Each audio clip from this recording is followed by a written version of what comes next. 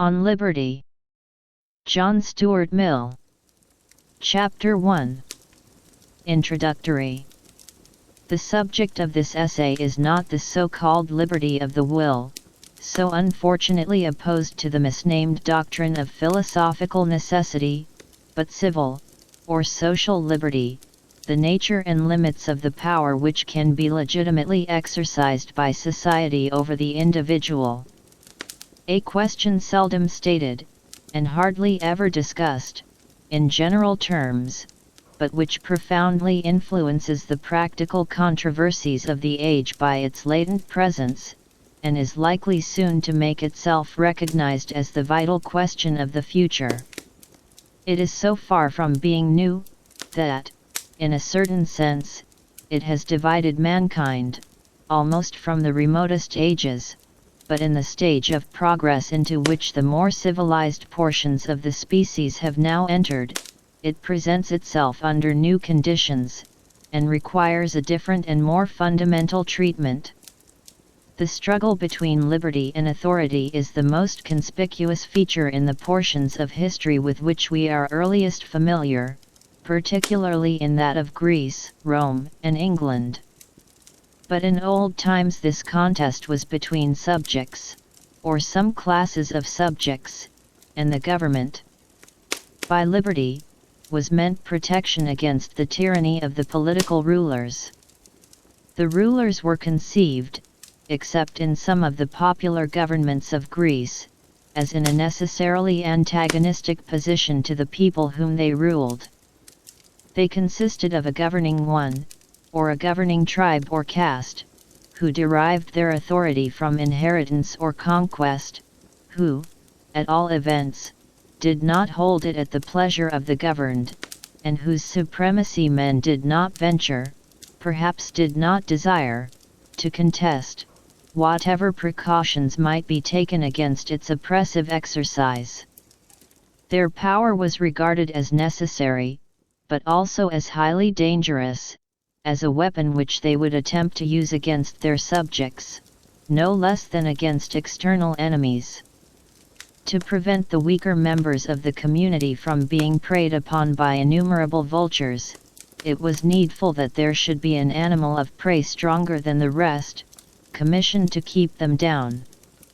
But as the king of the vultures would be no less bent upon preying on the flock than any of the minor harpies, it was indispensable to be in a perpetual attitude of defense against his beak and claws.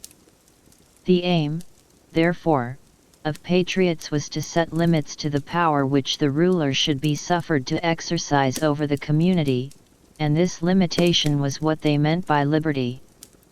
It was attempted in two ways. First, by obtaining a recognition of certain immunities, called political liberties or rights, which it was to be regarded as a breach of duty in the ruler to infringe, and which if he did infringe, specific resistance, or general rebellion, was held to be justifiable. A second, and generally a later expedient, was the establishment of constitutional checks, by which the consent of the community, or of a body of some sort, supposed to represent its interests, was made a necessary condition to some of the more important acts of the governing power. To the first of these modes of limitation, the ruling power, in most European countries, was compelled, more or less, to submit. It was not so with the second, and, to attain this, or when already in some degree possessed, to attain it more completely, became everywhere the principal object of the lovers of liberty. And so long as mankind were content to combat one enemy by another, and to be ruled by a master, on condition of being guaranteed more or less efficaciously against his tyranny, they did not carry their aspirations beyond this point.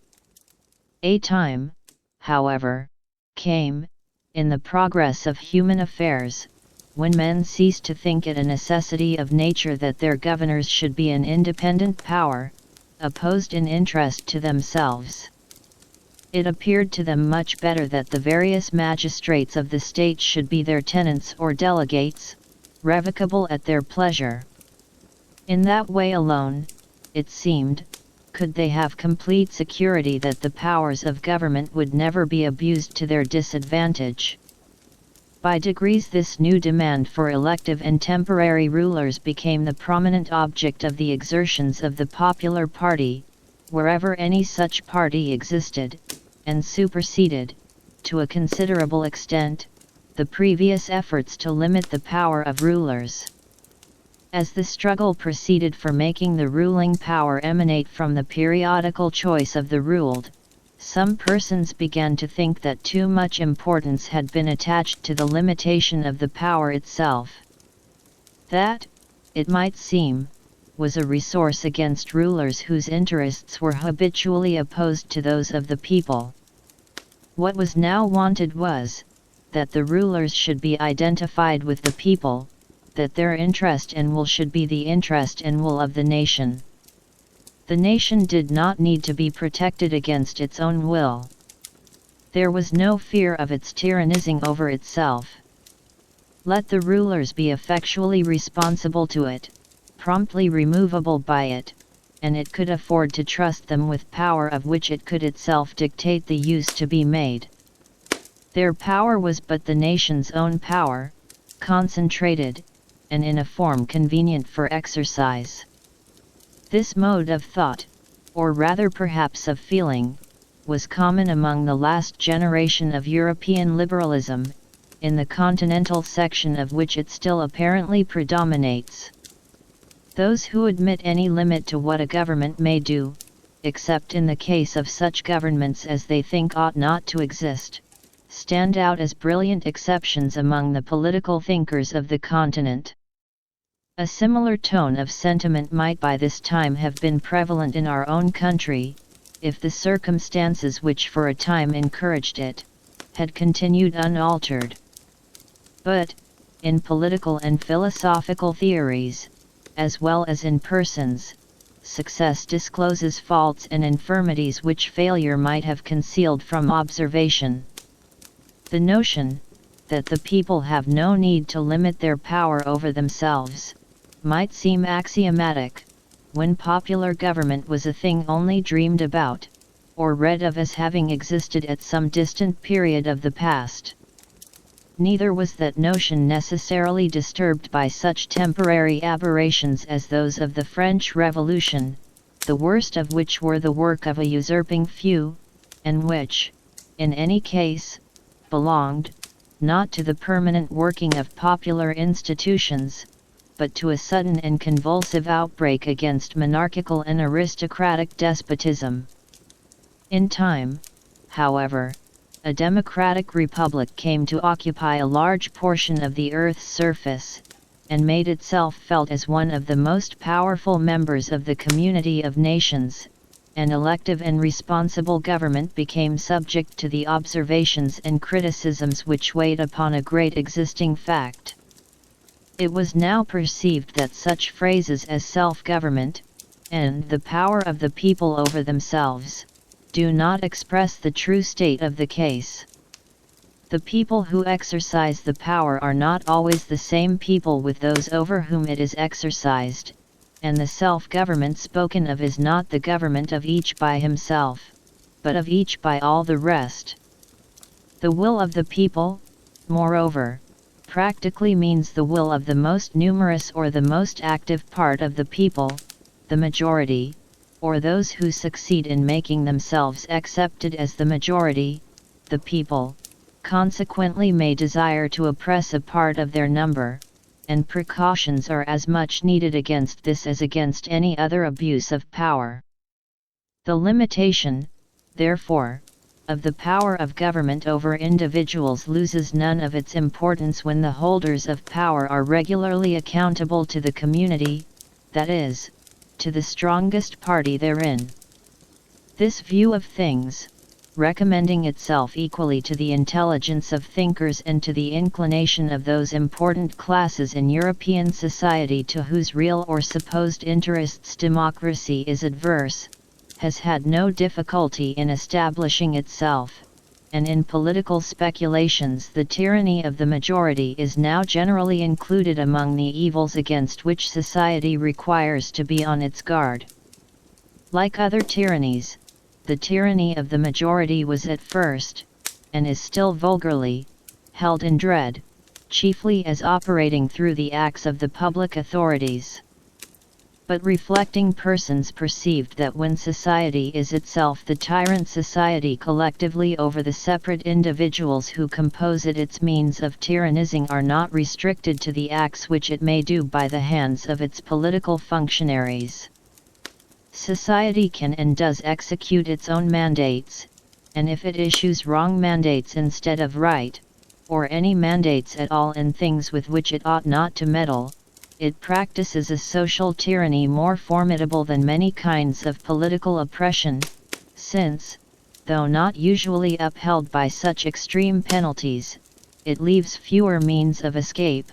penetrating much more deeply into the details of life, and enslaving the soul itself. Protection, therefore, against the tyranny of the magistrate is not enough. There needs protection also against the tyranny of the prevailing opinion and feeling, against the tendency of society to impose, by other means than civil penalties, its own ideas and practices as rules of conduct on those who dissent from them, to fetter the development, and, if possible, prevent the formation, of any individuality not in harmony with its ways, and compels all characters to fashion themselves upon the model of its own. There is a limit to the legitimate interference of collective opinion with individual independence, and to find that limit, and maintain it against encroachment, is as indispensable to a good condition of human affairs, as protection against political despotism. But though this proposition is not likely to be contested in general terms, the practical question, where to place the limit, how to make the fitting adjustment between individual independence and social control, is a subject on which nearly everything remains to be done. All that makes existence valuable to anyone depends on the enforcement of restraints upon the actions of other people. Some rules of conduct, therefore, must be imposed, by law in the first place, and by opinion on many things which are not fit subjects for the operation of law. What these rules should be is the principal question in human affairs, but if we accept a few of the most obvious cases, it is one of those which least progress has been made in resolving. No two ages, and scarcely any two countries, have decided it alike, and the decision of one age or country is a wonder to another. Yet the people of any given age and country no more suspect any difficulty in it, than if it were a subject on which mankind had always been agreed. The rules which obtain among themselves appear to them self-evident and self-justifying. This all but universal illusion is one of the examples of the magical influence of custom, which is not only, as the proverb says, a second nature, but is continually mistaken for the first. The effect of custom, in preventing any misgiving respecting the rules of conduct which mankind impose on one another, is all the more complete because the subject is one on which it is not generally considered necessary that reasons should be given, either by one person to others or by each to himself. People are accustomed to believe, and have been encouraged in the belief by some who aspire to the character of philosophers, that their feelings, on subjects of this nature, are better than reasons, and render reasons unnecessary. The practical principle which guides them to their opinions on the regulation of human conduct, is the feeling in each person's mind that everybody should be required to act as he, and those with whom he sympathizes, would like them to act. No one, indeed, acknowledges to himself that his standard of judgment is his own liking, but an opinion on a point of conduct, not supported by reasons, can only count as one person's preference, and if the reasons, when given, are a mere appeal to a similar preference felt by other people, it is still only many people's liking instead of one. To an ordinary man, however, his own preference, thus supported, is not only a perfectly satisfactory reason, but the only one he generally has for any of his notions of morality, taste, or propriety, which are not expressly written in his religious creed, and his chief guide in the interpretation even of that. Men's opinions, accordingly, on what is laudable or blamable, are affected by all the multifarious causes which influence their wishes in regard to the conduct of others, and which are as numerous as those which determine their wishes on any other subject. Sometimes their reason, at other times their prejudices or superstitions, often their social affections, not seldom their antisocial ones, their envy or jealousy, their arrogance or contemptuousness, but most commonly their desires or fears for themselves, their legitimate or illegitimate self-interest. Wherever there is an ascendant class, a large portion of the morality of the country emanates from its class interests, and its feelings of class superiority. The morality between Spartans and Helots, between planters and Negroes, between princes and subjects, between nobles and roturiers, between men and women, has been for the most part the creation of these class interests and feelings, and the sentiments thus generated react in turn upon the moral feelings of the members of the ascendant class, in their relations among themselves. Where, on the other hand, a class, formerly ascendant, has lost its ascendancy, or where its ascendancy is unpopular, the prevailing moral sentiments frequently bear the impress of an impatient dislike of superiority. Another grand determining principle of the rules of conduct, both in act and forbearance, which have been enforced by law or opinion, has been the servility of mankind towards the supposed preferences or aversions of their temporal masters or of their gods. This servility, though essentially selfish, is not hypocrisy. It gives rise to perfectly genuine sentiments of abhorrence. It made men burn magicians and heretics. Among so many baser influences, the general and obvious interests of society have of course had a share, and a large one, in the direction of the moral sentiments, less, however, as a matter of reason, and on their own account, than as a consequence of the sympathies and antipathies which grew out of them, and sympathies and antipathies which had little or nothing to do with the interests of society, have made themselves felt in the establishment of moralities with quite as great force. The likings and dislikings of society, or of some powerful portion of it, are thus the main thing which has practically determined the rules laid down for general observance, under the penalties of law or opinion. And in general, those who have been in advance of society in thought and feeling, have left this condition of things unassailed in principle, however they may have come into conflict with it in some of its details.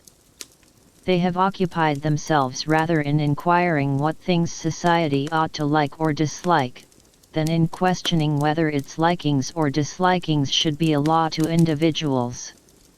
They preferred endeavoring to alter the feelings of mankind on the particular points on which they were themselves heretical, rather than make common cause in defense of freedom, with heretics generally. The only case in which the higher ground has been taken on principle and maintained with consistency, by any but an individual here and there, is that of religious belief, a case instructive in many ways, and not least so as forming a most striking instance of the fallibility of what is called the moral sense, for the odium theologicum, in a sincere bigot, is one of the most unequivocal cases of moral feeling.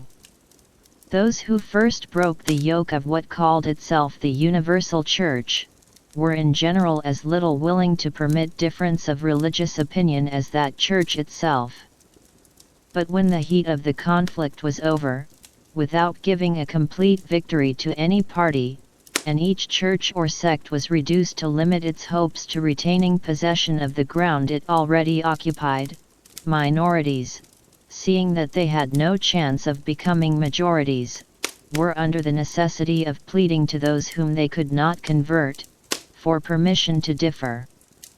It is accordingly on this battlefield, almost solely, that the rights of the individual against society have been asserted on broad grounds of principle, and the claim of society to exercise authority over dissentients openly controverted. The great writers to whom the world owes what religious liberty it possesses, have mostly asserted freedom of conscience as an indefeasible right, and denied absolutely that a human being is accountable to others for his religious belief. Yet so natural to mankind is intolerance in whatever they really care about, that religious freedom has hardly anywhere been practically realized, except where religious indifference, which dislikes to have its peace disturbed by theological quarrels, has added its weight to the scale. In the minds of almost all religious persons, even in the most tolerant countries, the duty of toleration is admitted with tacit reserves. One person will bear with dissent in matters of church government, but not of dogma. Another can tolerate everybody, short of a papist or a Unitarian, another everyone who believes in revealed religion. A few extend their charity a little further, but stop at the belief in a God and in a future state.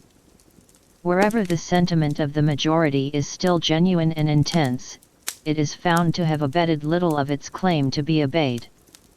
In England, from the peculiar circumstances of our political history, though the yoke of opinion is perhaps heavier, that of law is lighter, than in most other countries of Europe, and there is considerable jealousy of direct interference, by the legislative or the executive power, with private conduct, not so much from any just regard for the independence of the individual, as from the still subsisting habit of looking on the government as representing an opposite interest to the public.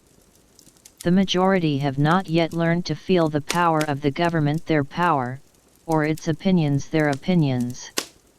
When they do so, individual liberty will probably be as much exposed to invasion from the government, as it already is from public opinion. But, as yet, there is a considerable amount of feeling ready to be called forth against any attempt of the law to control individuals in things in which they have not hitherto been accustomed to be controlled by it, and this with very little discrimination as to whether the matter is, or is not, within the legitimate sphere of legal control, insomuch that the feeling,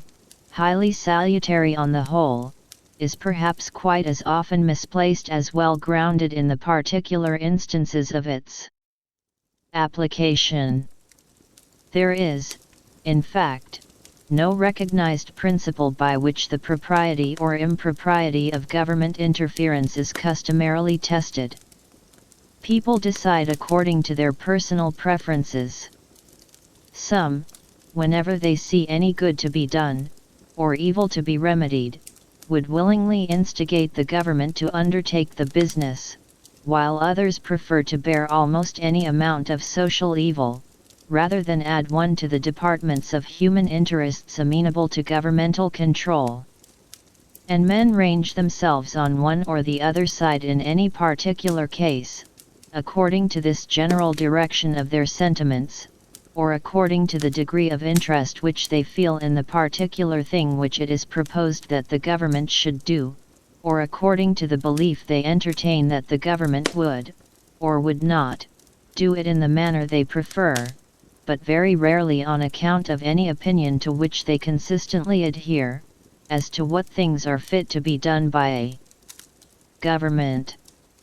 And it seems to me that in consequence of this absence of rule or principle, one side is at present as of wrong as the other. The interference of government is, with about equal frequency, improperly invoked and improperly condemned. The object of this essay is to assert one very simple principle, as entitled to govern absolutely the dealings of society with the individual in the way of compulsion and control, whether the means used be physical force in the form of legal penalties, or the moral coercion of public opinion. That principle is, that the sole end for which mankind are warranted, individually or collectively, in interfering with the liberty of action of any of their number, is self-protection. That the only purpose for which power can be rightfully exercised over any member of a civilized community, against his will, is to prevent harm to others. His own good, either physical or moral, is not a sufficient warrant. He cannot rightfully be compelled to do or forbear because it will be better for him to do so, because it will make him happier, because, in the opinions of others, to do so would be wise, or even right. These are good reasons for remonstrating with him, or reasoning with him, or persuading him, or entreating him, but not for compelling him, or visiting him with any evil in case he do otherwise. To justify that, the conduct from which it is desired to deter him must be calculated to produce evil to someone else. The only part of the conduct of anyone, for which he is amenable to society, is that which concerns others. In the part which merely concerns himself, his independence is, of right, absolute. Over himself, over his own body and mind, the individual is sovereign. It is, perhaps, hardly necessary to say that this doctrine is meant to apply only to human beings in the maturity of their faculties. We are not speaking of children, or of young persons below the age which the law may fix as that of manhood or womanhood. Those who are still in a state to require being taken care of by others, must be protected against their own actions as well as against external injury. For the same reason, we may leave out of consideration those backward states of society in which the race itself may be considered as in its nonage. The early difficulties in the way of spontaneous progress are so great,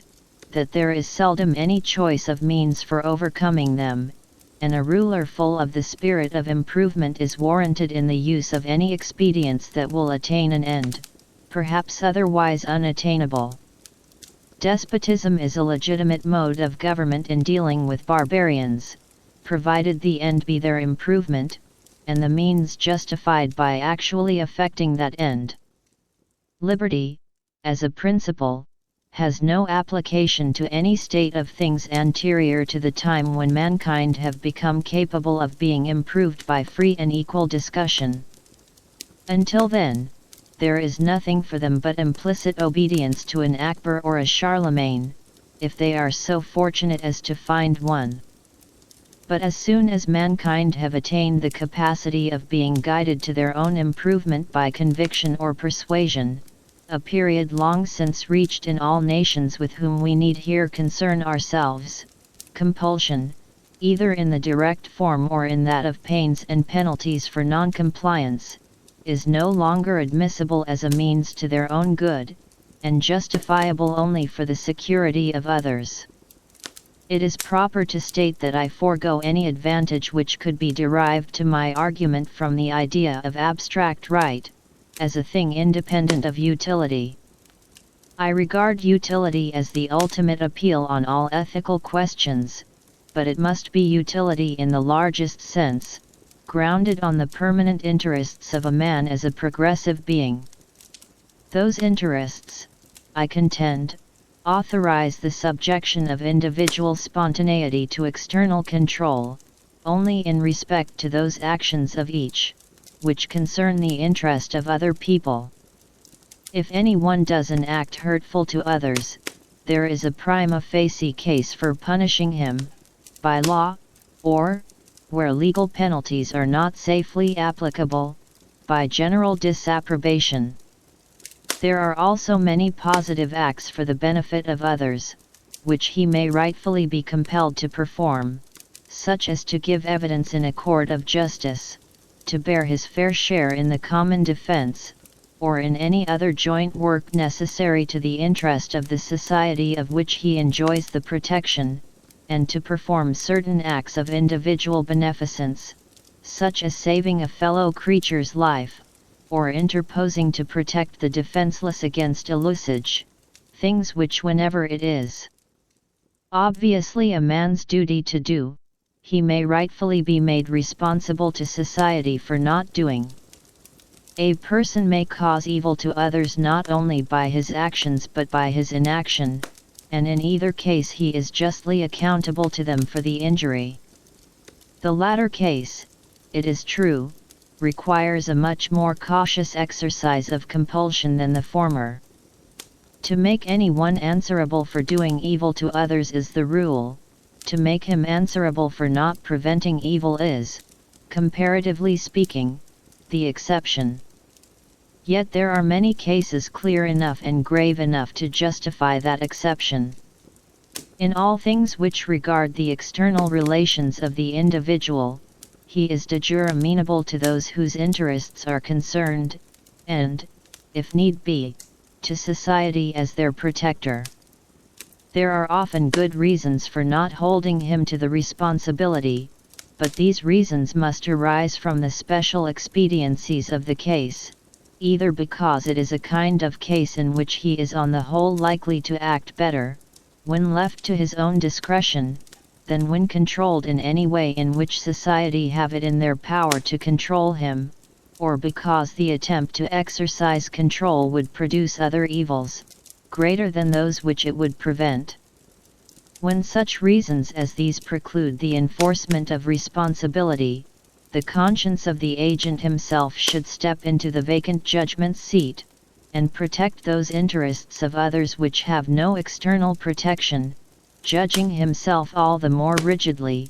because the case does not admit of his being made accountable to the judgment of his fellow creatures.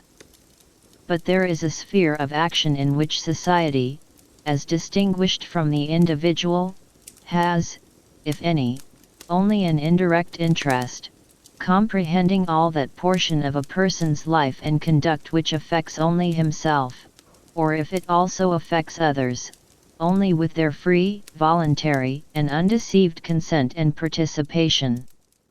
When I say only himself, I mean directly, and in the first instance, for whatever affects himself, may affect others through himself, and the objection which may be grounded on this contingency, will receive consideration in the sequel. This, then, is the appropriate region of human liberty. It comprises, first, the inward domain of consciousness, demanding liberty of conscience in the most comprehensive sense, liberty of thought and feeling, absolute freedom of opinion and sentiment on all subjects, practical or speculative, scientific, moral, or theological. The liberty of expressing and publishing opinions may seem to fall under a different principle, since it belongs to that part of the conduct of an individual which concerns other people, but, being almost of as much importance as the liberty of thought itself, and resting in great part on the same reasons, is practically inseparable from it.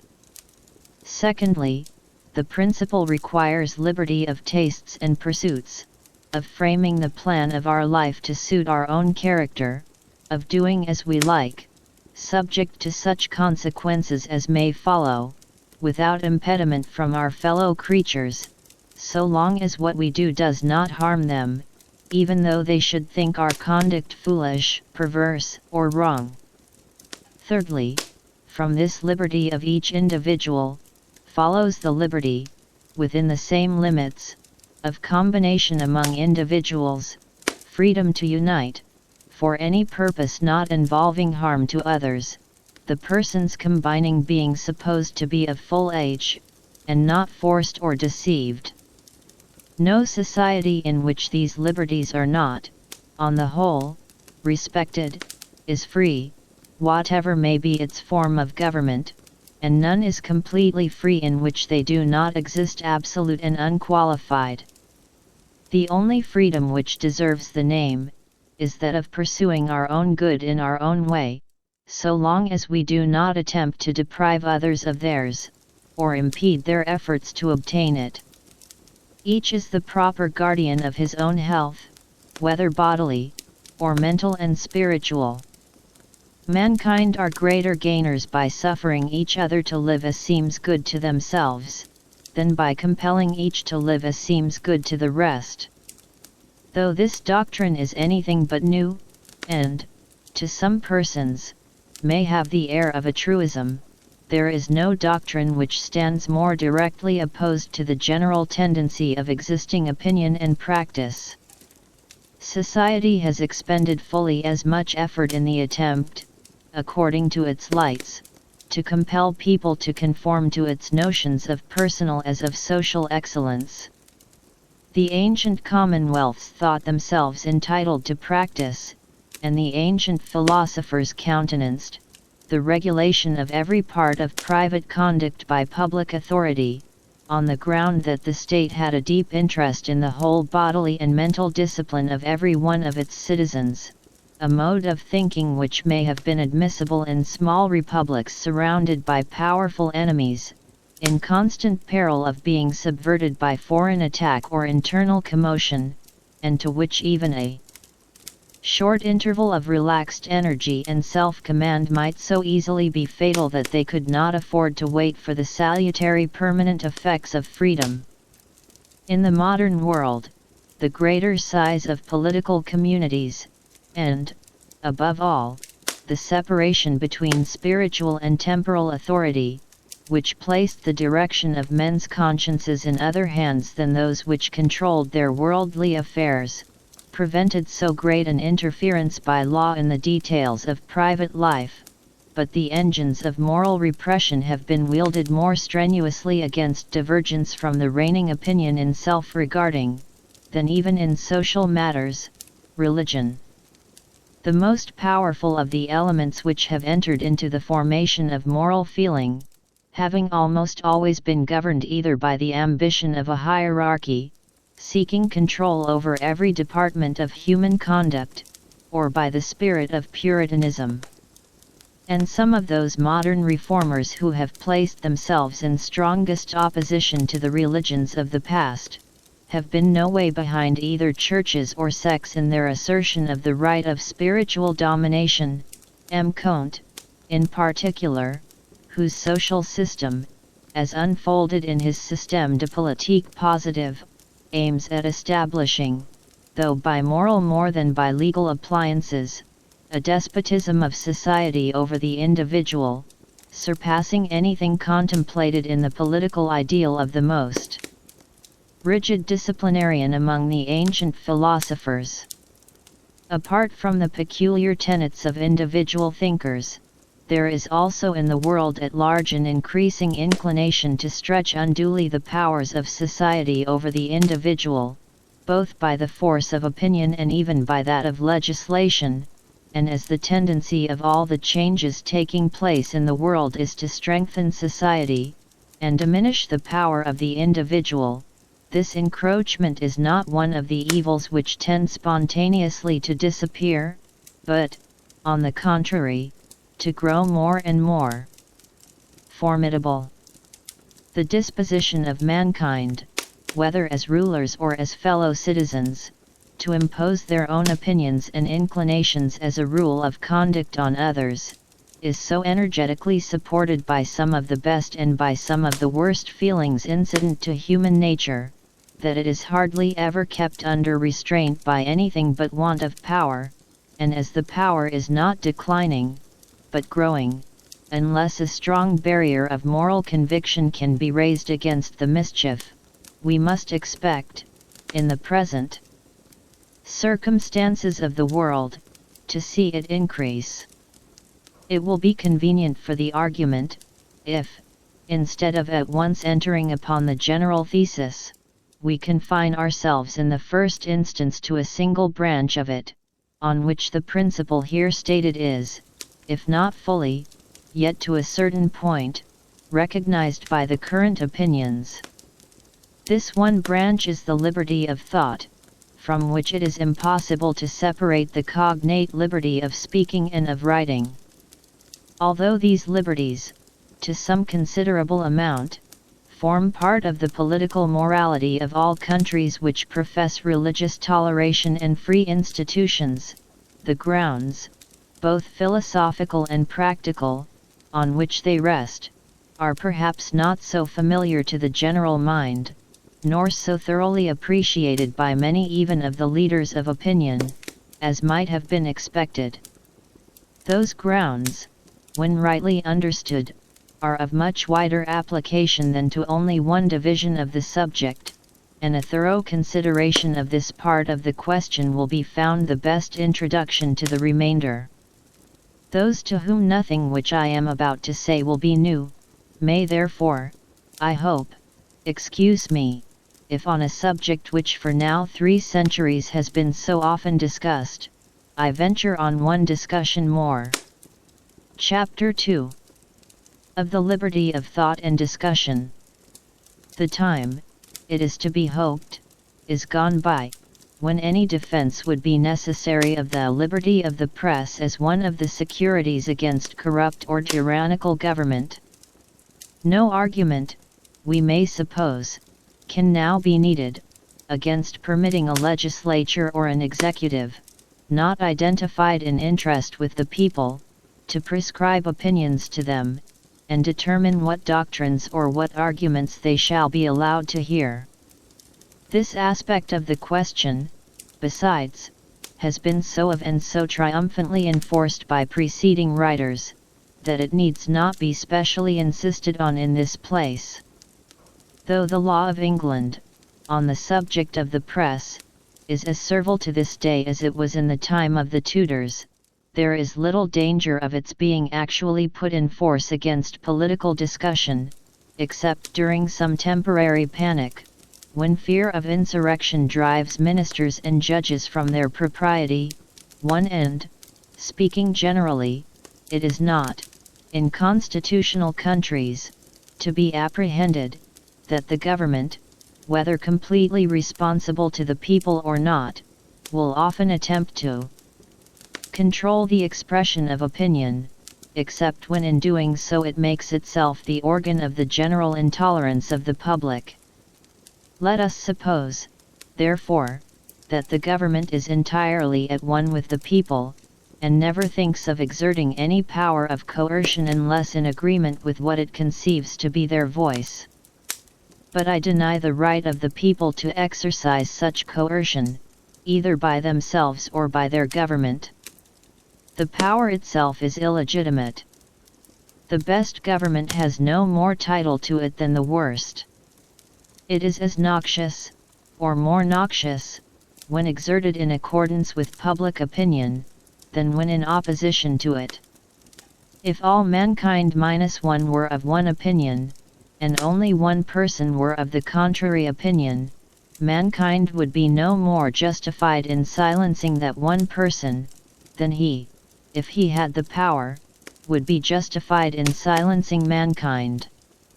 Were an opinion a personal possession of no value except to the owner, if to be obstructed in the enjoyment of it were simply a private injury, it would make some difference whether the injury was inflicted only on a few persons or on many. But the peculiar evil of silencing the expression of an opinion is, that it is robbing the human race, posterity as well as the existing generation, those who dissent from the opinion, still more than those who hold it. If the opinion is right, they are deprived of the opportunity of exchanging error for truth; if wrong, they lose, what is almost as great a benefit,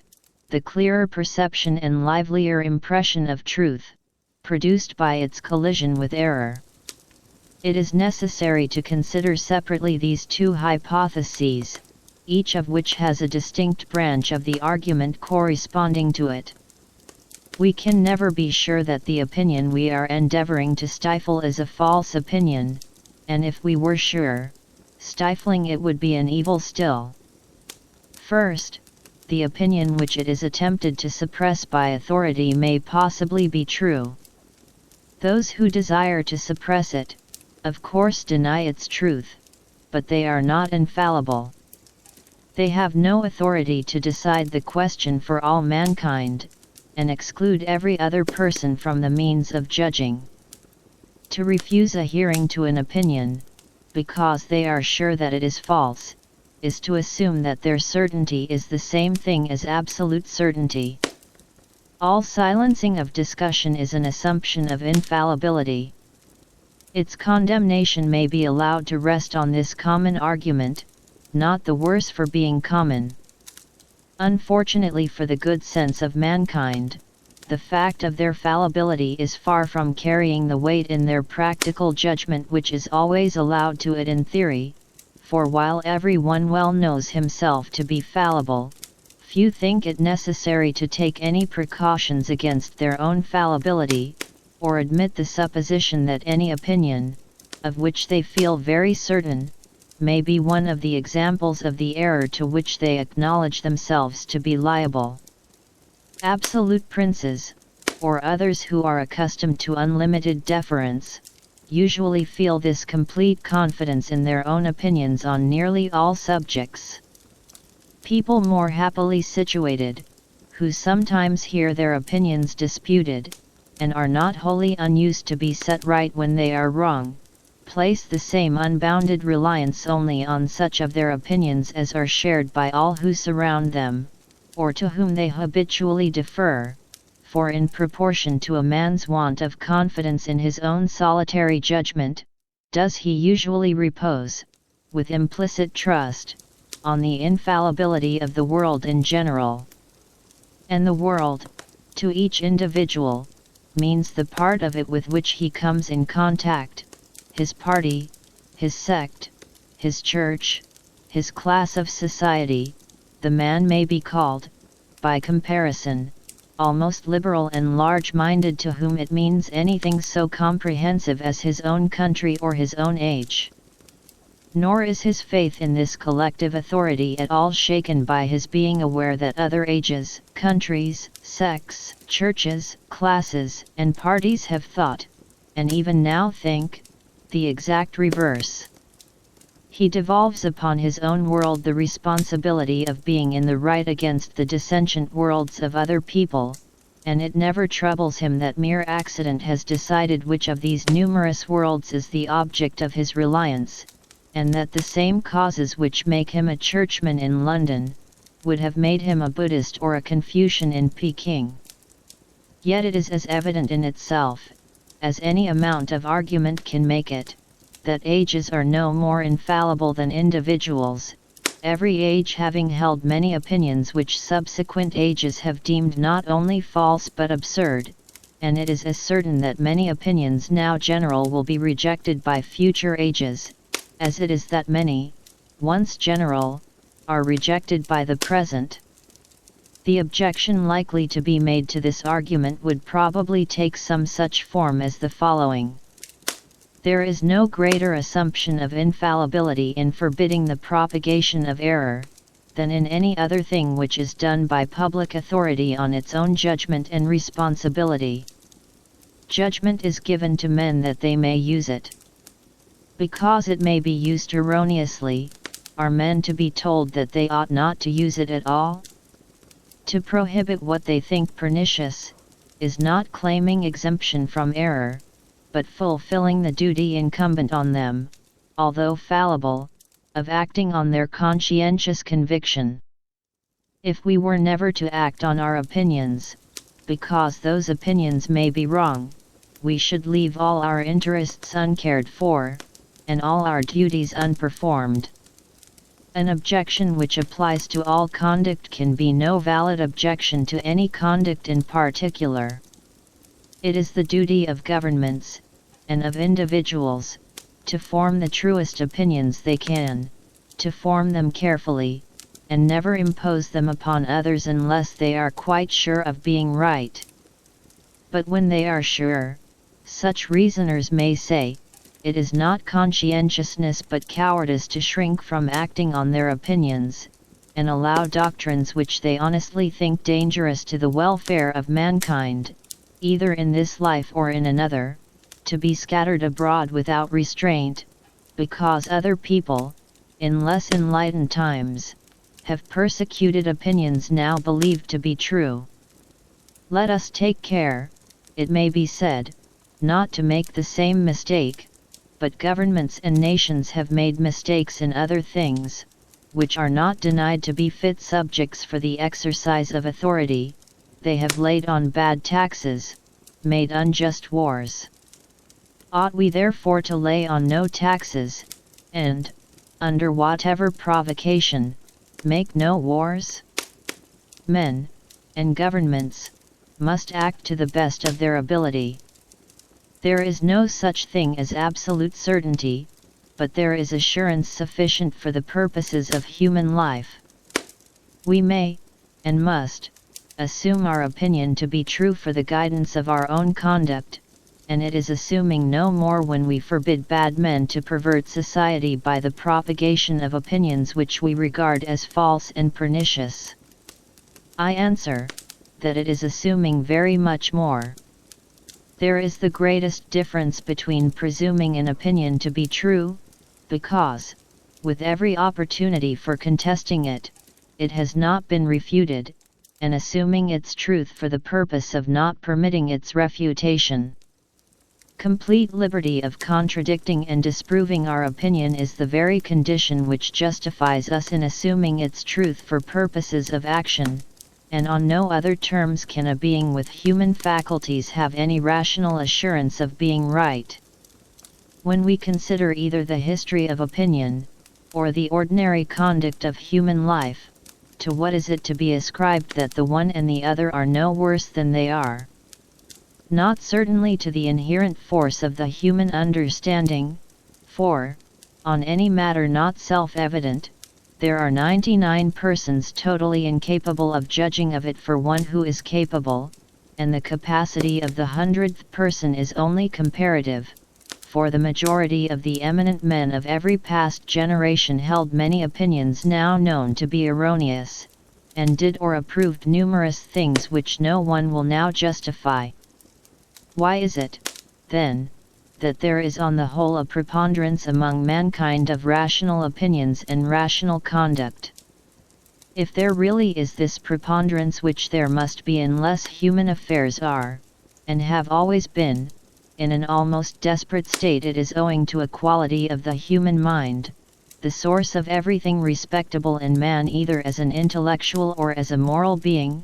namely, that his errors are corrigible. He is capable of rectifying his mistakes by discussion and experience. Not by experience alone. There must be discussion, to show how experience is to be interpreted. Wrong opinions and practices gradually yield to fact and argument, but facts and arguments, to produce any effect on the mind, must be brought before it. Very few facts are able to tell their own story, without comments to bring out their meaning. The whole strength and value, then, of human judgment,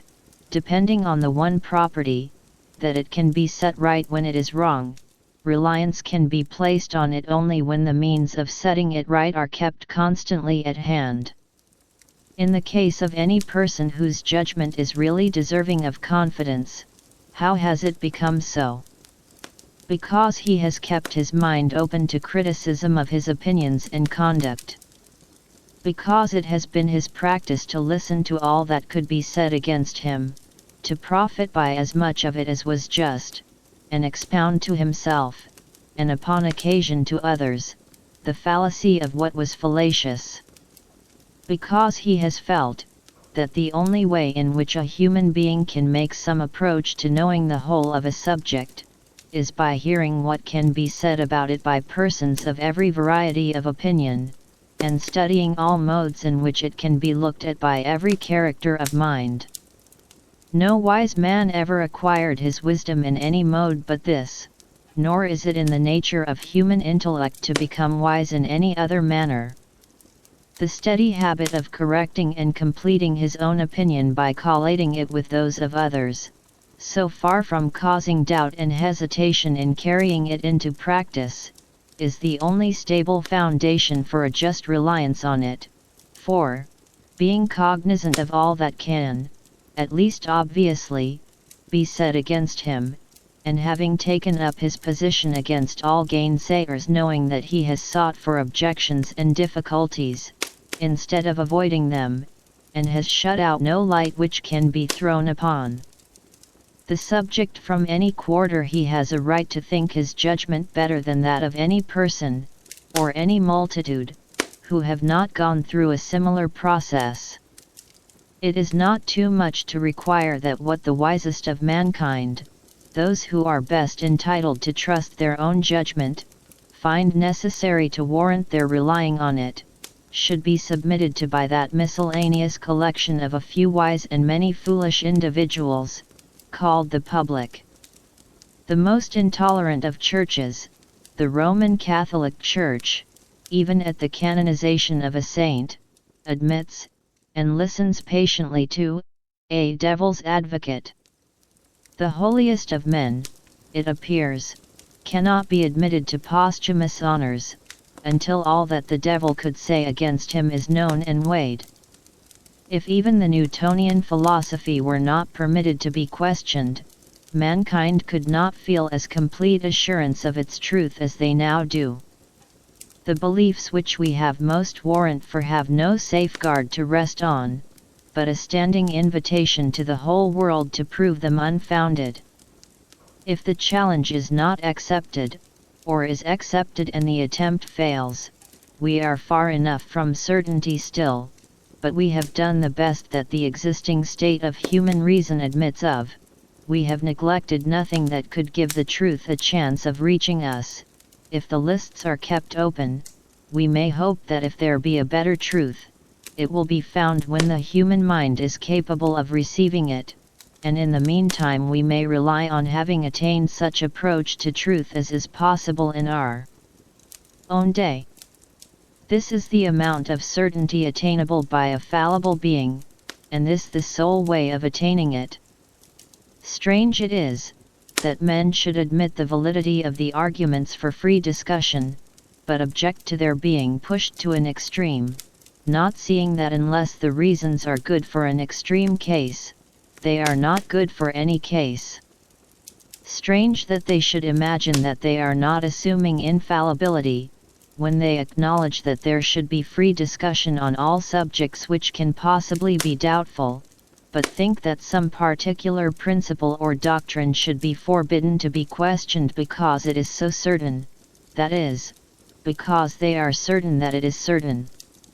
To call any proposition certain, while there is anyone who would deny its certainty if permitted, but who is not permitted, is to assume that we ourselves, and those who agree with us, are the judges of certainty, and judges without hearing the other side.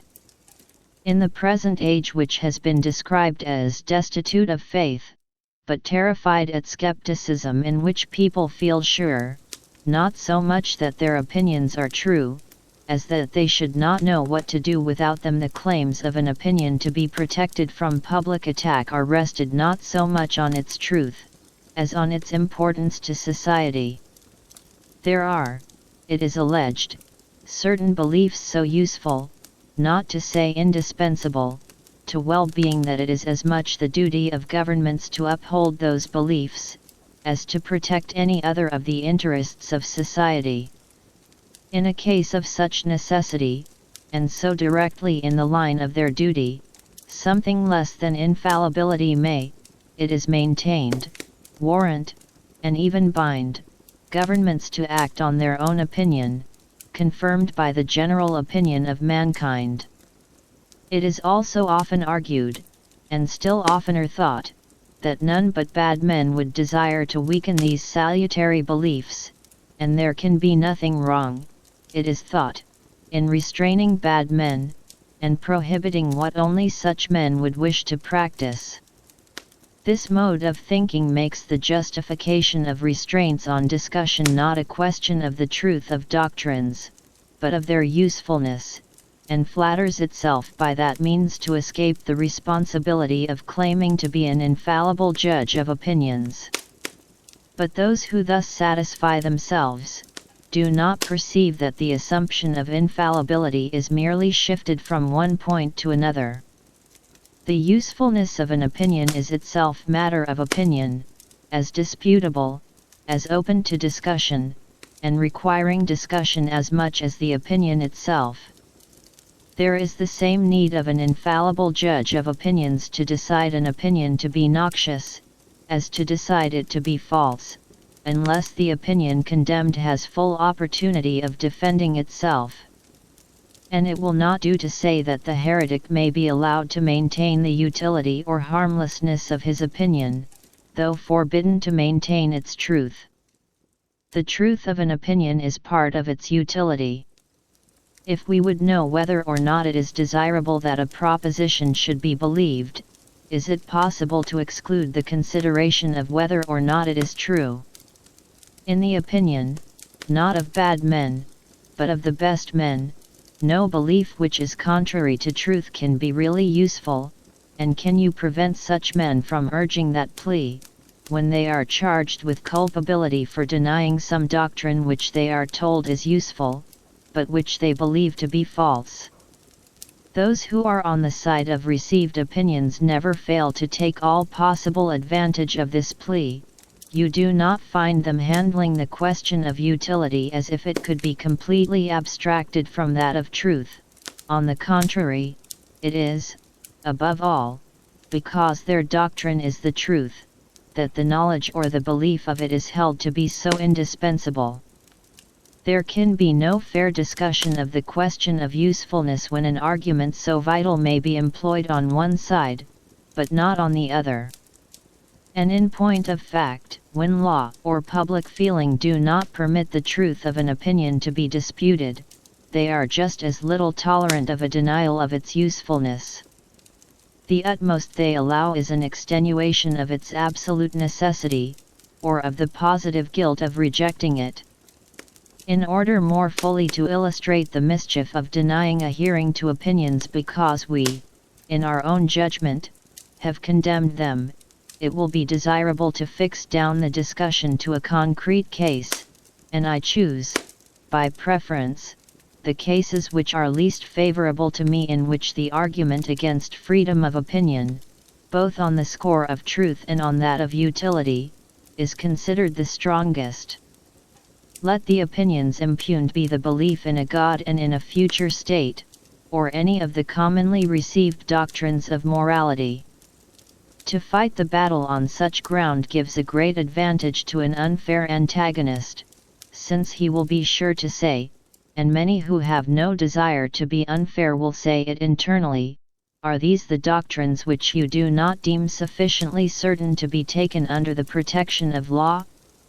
Is the belief in a God one of the opinions to feel sure of which you hold to be assuming infallibility? But I must be permitted to observe, that it is not the feeling sure of a doctrine, be it what it may, which I call an assumption of infallibility. It is the undertaking to decide that question for others, without allowing them to hear what can be said on the contrary side. And I denounce and reprobate this pretension not the less, if put forth on the side of my most solemn convictions. However positive any one's persuasion may be, not only of the falsity but of the pernicious consequences, not only of the pernicious consequences, but, to adopt expressions which I altogether condemn, the immorality and impiety of an opinion, yet if, in pursuance of that private judgment, though backed by the public judgment of his country or his contemporaries, he prevents the opinion from being heard in its defense, he assumes infallibility. And so far from the assumption being less objectionable or less dangerous because the opinion is called immoral or impious, this is the case of all others in which it is most fatal. These are exactly the occasions on which the men of one generation commit those dreadful mistakes which excite the astonishment and horror of posterity.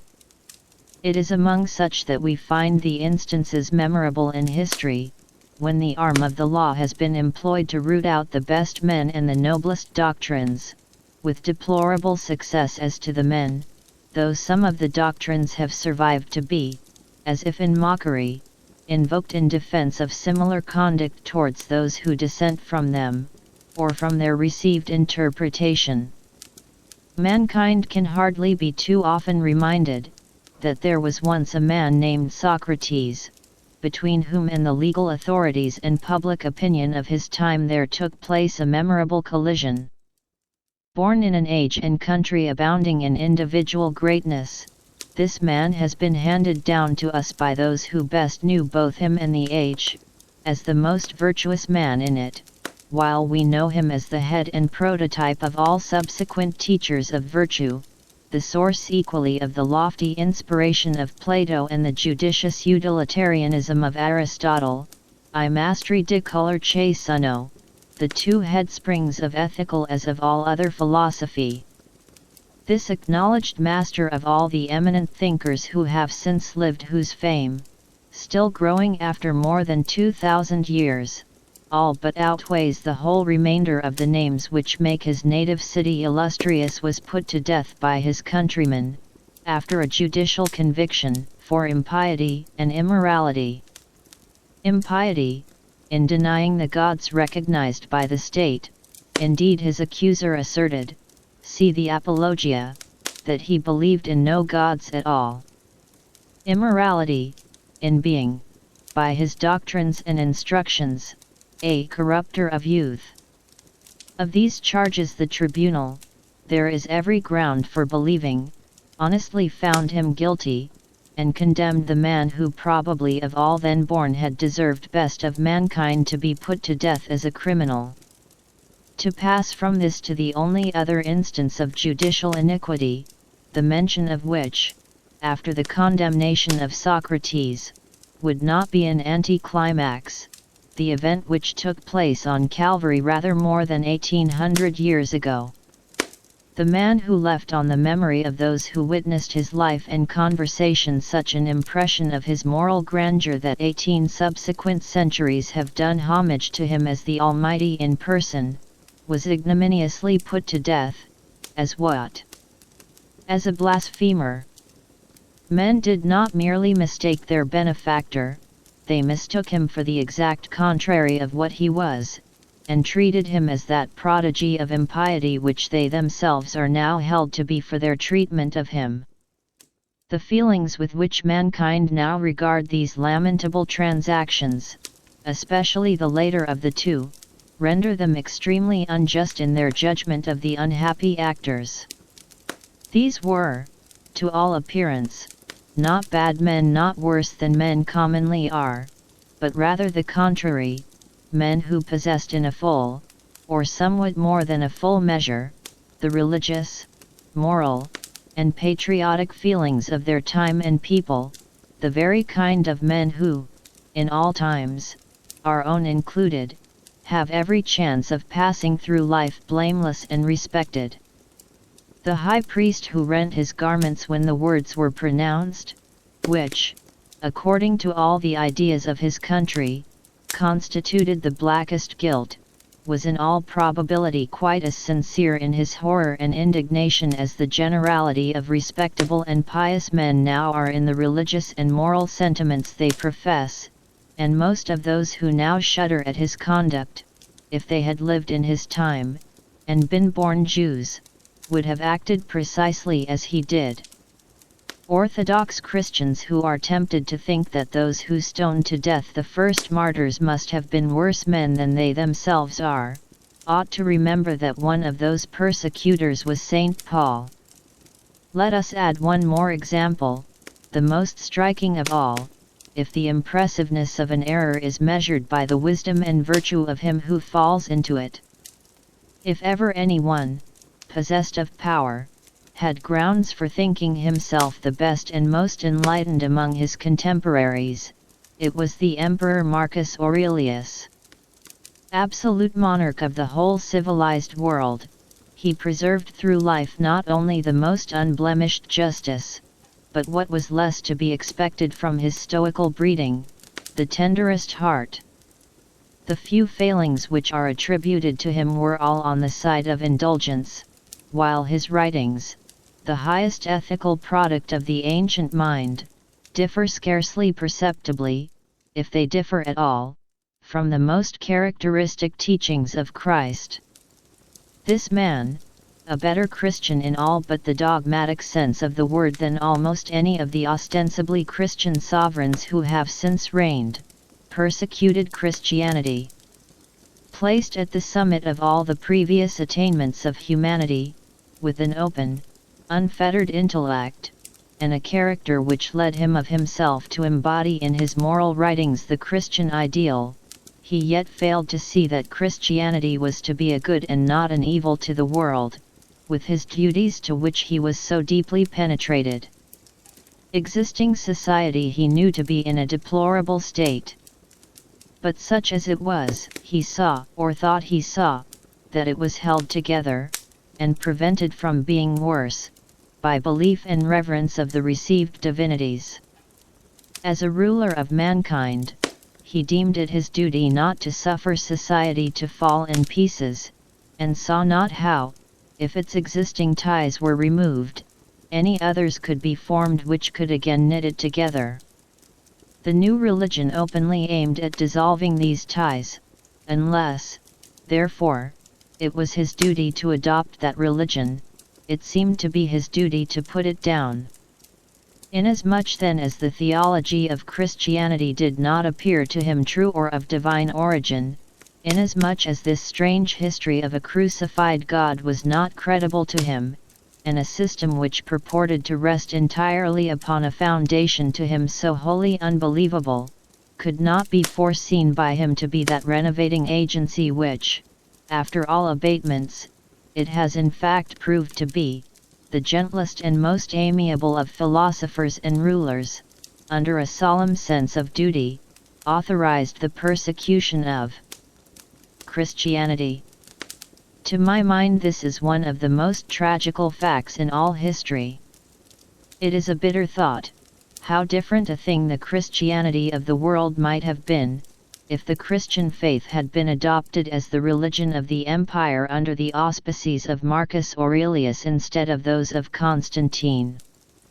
But it would be equally unjust to him and false to truth to deny, that no one plea which can be urged for punishing anti-Christian teaching was wanting to Marcus Aurelius for punishing,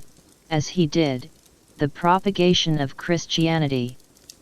No Christian more firmly believes that atheism is false, and tends to the dissolution of society, than Marcus Aurelius believed the same things of Christianity, he who, of all men then living, might have been thought the most capable of appreciating it. Unless anyone who approves of punishment for the promulgation of opinions, flatters himself that he is a wiser and better man than Marcus Aurelius, more deeply versed in the wisdom of his time, more elevated in his intellect above it, more earnest in his search for truth, or more single-minded in his devotion to it when found, let him abstain from that assumption of the joint infallibility of himself and the multitude, which the great Antoninus made with so unfortunate a result. Aware of the impossibility of defending the use of punishment for restraining irreligious opinions by any argument which will not justify Marcus Antoninus, the enemies of religious freedom, when hard pressed, occasionally accept this consequence, and say, with Dr. Johnson, that the persecutors of Christianity were in the right, that persecution is an ordeal through which truth ought to pass, and always passes successfully, legal penalties being, in the end, powerless against truth, though sometimes beneficially effective against mischievous errors. This is a form of the argument for religious intolerance sufficiently remarkable not to be passed without notice. A theory which maintains that truth may justifiably be persecuted because persecution cannot possibly do it any harm, cannot be charged with being intentionally hostile to the reception of new truths, but we cannot commend the generosity of its dealing with the persons to whom mankind are indebted for them. To discover to the world something which deeply concerns it, and of which it was previously ignorant, to prove to it that it had been mistaken on some vital point of temporal or spiritual interest, is as important a service as a human being can render to his fellow creatures, and in certain cases, as in those of the early Christians and of the Reformers, those who think with Dr. Johnson believe it to have been the most precious gift which could be bestowed on mankind. That the authors of such splendid benefits should be requited by martyrdom, that their reward should be to be dealt with as the vilest of criminals, is not, upon this theory, a deplorable error and misfortune, for which humanity should mourn in sackcloth and ashes, but the normal and justifiable state of things. The propounder of a new truth, according to this doctrine, should stand as stood, in the legislation of the Locrians, the proposer of a new law, with a halter round his neck, to be instantly tightened if the public assembly did not, on hearing his reasons, then and there adopt his proposition. People who defend this mode of treating benefactors cannot be supposed to set much value on the benefit, and I believe this view of the subject is mostly confined to the sort of persons who think that new truths may have been desirable once, but that we have had enough of them now. But, indeed, the dictum that truth always triumphs over persecution is one of those pleasant falsehoods which men repeat after one another till they pass into commonplaces, but which all experience refutes. History teems with instances of truth put down by persecution. If not suppressed forever, it may be thrown back for centuries. To speak only of religious opinions, the Reformation broke out at least 20 times before Luther, and was put down. Arnold of Brescia was put down.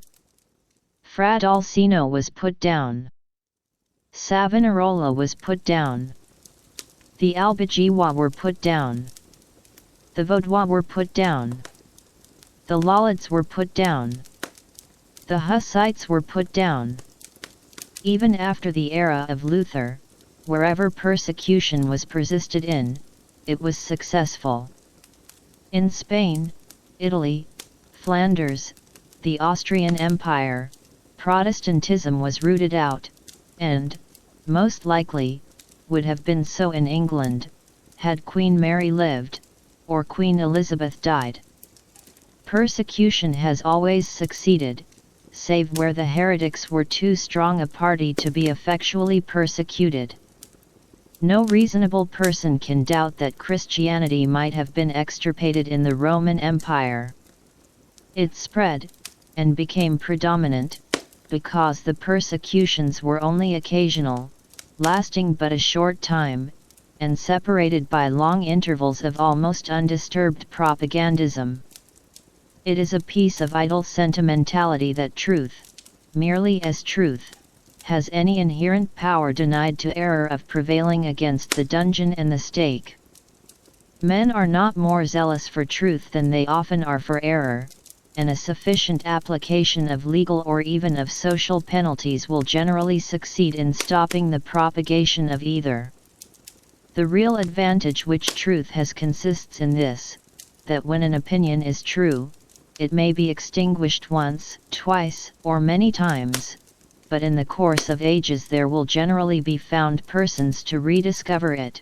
until some one of its reappearances falls on a time when from favorable circumstances it escapes persecution until it has made such head as to withstand all subsequent attempts to suppress it. It will be said, that we do not now put to death the introducers of new opinions, we are not like our fathers who slew the prophets, we even build sepulchres to them.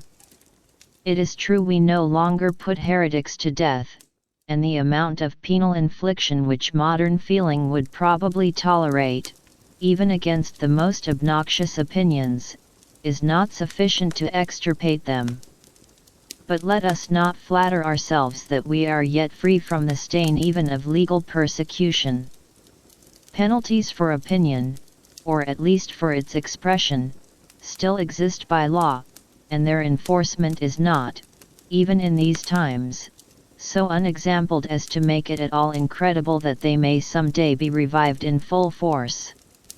In the year 1857, at the summer assizes of the county of Cornwall, an unfortunate man too said to be of unexceptionable conduct in all relations of life, was sentenced to 21 months' imprisonment, for uttering, and writing on a gate, some offensive words concerning Christianity. Within a month of the same time, at the Old Bailey, 2 persons, on 2 separate occasions 3 were rejected as jurymen, and one of them grossly insulted by the judge and by one of the council, because they honestly declared that they had no theological belief, and a third, a foreigner for the same reason, was denied justice against a thief.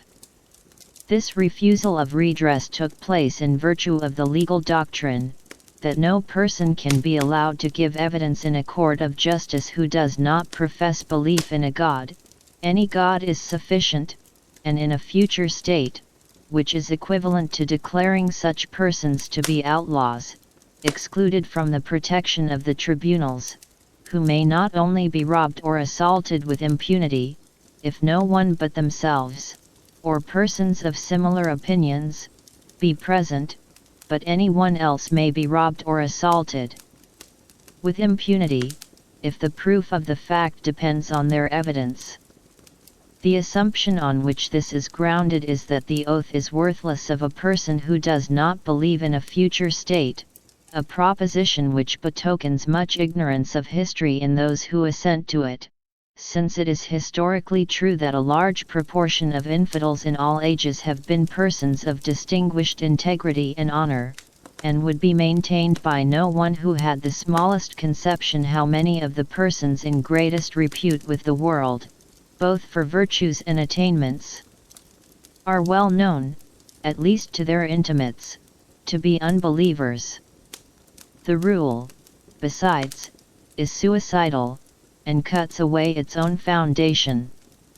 Under pretense that atheists must be liars, it admits the testimony of all atheists who are willing to lie, and rejects only those who brave the obloquy of publicly confessing a detested creed rather than affirm a falsehood. A rule thus self-convicted of absurdity so far as regards its professed purpose, can be kept in force only as a badge of hatred, a relic of persecution, a persecution, too, having the peculiarity that the qualification for undergoing it is the being clearly proved not to deserve it. The rule, and the theory it implies, are hardly less insulting to believers than to infidels. For if he who does not believe in a future state necessarily lies, it follows that they who do believe are only prevented from lying, if prevented they are, by the fear of hell. We will not do the authors and abettors of the rule the injury of supposing that the conception which they have formed of Christian virtue is drawn from their own consciousness. These, indeed, are but rags and remnants of persecution, and may be thought to be not so much an indication of the wish to persecute, as an example of that very frequent infirmity of English minds, which makes them take a preposterous pleasure in the assertion of a bad principle, when they are no longer bad enough to desire to carry it really into practice. But unhappily there is no security in the state of the public mind that the suspension of worse forms of legal persecution, which has lasted for about the space of a generation, will continue. In this age the quiet surface of routine is as often ruffled by attempts to resuscitate past evils, as to introduce new benefits. What is boasted of at the present time as the revival of religion, is always, in narrow and uncultivated minds, at least as much the revival of bigotry, and where there is the strong permanent leaven of intolerance in the feelings of a people, which at all times abides in the middle classes of this country, it needs but little to provoke them into actively persecuting those whom they have never ceased to think proper objects of persecution. 5 For it is the opinions men entertain, and the feelings they cherish, respecting those who disown the beliefs they deem important, which makes this country not a place of mental freedom. For a long time past, the chief mischief of the legal penalties is that they strengthen the social stigma. It is that stigma which is really effective, and so effective is it, that the profession of opinions which are under the ban of society is much less common in England than is, in many other countries, the avowal of those which incur risk of judicial punishment. In respect to all persons but those whose pecuniary circumstances make them independent of the goodwill of other people, opinion, on this subject, is as efficacious as law. Men might as well be imprisoned, as excluded from the means of earning their bread. Those whose bread is already secured, and who desire no favors from men in power, or from bodies of men, or from the public, have nothing to fear from the open avowal of any opinions, but to be ill thought of and ill spoken of, and this it ought not to require a very heroic mould to enable them to bear. There is no room for any appeal ad misericordiam in behalf of such persons. But though we do not now inflict so much evil on those who think differently from us as it was formerly our custom to do, it may be that we do ourselves as much evil as ever by our treatment of them. Socrates was put to death, but the Socratic philosophy rose like the sun in heaven, and spread its illumination over the whole intellectual firmament. Christians were cast to the lions, but the Christian Church grew up a stately and spreading tree, overtopping the older and less vigorous growths, and stifling them by its shade. Our merely social intolerance kills no one, roots out no opinions, but induces men to disguise them, or to abstain from any active effort for their diffusion. With us, heretical opinions do not perceptibly gain, or even lose, ground in each decade or generation. They never blaze out far and wide, but continue to smolder in the narrow circles of thinking and studious persons among whom they originate, without ever lighting up the general affairs of mankind with either a true or a deceptive light. And thus is kept up a state of things very satisfactory to some minds, because, without the unpleasant process of fining or imprisoning anybody, it maintains all prevailing opinions outwardly undisturbed, while it does not absolutely interdict the exercise of reason by dissentients afflicted with the malady of thought. A convenient plan for having peace in the intellectual world, and keeping all things going on therein very much as they do already. But the price paid for this sort of intellectual pacification is the sacrifice of the entire moral courage of the human mind. A state of things in which a large portion of the most active and inquiring intellects find it advisable to keep the general principles and grounds of their convictions within their own breasts, and attempt, in what they address to the public, to fit as much as they can of their own conclusions to premises which they have internally renounced, cannot send forth the open, fearless characters, and logical, consistent intellects who once adorned the thinking world.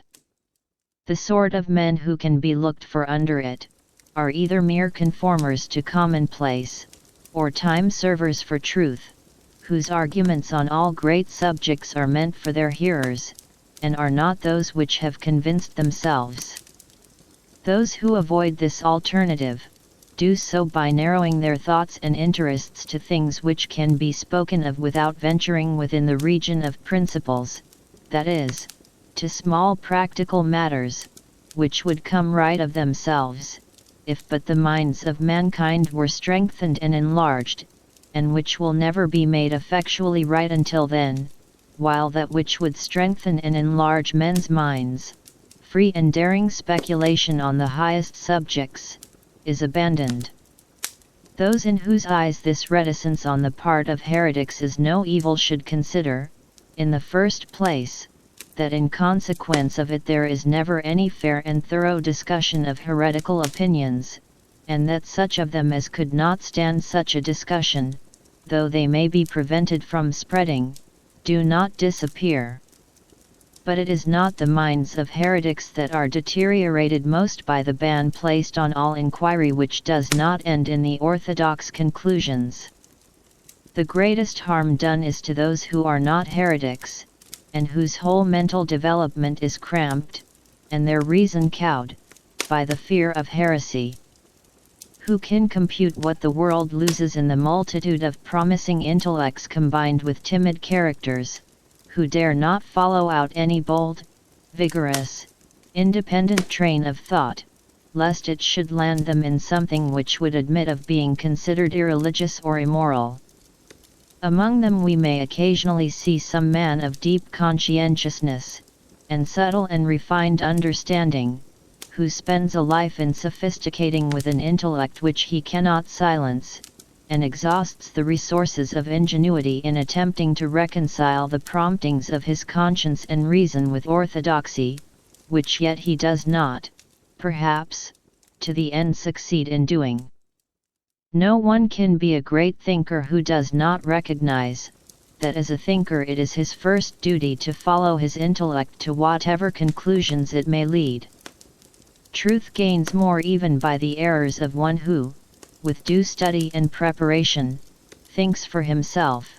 than by the true opinions of those who only hold them because they do not suffer themselves to think. Not that it is solely, or chiefly, to form great thinkers, that freedom of thinking is required. On the contrary, it is as much and even more indispensable to enable average human beings to attain the mental stature which they are capable of. There have been, and may again be, great individual thinkers in a general atmosphere of mental slavery. But there never has been, nor ever will be, in that atmosphere an intellectually active people. Where any people has made a temporary approach to such a character, it has been because the dread of heterodox speculation was for a time suspended.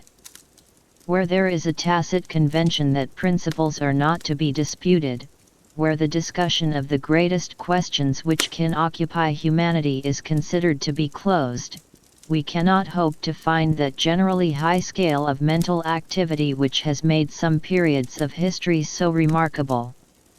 Never when controversy avoided the subjects which are large and important enough to kindle enthusiasm, was the mind of a people stirred up from its foundations, and the impulse given which raised even persons of the most ordinary intellect to something of the dignity of thinking beings.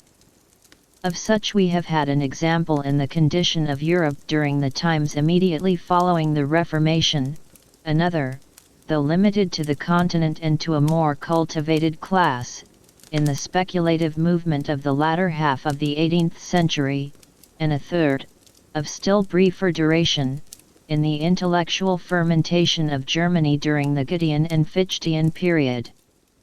These periods differed widely in the particular opinions which they developed, but were alike in this, that during all three the yoke of authority was broken. In each, an old mental despotism had been thrown off, and no new one had yet taken its place.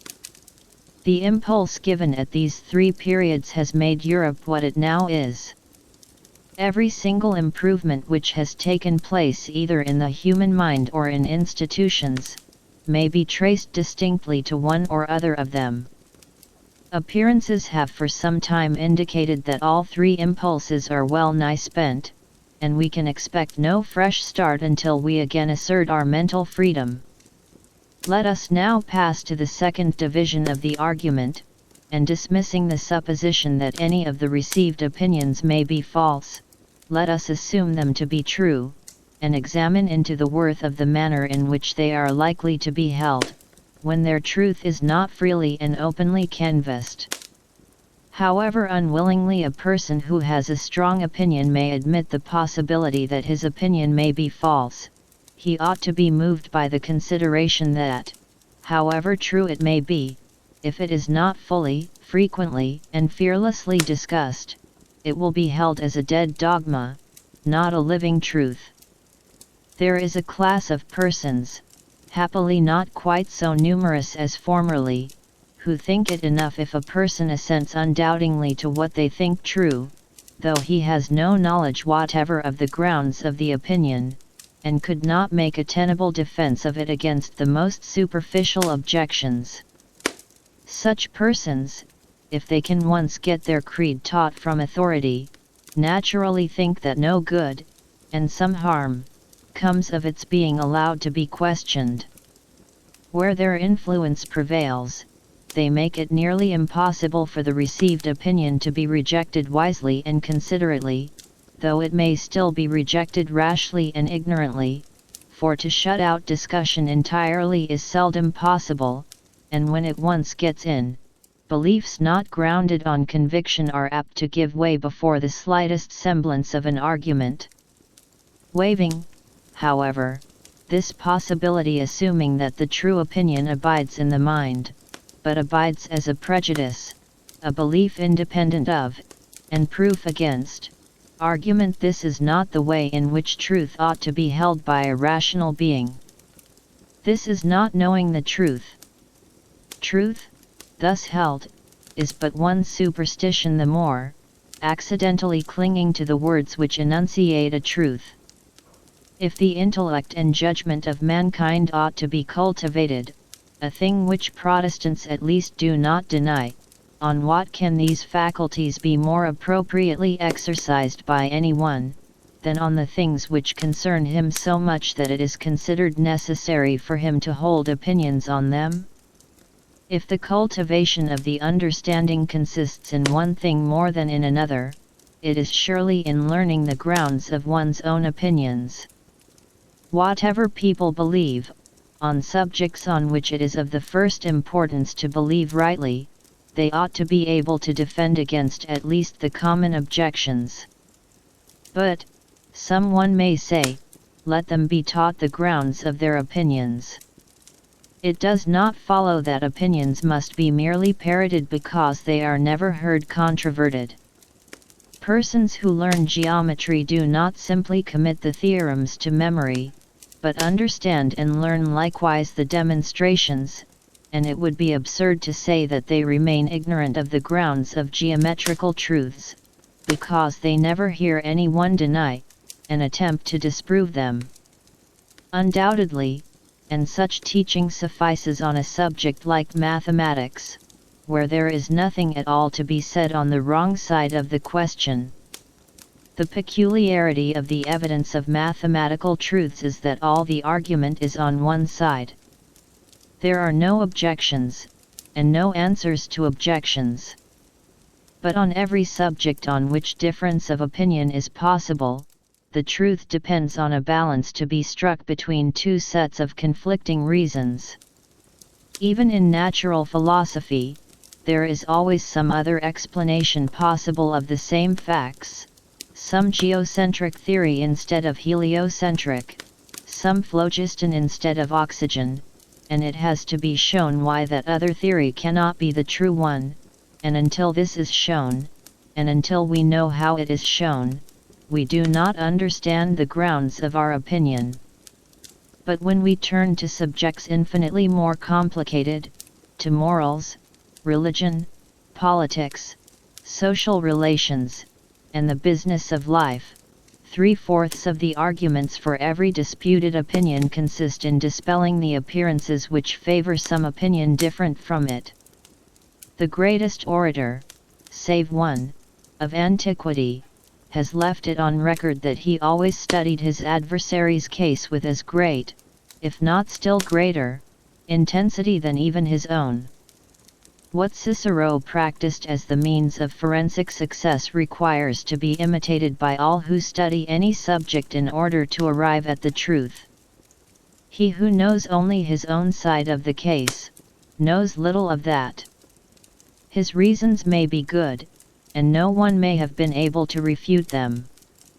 But if he is equally unable to refute the reasons on the opposite side, if he does not so much as know what they are, he has no ground for preferring either opinion. The rational position for him would be suspension of judgment, and unless he contents himself with that, he is either led by authority, or adopts, like the generality of the world, the side to which he feels most inclination. Nor is it enough that he should hear the arguments of adversaries from his own teachers, presented as they state them, and accompanied by what they offer as refutations. That is not the way to do justice to the arguments, or bring them into real contact with his own mind. He must be able to hear them from persons who actually believe them, who defend them in earnest, and do their very utmost for them. He must know them in their most plausible and persuasive form. He must feel the whole force of the difficulty which the true view of the subject has to encounter and dispose of, else he will never really possess himself of the portion of truth which meets and removes that difficulty. 99 in 100 of what are called educated men are in this condition, even of those who can argue fluently for their opinions. Their conclusion may be true, but it might be false for anything they know. They have never thrown themselves into the mental position of those who think differently from them, and considered what such persons may have to say, and consequently they do not, in any proper sense of the word, know the doctrine which they themselves profess. They do not know those parts of it which explain and justify the remainder, the considerations which show that a fact which seemingly conflicts with another is reconcilable with it, or that, of two apparently strong reasons, one and not the other ought to be preferred. All that part of the truth which turns the scale, and decides the judgment of a completely informed mind, they are strangers to, nor is it ever really known, but to those who have attended equally and impartially to both sides, and endeavored to see the reasons of both in the strongest light. So essential is this discipline to a real understanding of moral and human subjects, that if opponents of all important truths do not exist, it is indispensable to imagine them, and supply them with the strongest arguments which the most skillful devil's advocate can conjure up.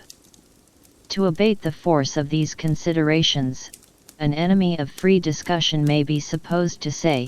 that there is no necessity for mankind in general to know and understand all that can be said against or for their opinions by philosophers and theologians. That it is not needful for common men to be able to expose all the misstatements or fallacies of an ingenious opponent. That it is enough if there is always somebody capable of answering them, so that nothing likely to mislead uninstructed persons remains unrefuted. That simple minds, having been taught the obvious grounds of the truths inculcated on them,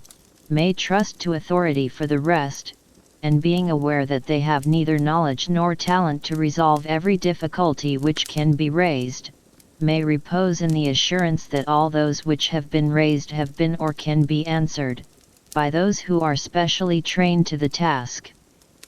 Conceding to this view of the subject the utmost that can be claimed for it by those most easily satisfied with the amount of understanding of truth which ought to accompany the belief of it, even so, the argument for free discussion is no way weakened.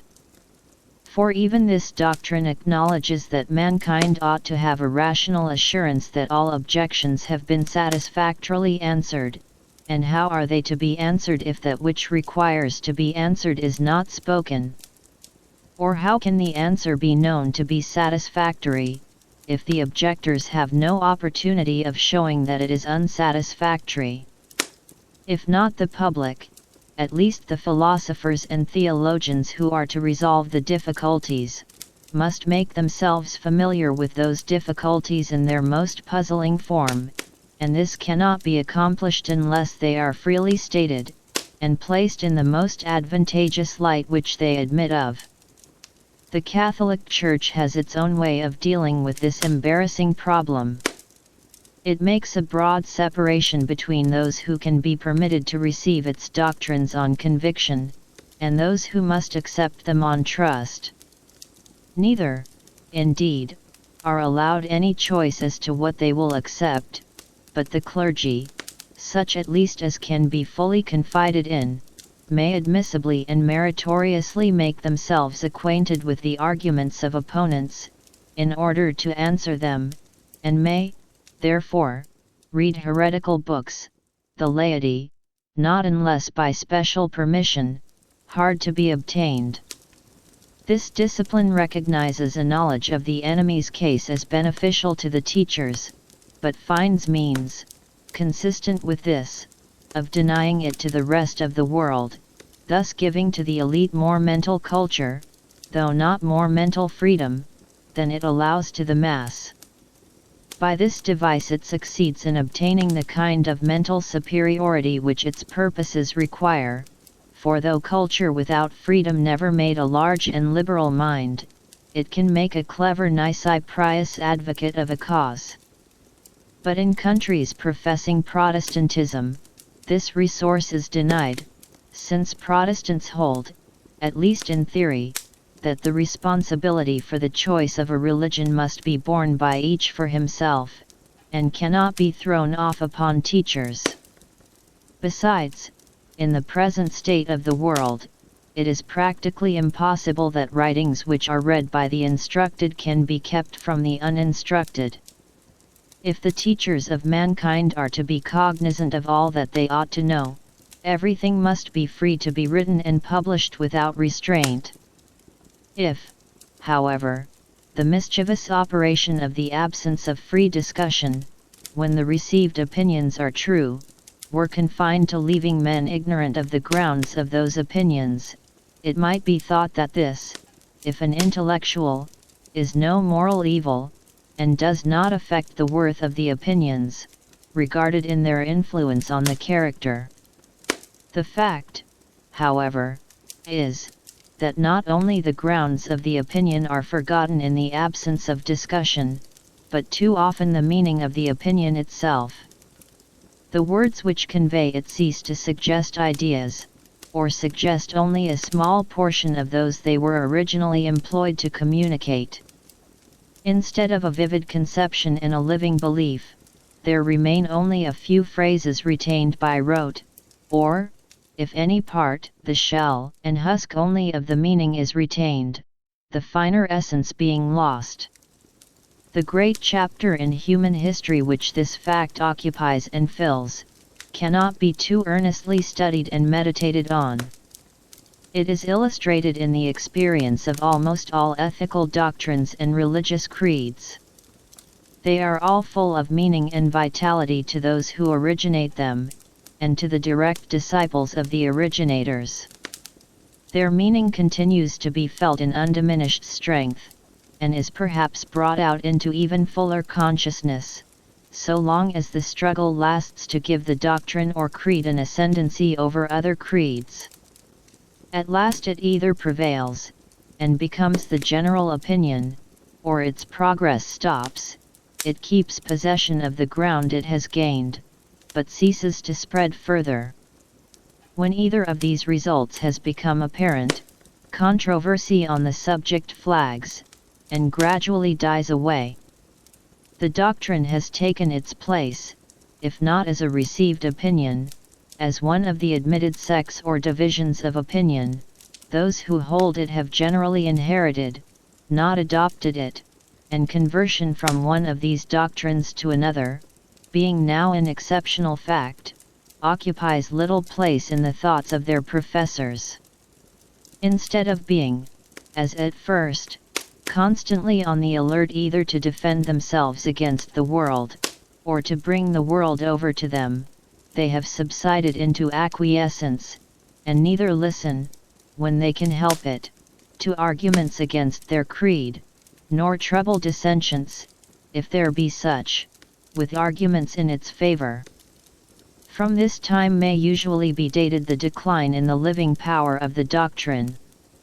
We often hear the teachers of all creeds lamenting the difficulty of keeping up in the minds of believers a lively apprehension of the truth which they nominally recognize, so that it may penetrate the feelings, and acquire a real mastery over the conduct.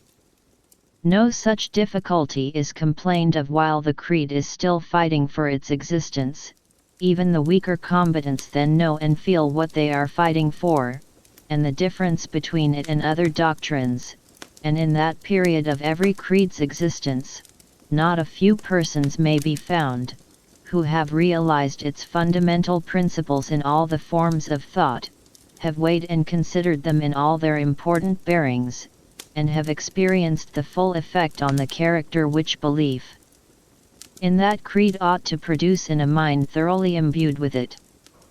But when it has come to be an hereditary creed, and to be received passively, not actively when the mind is no longer compelled, in the same degree as at first, to exercise its vital powers on the questions which its belief presents to it, there is a progressive tendency to forget all of the belief except the formularies, or to give it a dull and torpid assent,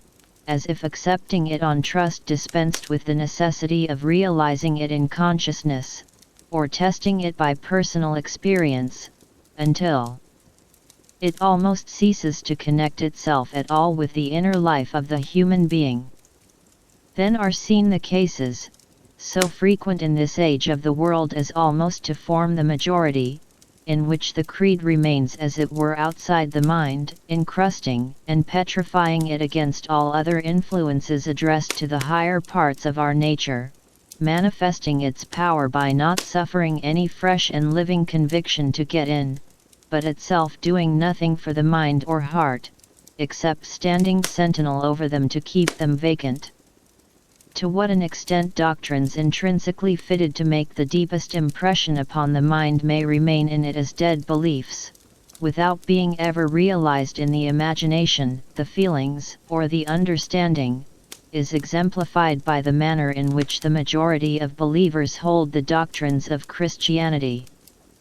By Christianity I here mean what is accounted such by all churches and sects, the maxims and precepts contained in the New Testament. These are considered sacred, and accepted as laws, by all professing Christians.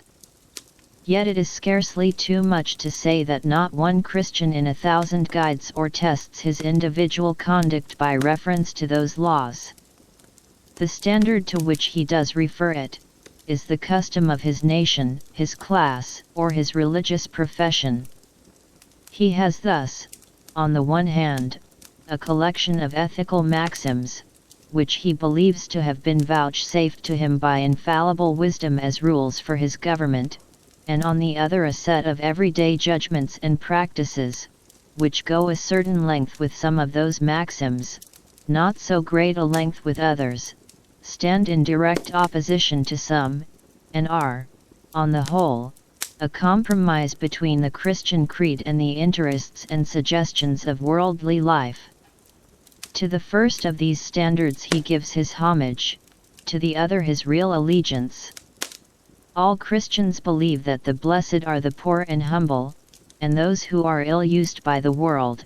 that it is easier for a camel to pass through the eye of a needle than for a rich man to enter the kingdom of heaven, that they should judge not, lest they be judged, that they should swear not at all, that they should love their neighbor as themselves, that if one take their cloak, they should give him their coat also, that they should take no thought for the morrow, that if they would be perfect they should sell all that they have and give it to the poor. They are not insincere when they say that they believe these things. They do believe them, as people believe what they have always heard lauded and never discussed. But in the sense of that living belief which regulates conduct, they believe these doctrines just up to the point to which it is usual to act upon them. The doctrines in their integrity are serviceable to pelt adversaries with, and it is understood that they are to be put forward, when possible, as the reasons for whatever people do that they think laudable. But anyone who reminded them that the maxims require an infinity of things which they never even think of doing, would gain nothing but to be classed among those very unpopular characters who affect to be better than other people. The doctrines have no hold on ordinary believers or not a power in their minds. They have an habitual respect for the sound of them, but no feeling which spreads from the words to the things signified, and forces the mind to take them in, and make them conform to the formula. Whenever conduct is concerned, they look round for Mr. A and B to direct them how far to go in obeying Christ. Now we may be well assured that the case was not thus, but far otherwise, with the early Christians. Had it been thus, Christianity never would have expanded from an obscure sect of the despised Hebrews into the religion of the Roman Empire. When their enemies said, "See how these Christians love one another," a remark not likely to be made by anybody now, they assuredly had a much livelier feeling of the meaning of their creed than they have ever had since. And to this cause, probably, it is chiefly owing that Christianity now makes so little progress in extending its domain, and after 18 centuries is still nearly confined to Europeans and the descendants of Europeans. Even with the strictly religious, who are much in earnest about their doctrines, and attach a greater amount of meaning to many of them than people in general, it commonly happens that the part which is thus comparatively active in their minds is that which was made by Calvin, or Knox, or some such person much nearer in character to themselves. The sayings of Christ coexist passively in their minds, producing hardly any effect beyond what is caused by mere listening to words so amiable and bland. There are many reasons, doubtless, why doctrines which are the badge of a sect retain more of their vitality than those common to all recognized sects, and why more pains are taken by teachers to keep their meaning alive, but one reason certainly is, that the peculiar doctrines are more questioned, and have to be oftener defended against open gainsayers. Both teachers and learners go to sleep at their post, as soon as there is no enemy in the field. The same thing holds true, generally speaking, of all traditional doctrines, those of prudence and knowledge of life, as well as of morals or religion. All languages and literatures are full of general observations on life, both as to what it is, and how to conduct oneself in it, observations which everybody knows, which everybody repeats, or hears with acquiescence, which are received as truisms, yet of which most people first truly learn the meaning when experience, generally of a painful kind, has made it a reality to them. How often, when smarting under some unforeseen misfortune or disappointment, does a person call to mind some proverb or common saying, familiar to him all his life, the meaning of which, if he had ever before felt it as he does now, would have saved him from the calamity. There are indeed reasons for this, other than the absence of discussion. There are many truths of which the full meaning cannot be realized until personal experience has brought it home. But much more of the meaning even of these would have been understood, and what was understood would have been far more deeply impressed on the mind, if the man had been accustomed to hear it argued pro and con by people who did understand it. The fatal tendency of mankind to leave off thinking about a thing when it is no longer doubtful, is the cause of half their errors. A contemporary author has well spoken of the deep slumber of a decided opinion. But what, it may be asked, is the absence of unanimity an indispensable condition of true knowledge? Is it necessary that some part of mankind should persist in error to enable any to realize the truth? does a belief cease to be real and vital as soon as it is generally received and is a proposition never thoroughly understood and felt unless some doubt of it remains? As soon as mankind have unanimously accepted a truth, does the truth perish within them? The highest aim and best result of improved intelligence, it has hitherto been thought, is to unite mankind more and more in the acknowledgement of all important truths, and does the intelligence only last as long as it has not achieved its object? Do the fruits of conquest perish by the very completeness of the victory?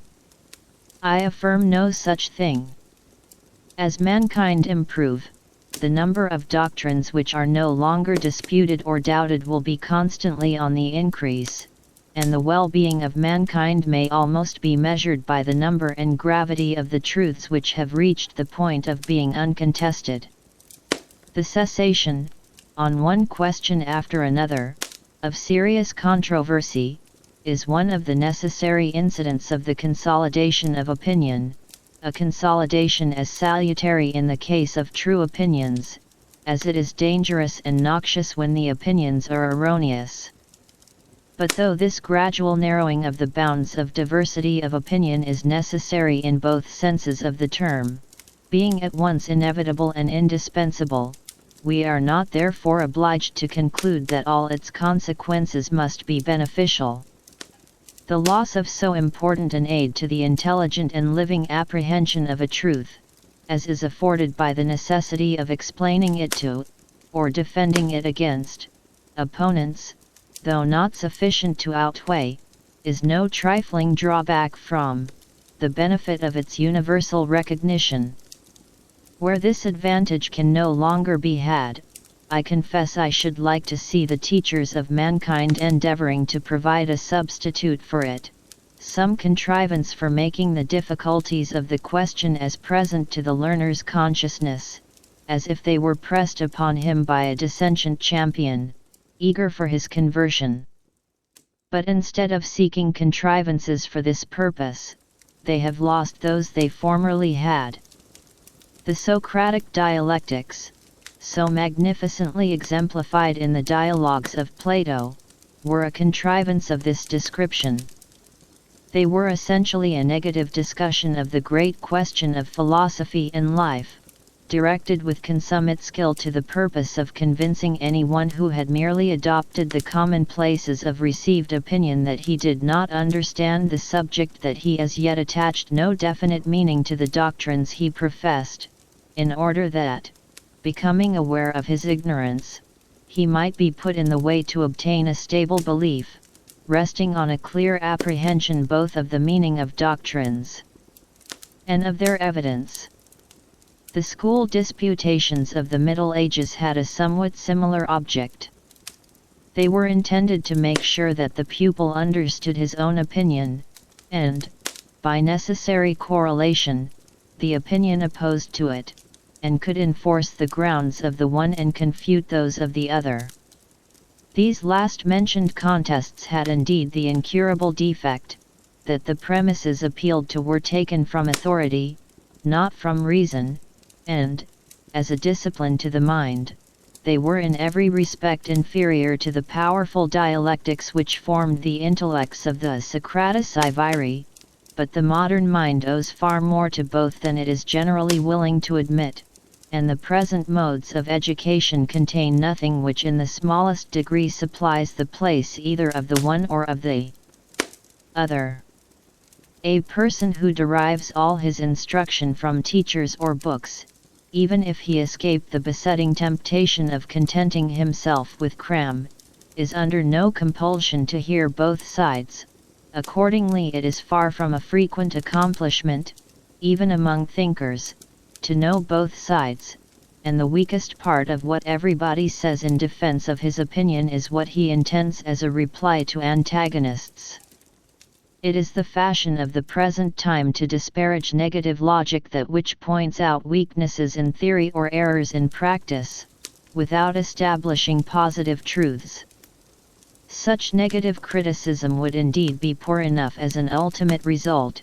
but as a means to attaining any positive knowledge or conviction worthy the name, it cannot be valued too highly, and until people are again systematically trained to it, there will be few great thinkers, and a low general average of intellect, in any but the mathematical and physical departments of speculation. On any other subject no one's opinions deserve the name of knowledge, except so far as he has either had forced upon him by others, or gone through of himself, the same mental process which would have been required of him in carrying on an active controversy with opponents. That, therefore, which when absent, it is so indispensable, but so difficult, to create, how worse than absurd it is to forego, when spontaneously offering itself.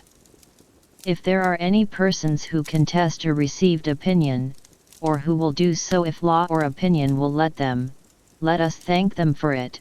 open our minds to listen to them, and rejoice that there is someone to do for us what we otherwise ought, if we have any regard for either the certainty or the vitality of our convictions, to do with much greater labor for ourselves. It still remains to speak of one of the principal causes which make diversity of opinion advantageous, and will continue to do so until mankind shall have entered a stage of intellectual advancement which at present seems at an incalculable distance. We have hitherto considered only two possibilities, that the received opinion may be false, and some other opinion, consequently, true, or that, the received opinion being true, a conflict with the opposite error is essential to a clear apprehension and deep feeling of its truth. But there is a commoner case than either of these, when the conflicting doctrines, instead of being one true and the other false, share the truth between them, and the nonconforming opinion is needed to supply the remainder of the truth, of which the received doctrine embodies only a part. Popular opinions, on subjects not palpable to sense, are often true, but seldom or never the whole truth. They are a part of the truth, sometimes a greater, sometimes a smaller part, but exaggerated, distorted, and disjointed from the truths by which they ought to be accompanied and limited. Heretical opinions, on the other hand, are generally some of these suppressed and neglected truths, bursting the bonds which kept them down, and either seeking reconciliation with the truth contained in the common opinion, or fronting it as enemies, and setting themselves up, with similar exclusiveness, as the whole truth. The latter case is hitherto the most frequent, as, in the human mind, one-sidedness has always been the rule, and many-sidedness the exception. Hence, even in revolutions of opinion, one part of the truth usually sets while another rises. Even progress, which ought to superad, for the most part only substitutes, one partial and incomplete truth for another, improvement consisting chiefly in this, that the new fragment of truth is more wanted, more adapted to the needs of the time, than that which it displaces.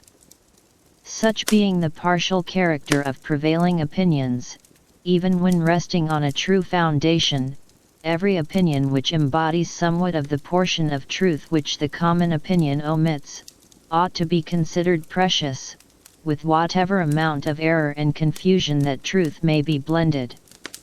No sober judge of human affairs will feel bound to be indignant because those who force on our notice truths which we should otherwise have overlooked, overlook some of those which we see.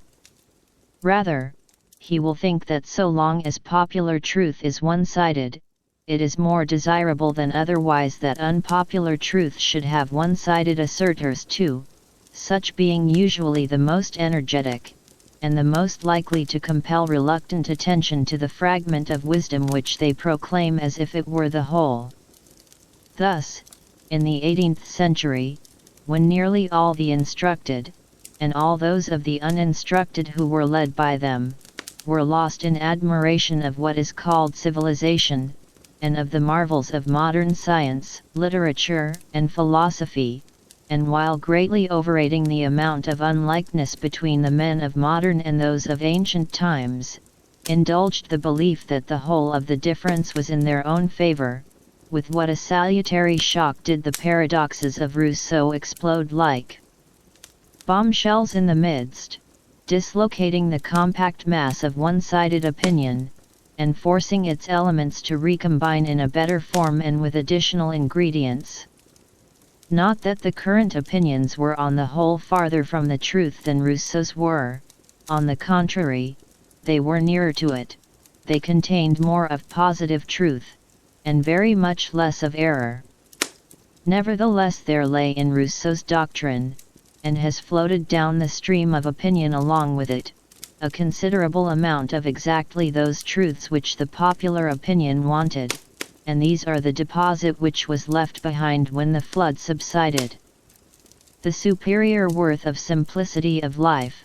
the enervating and demoralizing effect of the trammels and hypocrisies of artificial society, are ideas which have never been entirely absent from cultivated minds since Rousseau wrote, and they will in time produce their due effect, though at present needing to be asserted as much as ever, and to be asserted by deeds, for words, on this subject, have nearly exhausted their power.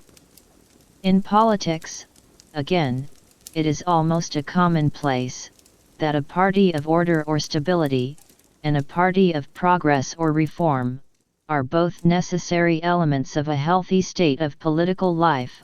until the one or the other shall have so enlarged its mental grasp as to be a party equally of order and of progress, knowing and distinguishing what is fit to be preserved from what ought to be swept away. Each of these modes of thinking derives its utility from the deficiencies of the other, but it is in a great measure the opposition of the other that keeps each within the limits of reason and sanity.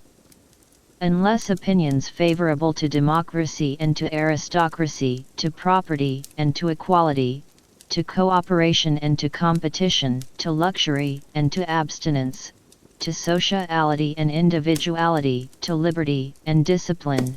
and all the other standing antagonisms of practical life, are expressed with equal freedom, and enforced and defended with equal talent and energy, there is no chance of both elements obtaining their due. One scale is sure to go up, and the other down. Truth, in the great practical concerns of life, is so much a question of the reconciling and combining of opposites, that very few have minds sufficiently capacious and impartial to make the adjustment with an approach to correctness, and it has to be made by the rough process of a struggle between combatants fighting under hostile banners. On any of the great open questions just enumerated, if either of the two opinions has a better claim than the other, not merely to be tolerated, but to be encouraged and countenanced, it is the one which happens at the particular time and place to be in a minority. That is the opinion which, for the time being, represents the neglected interests,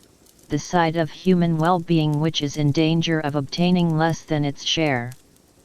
I am aware that there is not, in this country, any intolerance of differences of opinion on most of these topics.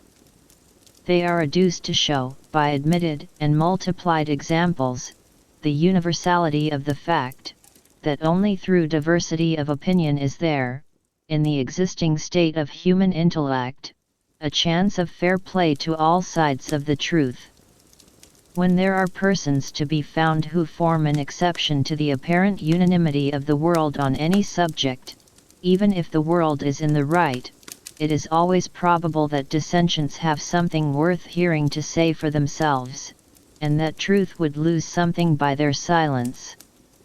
It may be objected, but some received principles, especially on the highest and most vital subjects, are more than half-truths.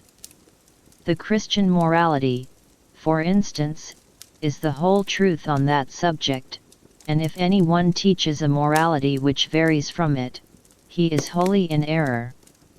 As this is of all cases the most important in practice, none can be fitter to test the general maxim. But before pronouncing what Christian morality is or is not, it would be desirable to decide what is meant by Christian morality. If it means the morality of the New Testament, I wonder that anyone who derives his knowledge of this from the book itself, can suppose that it was announced, or intended, as a complete doctrine of morals. The Gospel always refers to a pre-existing morality, and confines its precepts to the particulars in which that morality was to be corrected, or superseded by a wider and higher, expressing itself, moreover, in terms most general, often impossible to be interpreted literally, and possessing rather the impressiveness of poetry or eloquence than the precision of legislation. To extract from it a body of ethical doctrine, has never been possible without eking it out from the Old Testament, that is, from a system elaborate indeed, but in many respects barbarous, and intended only for a barbarous people. St. Paul, a declared enemy to this Judaical mode of interpreting the doctrine and filling up the scheme of his master, equally assumes a pre-existing morality, namely that of the Greeks and Romans, and his advice to Christians is in a great measure a system of accommodation to that, even to the extent of giving an apparent sanction to slavery. What is called Christian, but should rather be termed theological, morality, was not the work of Christ or the apostles,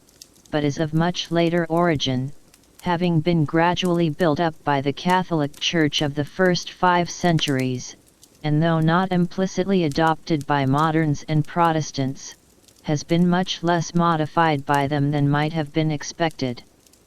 For the most part, indeed, they have contented themselves with cutting off the additions which had been made to it in the Middle Ages, each sect supplying the place by fresh additions, adapted to its own character and tendencies. That mankind owe a great debt to this morality, and to its early teachers, I should be the last person to deny, but I do not scruple to say of it that it is, in many important points, incomplete and one-sided, and that unless ideas and feelings, not sanctioned by it, had contributed to the formation of European life and character, human affairs would have been in a worse condition than they now are. Christian morality, so called, has all the characters of a reaction. It is, in great part, a protest against paganism. Its ideal is negative rather than positive, passive rather than active, innocence rather than nobleness, abstinence from evil, rather than energetic pursuit of good. In its precepts, as has been well said, "Thou shalt not" predominates unduly over "thou shalt." In its horror of sensuality, it made an idol of asceticism, which has been gradually compromised away into one of legality. It holds out the hope of heaven and the threat of hell, as the appointed and appropriate motives to a virtuous life, in this falling far below the best of the ancients, and doing what lies in it to give to human morality an essentially selfish character, by disconnecting each man's feelings of duty from the interests of his fellow creatures, except so far as a self-interested inducement is offered to him for consulting them. It is essentially a doctrine of passive obedience. It inculcates submission to all authorities found established, who indeed are not to be actively obeyed when they command what religion forbids, but who are not to be resisted, far less rebelled against, for any amount of wrong to ourselves. And while, in the morality of the best pagan nations, duty to the state holds even a disproportionate place, infringing on the just liberty of the individual, in purely Christian ethics, that grand department of duty is scarcely noticed or acknowledged. It is in the Quran, not the New Testament, that we read the maxim, "A ruler who appoints any man to an office, when there is in his dominions another man better qualified for it, sins against God and against the state." What little recognition the idea of obligation to the public obtains in modern morality is derived from Greek and Roman sources, not from Christian, as, even in the morality of private life, whatever exists of magnanimity, high-mindedness, personal dignity, even the sense of honor, is derived from the purely human, not the religious part of our education, and never could have grown out of a standard of ethics in which the only worth, professedly recognized, is that of obedience.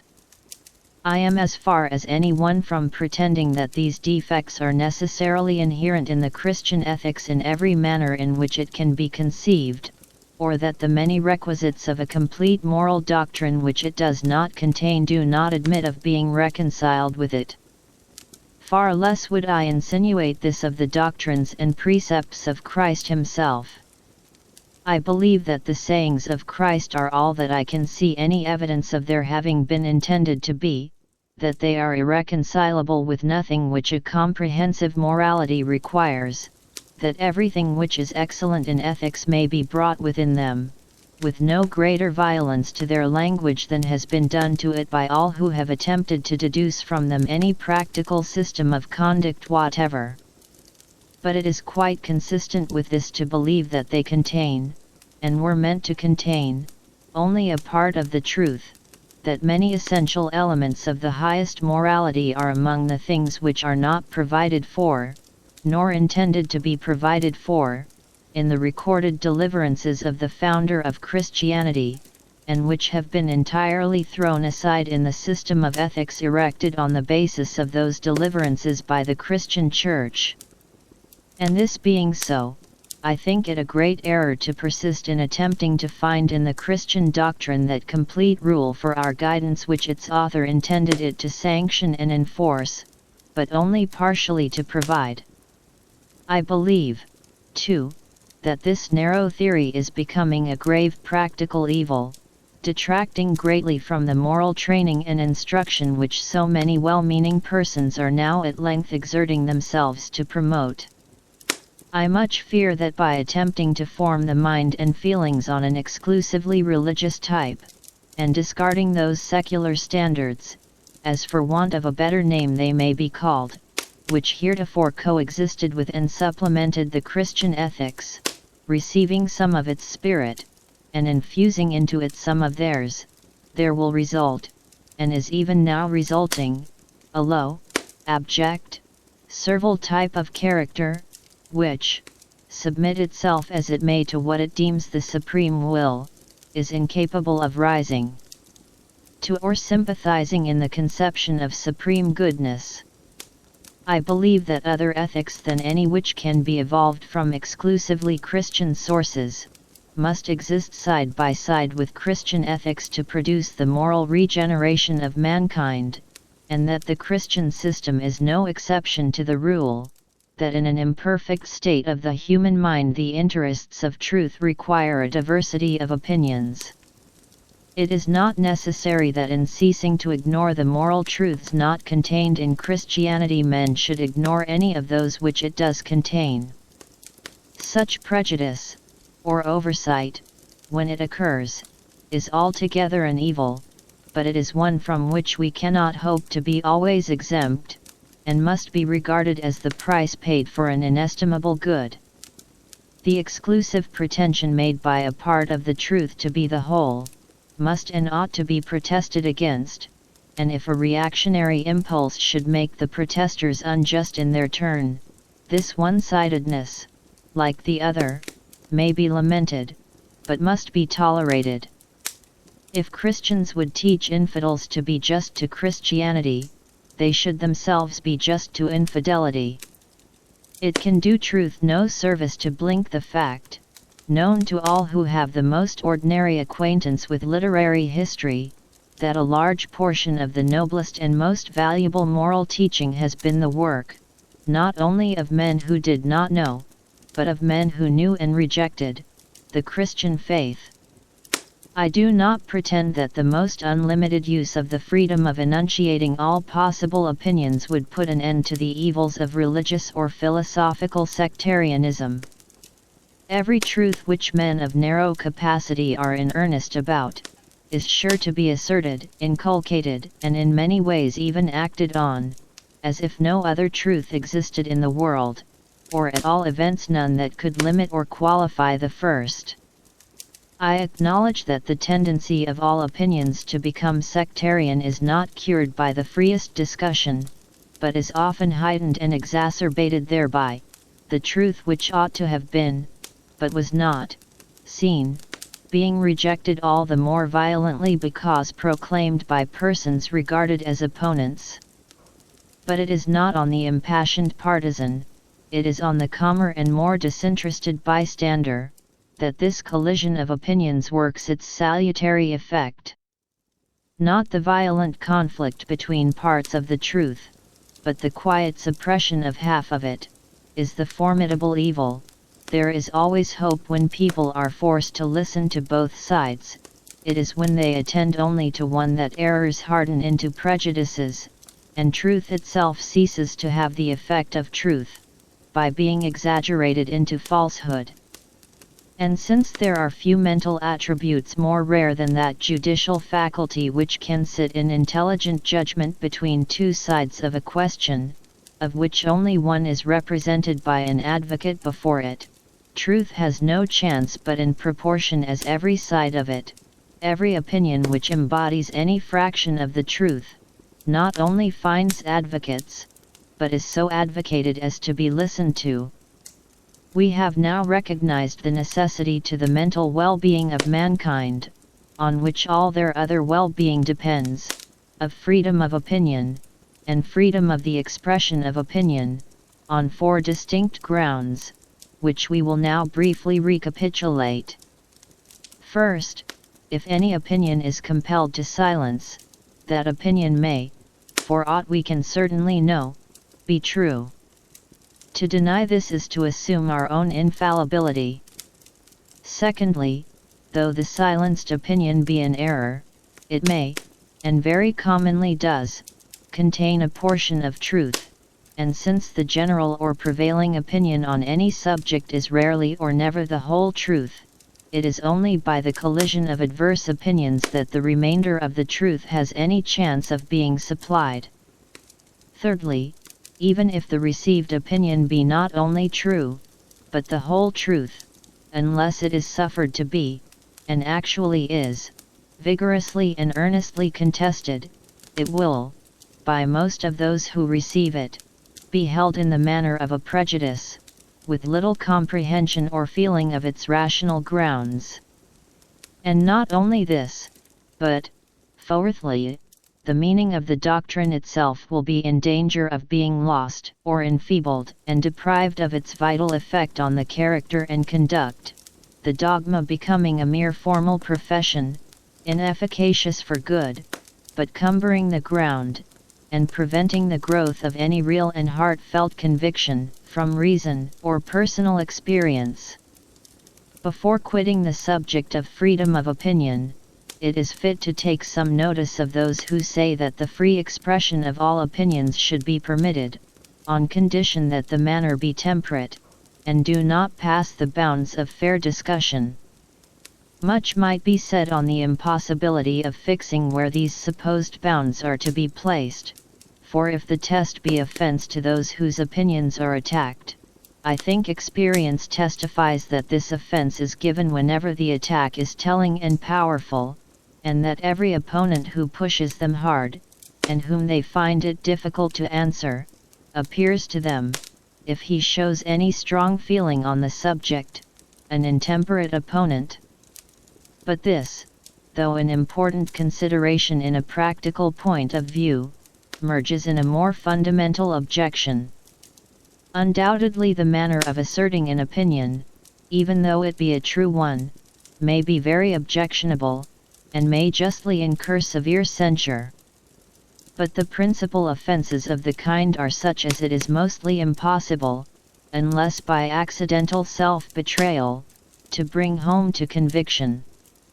The gravest of them is, to argue sophistically, to suppress facts or arguments, to misstate the elements of the case, or misrepresent the opposite opinion. But all this, even to the most aggravated degree, is so continually done in perfect good faith, by persons who are not considered, and in many other respects may not deserve to be considered, ignorant or incompetent, that it is rarely possible, on adequate grounds, conscientiously to stamp the misrepresentation as morally culpable, and still less could law presume to interfere with this kind of controversial misconduct. With regard to what is commonly meant by intemperate discussion, namely invective, sarcasm, personality, and the like, the denunciation of these weapons would deserve more sympathy if it were ever proposed to interdict them equally to both sides,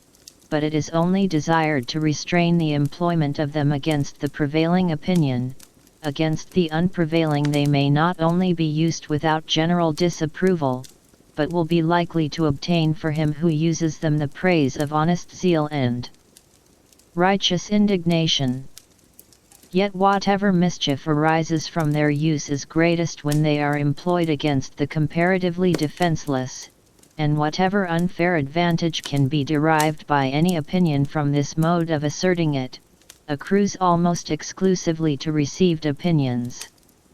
The worst offense of this kind which can be committed by a polemic is to stigmatize those who hold the contrary opinion as bad and immoral men. To calumny of this sort, those who hold any unpopular opinion are peculiarly exposed, because they are in general few and uninfluential, and nobody but themselves feels much interested in seeing justice done them, but this weapon is, from the nature of the case, denied to those who attack a prevailing opinion. They can neither use it with safety to themselves, nor, if they could, would it do anything but recoil on their own cause. In general, opinions contrary to those commonly received can only obtain a hearing by studied moderation of language, and the most cautious avoidance of unnecessary offense, from which they hardly ever deviate even in a slight degree without losing ground, while unmeasured vituperation employed on the side of the prevailing opinion really does deter people from professing contrary opinions, and from listening to those who profess them.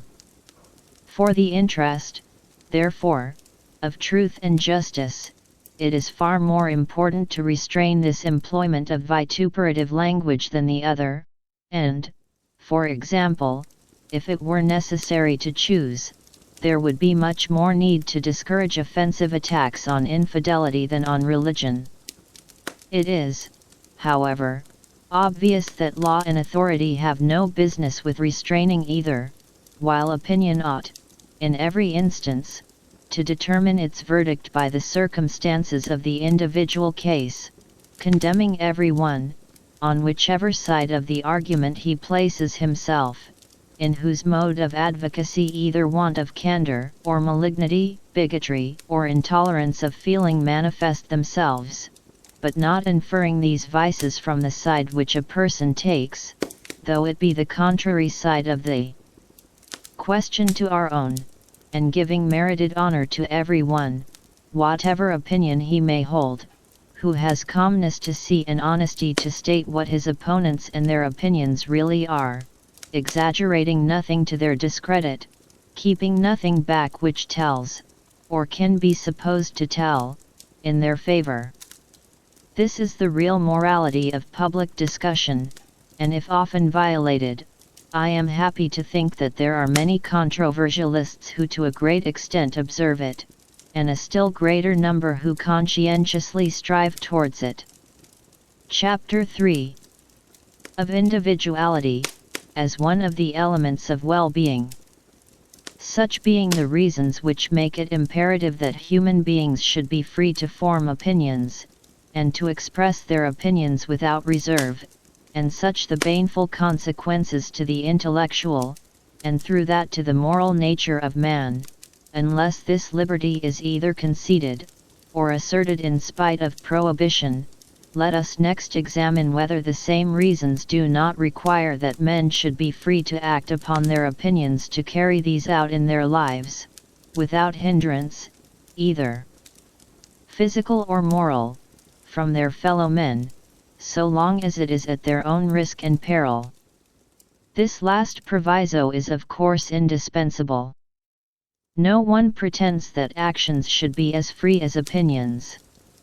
On the contrary, even opinions lose their immunity when the circumstances in which they are expressed are such as to constitute their expression a positive instigation to some mischievous act. An opinion that corn dealers are starvers of the poor, or that private property is robbery, ought to be unmolested when simply circulated through the press, but may justly incur punishment when delivered orally to an excited mob assembled before the house of a corn dealer, or when handed about among the same mob in the form of a placard. Acts, of whatever kind, which, without justifiable cause, do harm to others, may be, and in the more important cases absolutely require to be, controlled by the unfavorable sentiments, and, when needful, by the active interference of mankind. The liberty of the individual must be thus far limited: he must not make himself a nuisance to other people.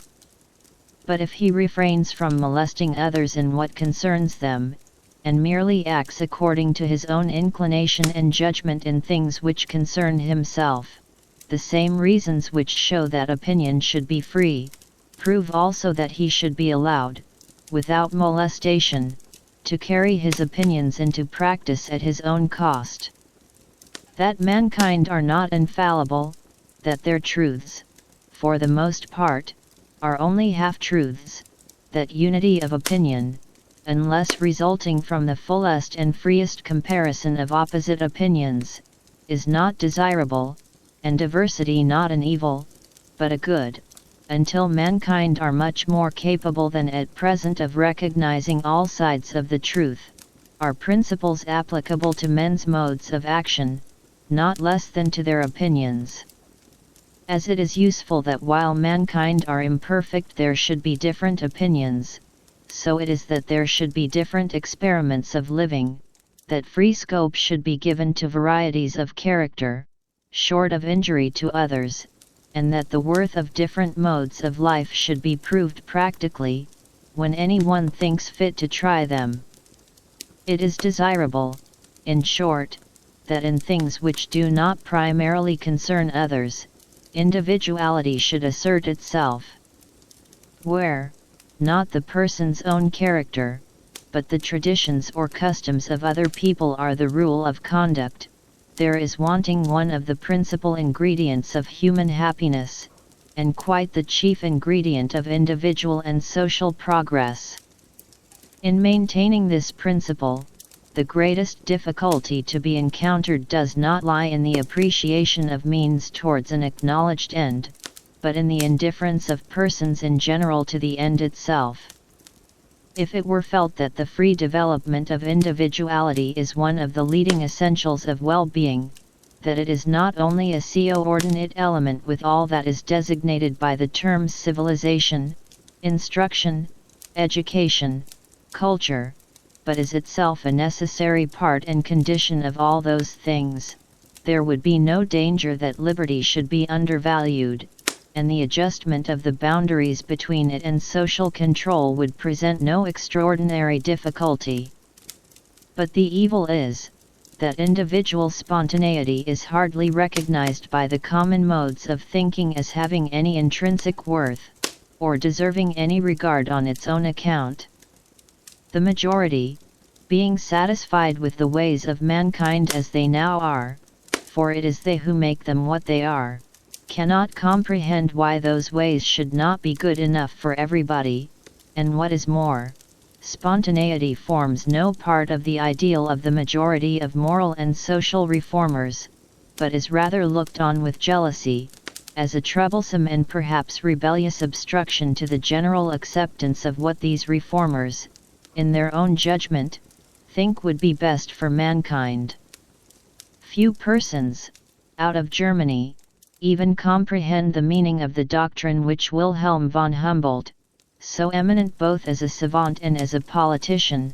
made the text of a treatise that the end of man, or that which is prescribed by the eternal or immutable dictates of reason, and not suggested by vague and transient desires, is the highest and most harmonious development of his powers to a complete and consistent whole, that, therefore, the object towards which every human being must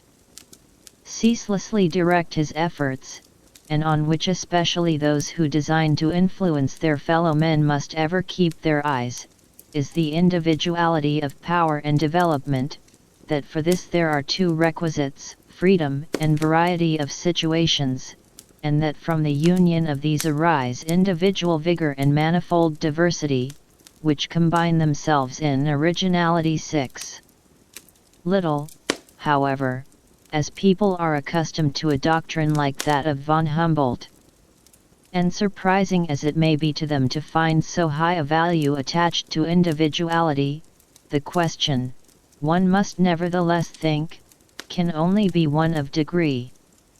No one's idea of excellence in conduct is that people should do absolutely nothing but copy one another.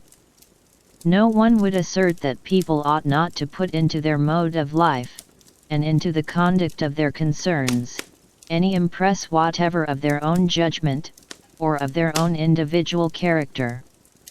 On the other hand, it would be absurd to pretend that people ought to live as if nothing whatever had been known in the world before they came into it, as if experience had as yet done nothing towards showing that one mode of existence or of conduct is preferable to another. Nobody denies that people should be so taught and trained in youth as to know and benefit by the ascertained results of human experience. But it is the privilege and proper condition of a human being, arrived at the maturity of his faculties, to use and interpret experience in his own way. It is for him to find out what part of recorded experience is properly applicable to his own circumstances and character. The traditions and customs of other people are, to a certain extent, evidence of what their experience has taught them, presumptive evidence, and as such, have a claim to his deference, but, in the first place, their experience may be too narrow, or they may not have interpreted it rightly. Secondly, their interpretation of experience may be correct, but unsuitable to him. Customs are made for customary circumstances and customary characters, and his circumstances or his character may be uncustomary. Thirdly, though the customs be both good as customs,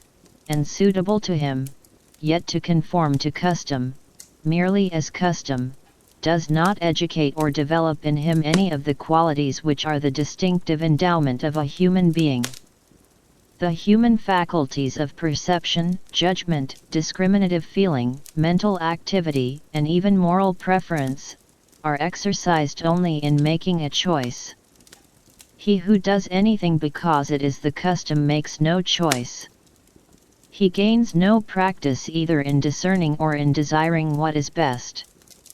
The mental and moral, like the muscular powers, are improved only by being used.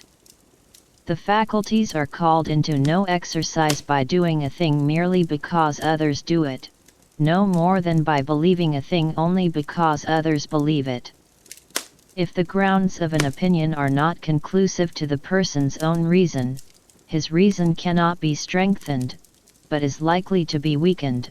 by his adopting it, and if the inducements to an act are not such as are consentaneous to his own feelings and character,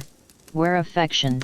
or the rights of others, are not concerned, it is so much done towards rendering his feelings and character inert and torpid, instead of active and energetic. He who lets the world, or his own portion of it, choose his plan of life for him, has no need of any other faculty than the ape-like one of imitation. He who chooses his plan for himself, employs all his faculties. He must use observation to see, reasoning and judgment to foresee, activity to gather materials for decision, discrimination to decide, and when he has decided, firmness and self-control to hold to his deliberate decision. And these qualities he requires and exercises exactly in proportion as the part of his conduct which he determines according to his own judgment and feelings is a large one. It is possible that he might be guided in some good path, and kept out of harm's way, without any of these things. But what will be his comparative worth as a human being? It really is of importance, not only what men do, but also what manner of men they are that do it. Among the works of man, which human life is rightly employed in perfecting and beautifying, the first in importance surely is man himself. Supposing it were possible to get houses built, corn grown, battles fought, causes tried, and even churches erected and prayers said, by machinery, by automatons in human form, it would be a considerable loss to exchange for these automatons even the men and women who at present inhabit the more civilized parts of the world, and who assuredly are but starved specimens of what nature can and will produce. Human nature is not a machine to be built after a model, and set to do exactly the work prescribed for it, but a tree, which requires to grow and develop itself on all sides, according to the tendency of the inward forces which make it a living thing. It will probably be conceded that it is desirable people should exercise their understandings, and that an intelligent following of custom, or even occasionally an intelligent deviation from custom, is better than a blind and simply mechanical adhesion to it. To a certain extent it is admitted that our understanding should be our own, but there is not the same willingness to admit that our desires and impulses should be our own likewise, or that to possess impulses of our own, and of any strength, is anything but a peril and a snare. Yet desires and impulses are as much a part of a perfect human being as beliefs and restraints, and strong impulses are only perilous when not properly balanced, when one set of aims and inclinations is developed into strength, while others, which ought to coexist with them, remain weak and inactive. It is not because men's desires are strong that they act ill, it is because their consciences are weak. There is no natural connection between strong impulses and a weak conscience. The natural connection is the other way. To say that one person's desires and feelings are stronger and more various than those of another, is merely to say that he has more of the raw material of human nature, and is therefore capable, perhaps of more evil, but certainly of more good. Strong impulses are but another name for energy. Energy may be turned to bad uses, but more good may always be made of an energetic nature, than of an indolent and impassive one. Those who have most natural feeling are always those whose cultivated feelings may be made the strongest. The same strong susceptibilities which make the personal impulses vivid and powerful, are also the source from whence are generated the most passionate love of virtue, and the sternest self-control. It is through the cultivation of these that society both does its duty and protects its interests, not by rejecting the stuff of which heroes are made, because it knows not how to make them. A person whose desires and impulses are his own are the expression of his own nature, as it has been developed and modified by his own culture is said to have a character. One whose desires and impulses are not his own, has no character, no more than a steam engine has a character. If, in addition to being his own, his impulses are strong, and are under the government of a strong will, he has an energetic character. Whoever thinks that individuality of desires and impulses should not be encouraged to unfold itself, must maintain that society has no need of strong natures is not the better for containing many persons who have much character, and that a high general average of energy is not desirable. In some early states of society, these forces might be, and were, too much ahead of the power which society then possessed of disciplining and controlling them. There has been a time when the element of spontaneity and individuality was in excess, and the social principle had a hard struggle with it. The difficulty then was to induce men of strong bodies or minds to pay obedience to any rules which required them to control their impulses. To overcome this difficulty, law and discipline, like the popes struggling against the emperors, asserted a power over the whole man, claiming to control all his life in order to control his character, which society had not found any other sufficient means of binding. But society has now fairly got the better of individuality, and the danger which threatens human nature is not the excess, but the deficiency, of personal impulses and preferences. Things are vastly changed since the passions of those who were strong by station or by personal endowment were in a state of habitual rebellion against laws and ordinances, and required to be rigorously chained up to enable the persons within their reach to enjoy any particle of security. In our times, from the highest class of society down to the lowest, every one lives as under the eye of a hostile and dreaded censorship. Not only in what concerns others, but in what concerns only themselves, the individual or the family do not ask themselves, what do I prefer? Or, what would suit my character and disposition? Or, what would allow the best and highest in me to have fair play, and enable it to grow and thrive? They ask themselves, what is suitable to my position? What is usually done by persons of my station and pecuniary circumstances? Or, worse still, what is usually done by persons of a station and circumstances superior to mine? I do not mean that they choose what is customary in preference to what suits their own inclination. It does not occur to them to have any inclination, except for what is customary. Thus the mind itself is bowed to the yoke, even in what people do for pleasure. Conformity is the first thing thought of. They like in crowds. They exercise choice only among things commonly done. Peculiarity of taste, eccentricity of conduct, are shunned equally with crimes, until by dint of not following their own nature they have no nature to follow, their human capacities are withered and starved, they become incapable of any strong wishes or native pleasures, and are generally without either opinions or feelings of home growth, or properly their own. Now is this, or is it not, the desirable condition of human nature? It is so, on the Calvinistic theory. According to that, the one great offense of man is self-will. All the good of which humanity is capable is comprised in obedience. You have no choice, thus you must do, and no otherwise. Whatever is not a duty, is a sin. Human nature being radically corrupt, there is no redemption for anyone until human nature is killed within him. To one holding this theory of life,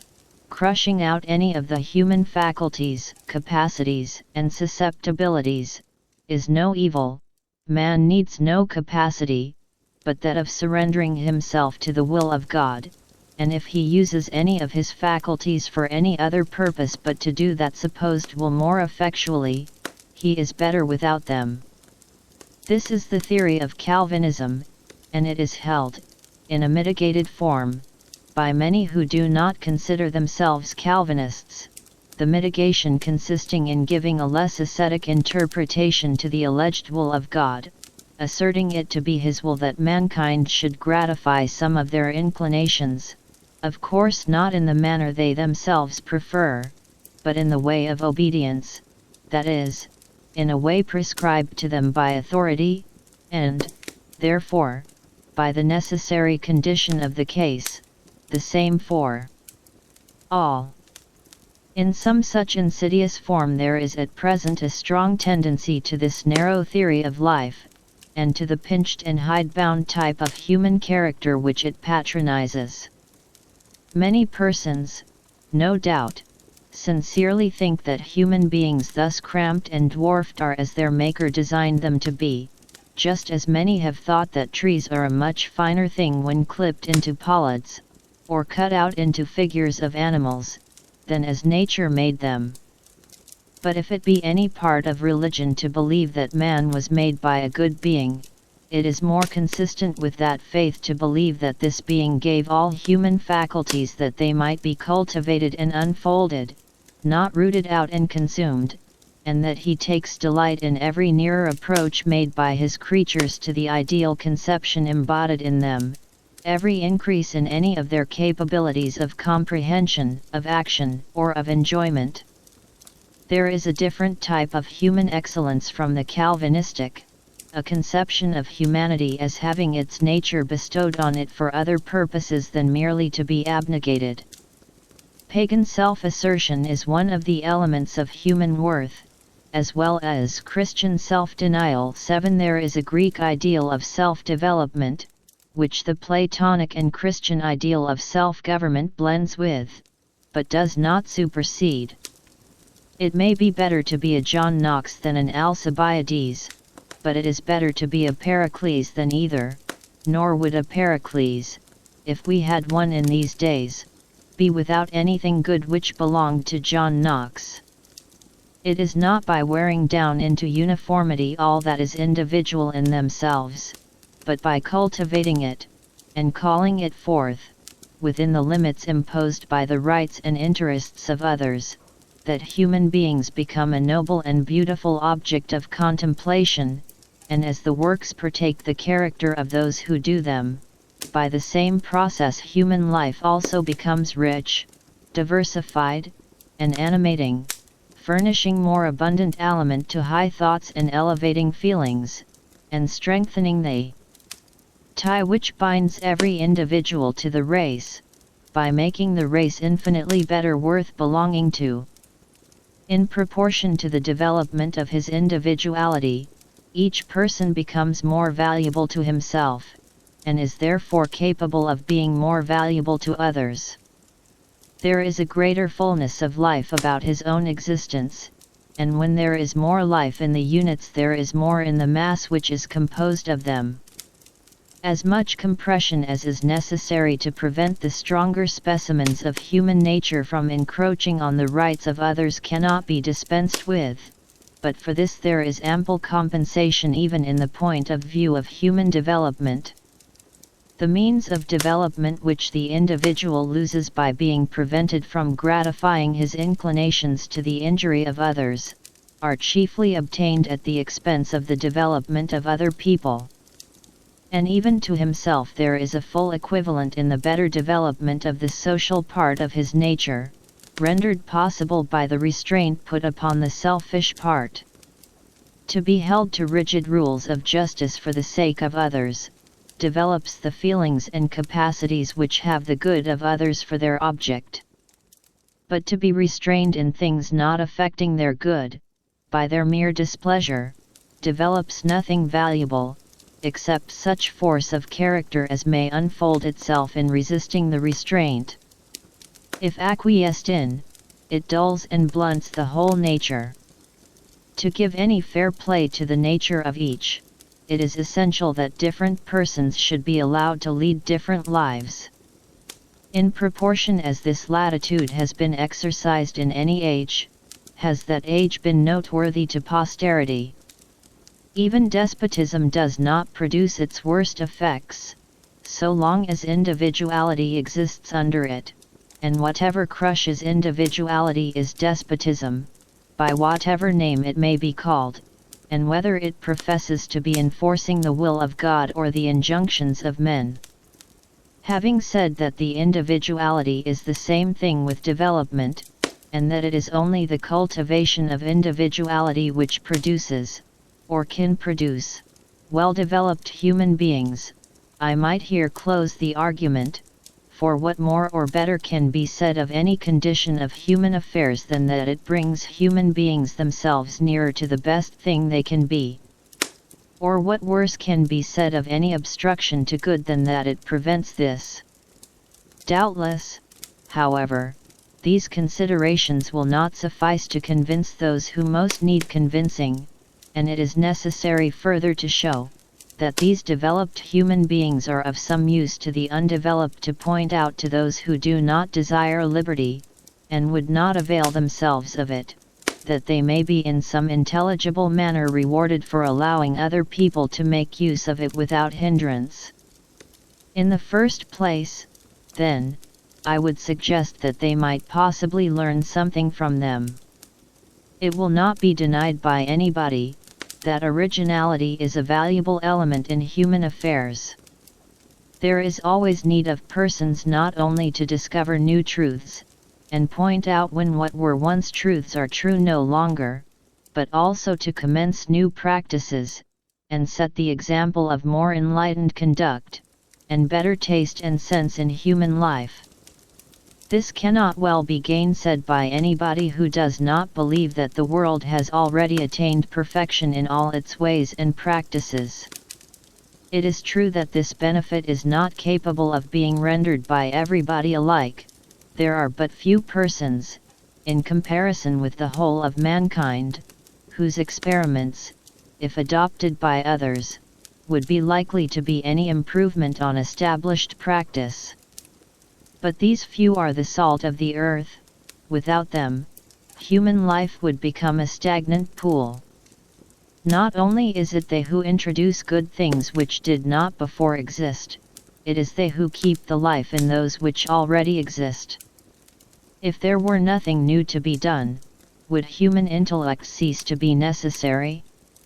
Would it be a reason why those who do the old things should forget why they are done, and do them like cattle, not like human beings?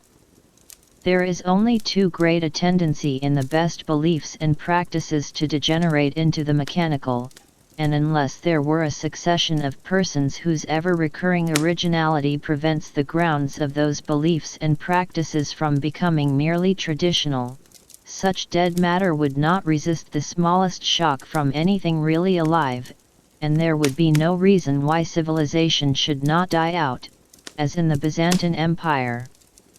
Persons of genius, it is true, are, and are always likely to be, a small minority, but in order to have them, it is necessary to preserve the soil in which they grow. Genius can only breathe freely in an atmosphere of freedom. Persons of genius are, ex six termini, more individual than any other people, less capable, consequently, of fitting themselves, without hurtful compression, into any of the small number of molds which society provides in order to save its members the trouble of forming their own character. If from timidity they consent to be forced into one of these molds, and to let all that part of themselves which cannot expand under the pressure remain unexpanded, society will be little the better for their genius. If they are of a strong character, and break their fetters, they become a mark for the society which has not succeeded in reducing them to commonplace, to point out with solemn warning as wild, erratic, and the like, much as if one should complain of the Niagara River for not flowing smoothly between its banks like a Dutch canal. I insist thus emphatically on the importance of genius, and the necessity of allowing it to unfold itself freely both in thought and in practice,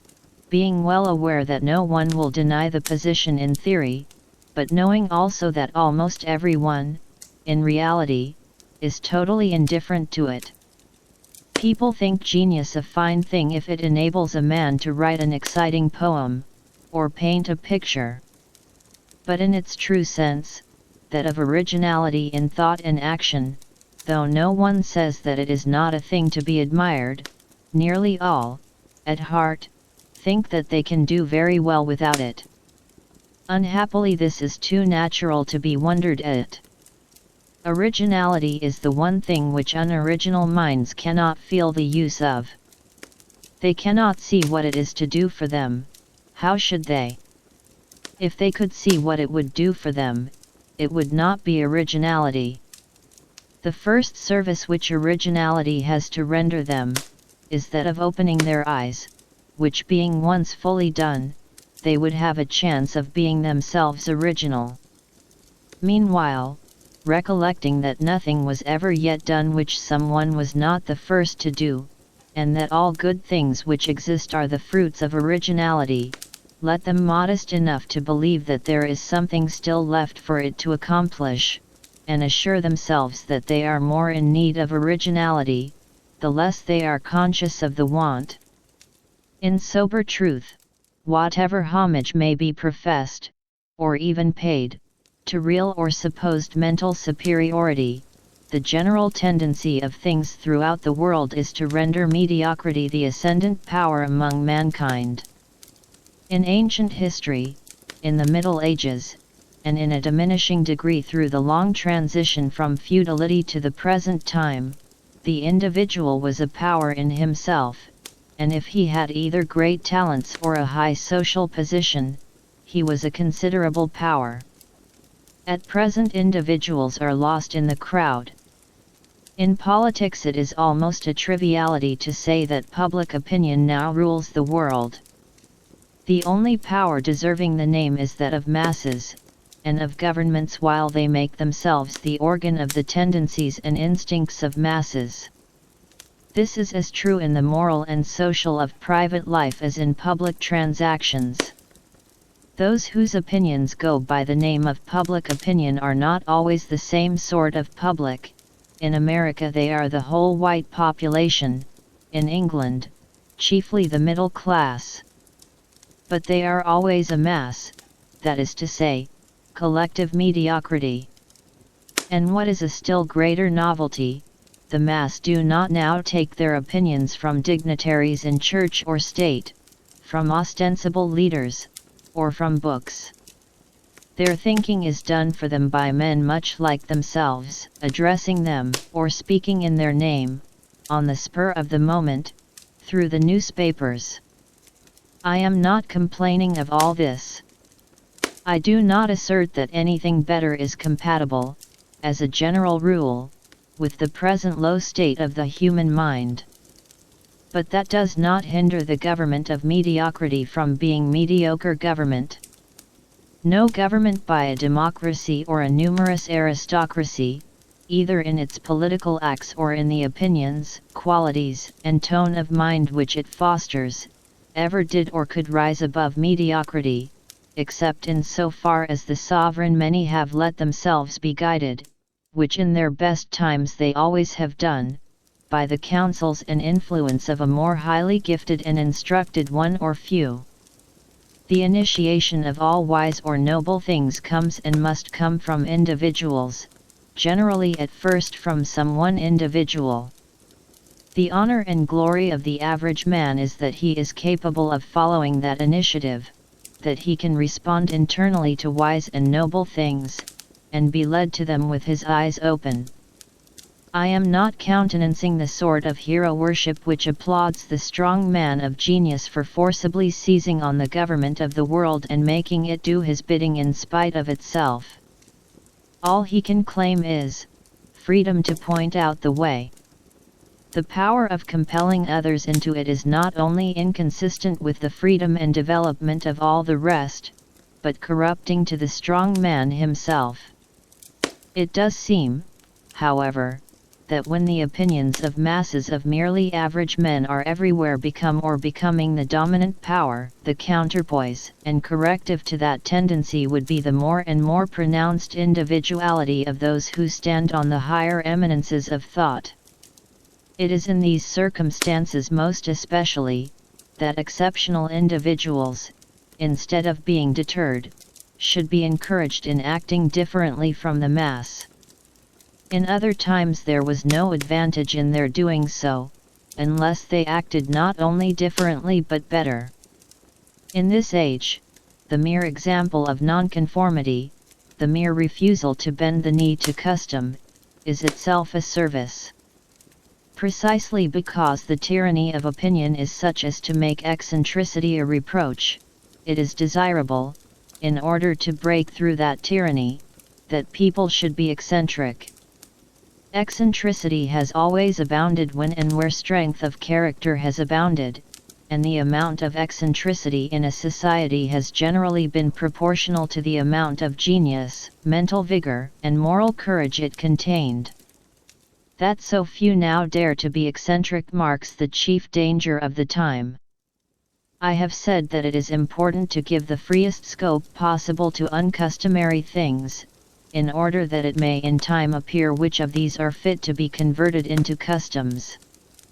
But independence of action, and disregard of custom, are not solely deserving of encouragement for the chance they afford that better modes action, and customs more worthy of general adoption, may be struck out, nor is it only persons of decided mental superiority who have a just claim to carry on their lives in their own way. There is no reason that all human existence should be constructed on some one or some small number of patterns.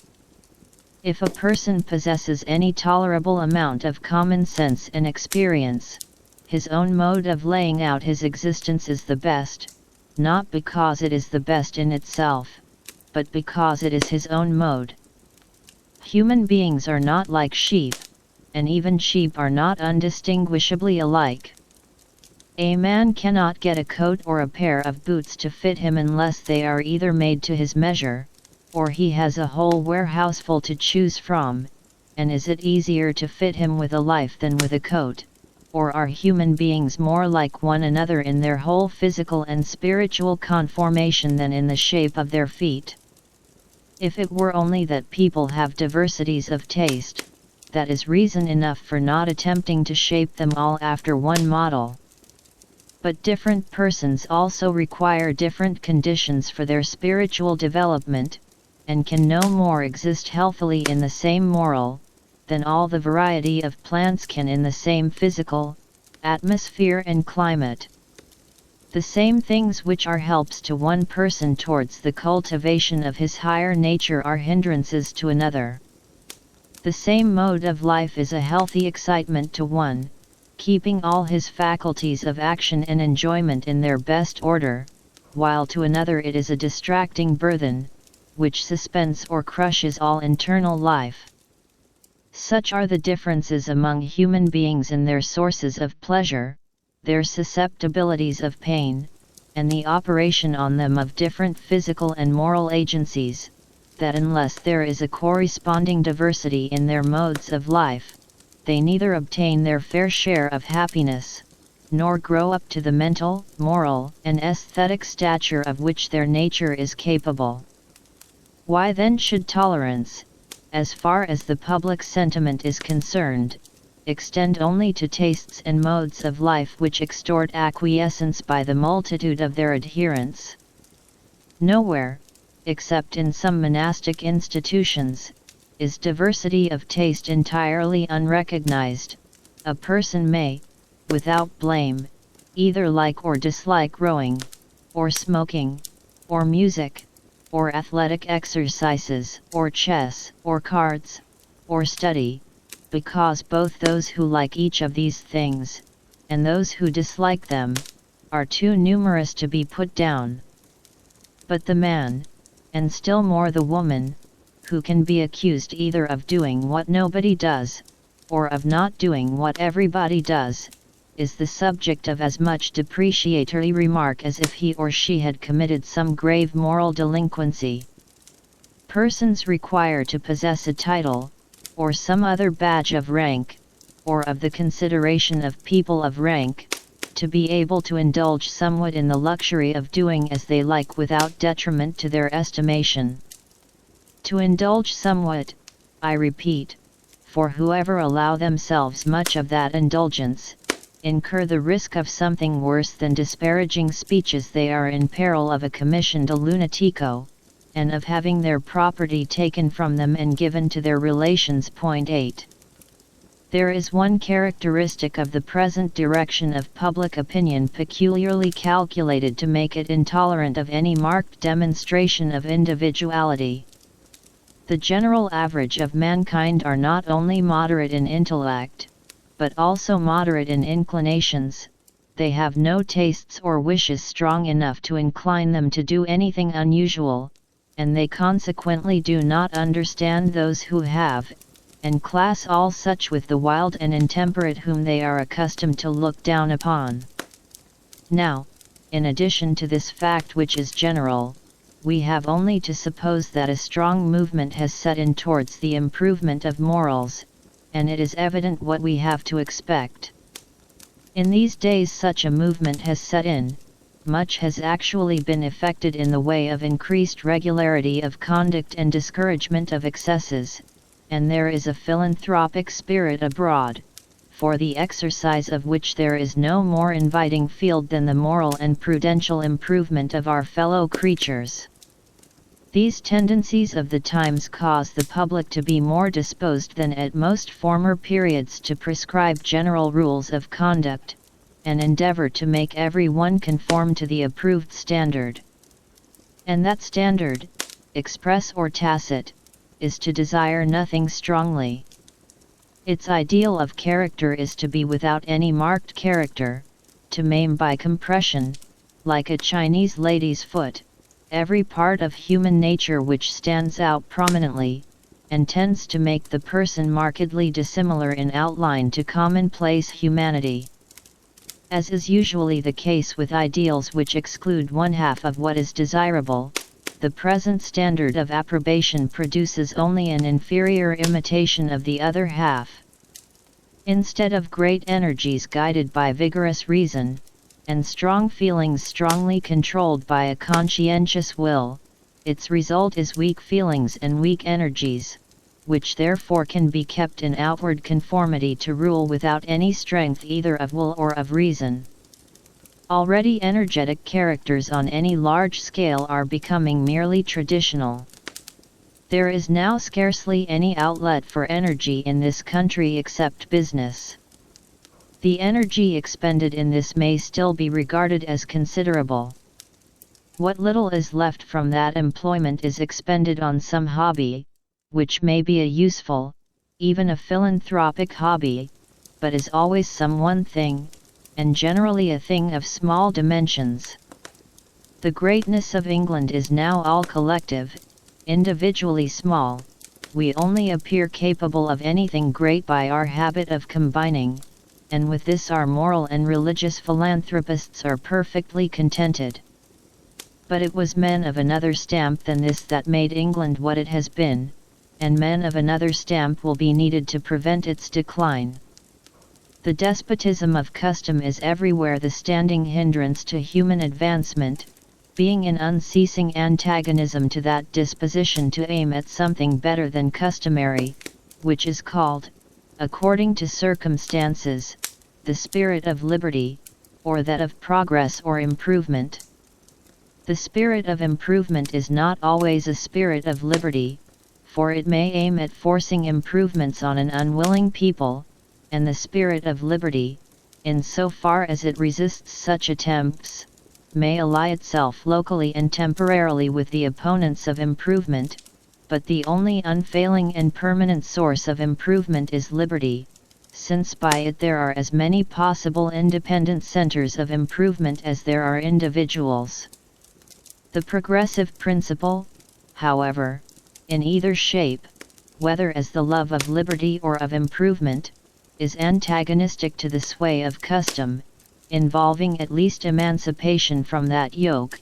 and the contest between the two constitutes the chief interest of the history of mankind. The greater part of the world has, properly speaking, no history, because the despotism of custom is complete. This is the case over the whole East. Custom is there, in all things, the final appeal. Justice and right mean conformity to custom. The argument of custom no one, unless tyrant intoxicated with power, thinks of resisting. And we see the result.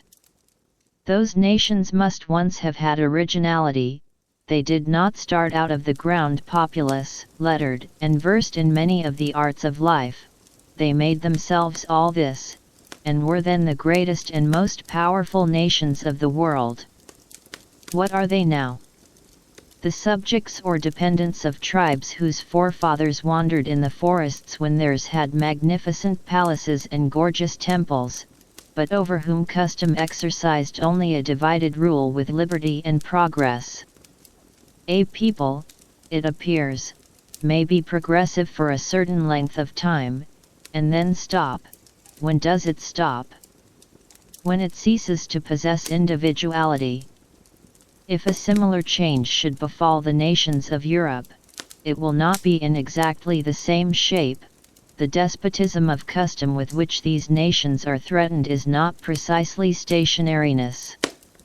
It proscribes singularity, but it does not preclude change, provided all change together.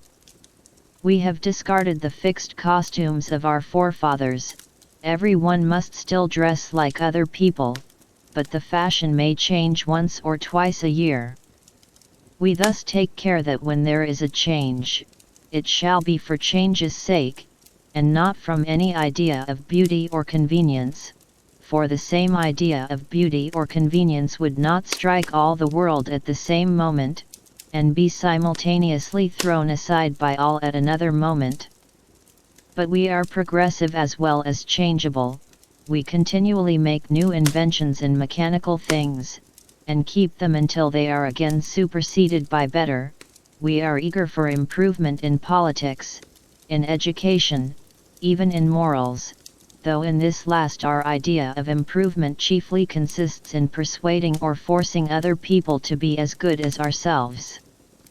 It is not progress that we object to, on the contrary, we flatter ourselves that we are the most progressive people who ever lived. It is individuality that we war against. We should think we had done wonders if we had made ourselves all alike, forgetting that the unlikeness of one person to another is generally the first thing which draws the attention of either to the imperfection of his own type, and the superiority of another, or the possibility, by combining the advantages of both, of producing something better than either. We have a warning example in China, a nation of much talent, and, in some respects, even wisdom, owing to the rare good fortune of having been provided at an early period with a particularly good set of customs,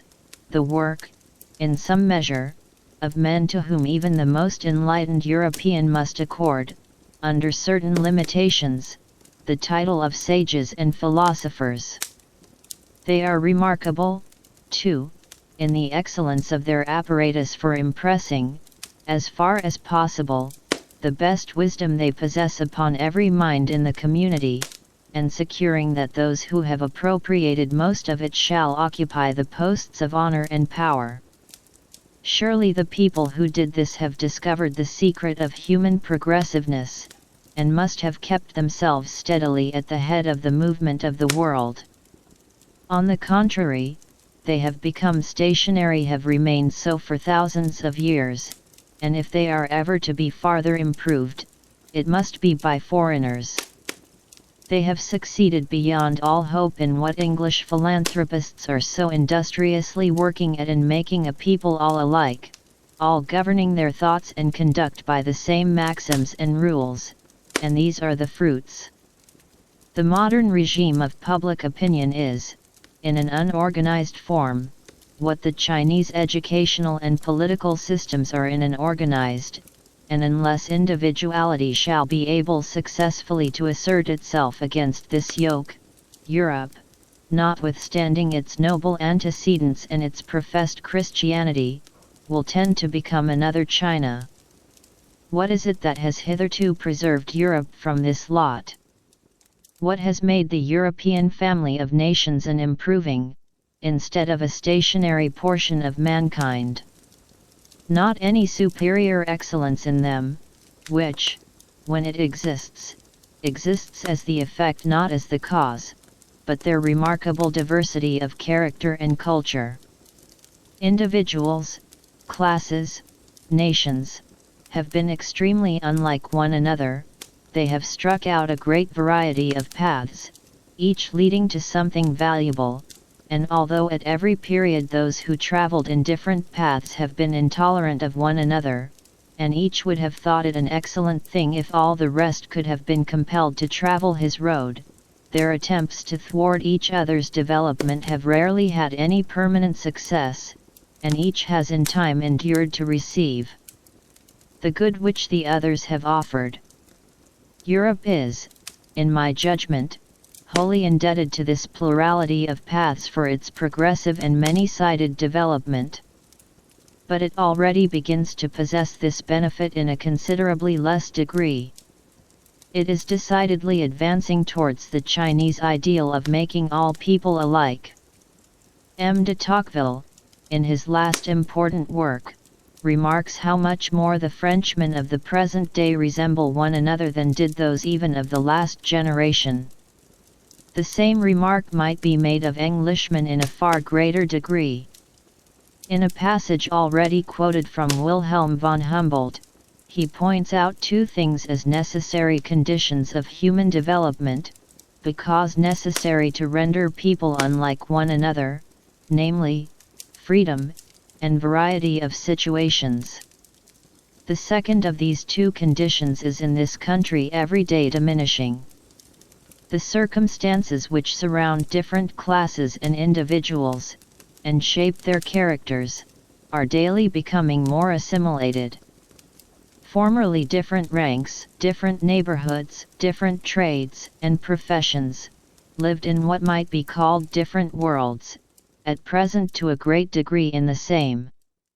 Comparatively speaking, they now read the same things, listen to the same things, see the same things, go to the same places, have their hopes and fears directed to the same objects, have the same rights and liberties, and the same means of asserting them.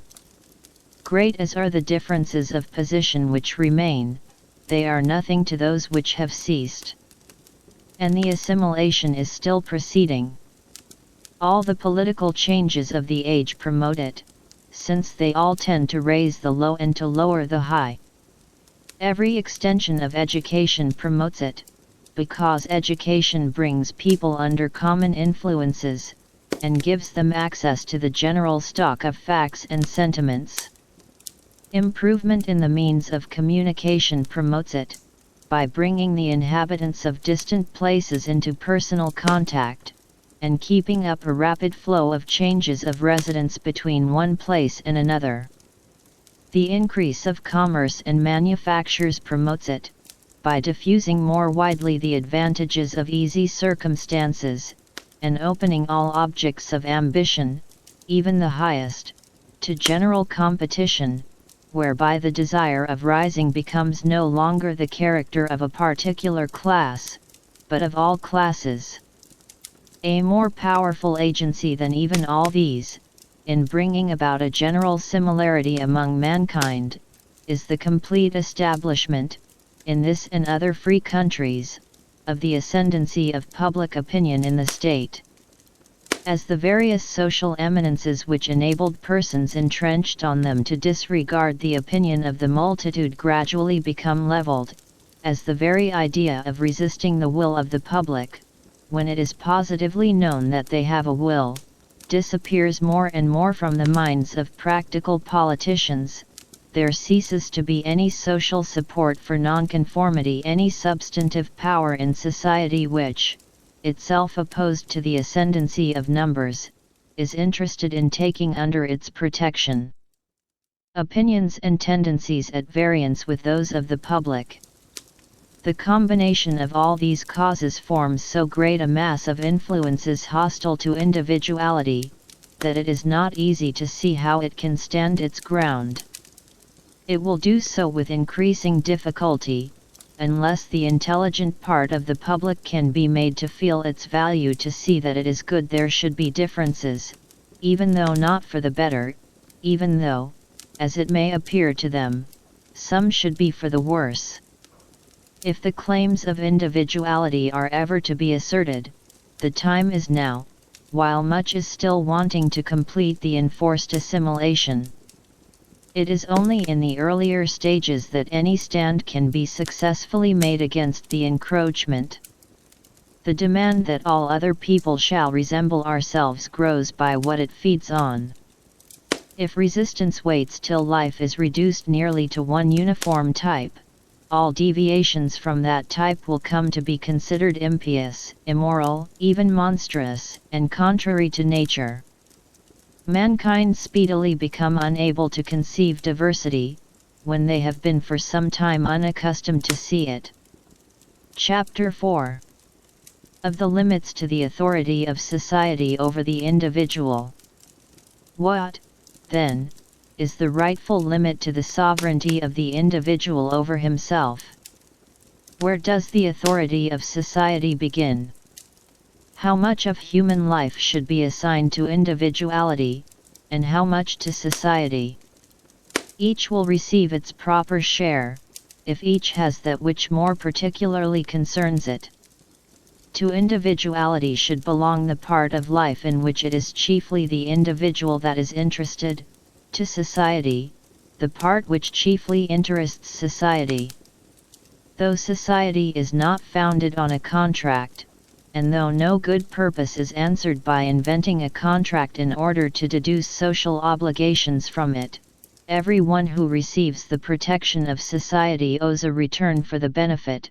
and the fact of living in society renders it indispensable that each should be bound to observe a certain line of conduct towards the rest. This conduct consists, first, in not injuring the interests of one another, or rather certain interests, which, either by express legal provision or by tacit understanding, ought to be considered as rights, and secondly, in each person's bearing his share, to be fixed on some equitable principle, of the labors and sacrifices incurred for defending the society or its members from injury and molestation. These conditions society is justified in enforcing, at all costs to those who endeavor to withhold fulfillment. Nor is this all that society may do. The acts of an individual may be hurtful to others, or wanting in due consideration for their welfare, without going to the length of violating any of their constituted rights. The offender may then be justly punished by opinion, though not by law. As soon as any part of a person's conduct affects prejudicially the interests of others, society has jurisdiction over it, and the question whether the general welfare will or will not be promoted by interfering with it,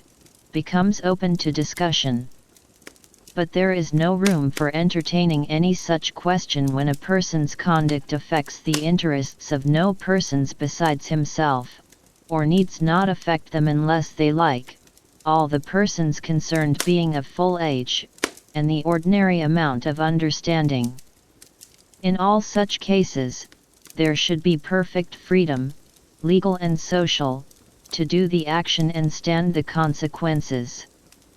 It would be a great misunderstanding of this doctrine to suppose that it is one of selfish indifference, which pretends that human beings have no business with each other's conduct in life, and that they should not concern themselves about the well-doing or well-being of one another, unless their own interest is involved. Instead of any diminution, there is need of a great increase of disinterested exertion to promote the good of others. But disinterested benevolence can find other instruments to persuade people to their good than whips and scourges, either of the literal or the metaphorical sort. I am the last person to undervalue the self-regarding virtues; they are only second in importance, if even second, to the social. It is equally the business of education to cultivate both.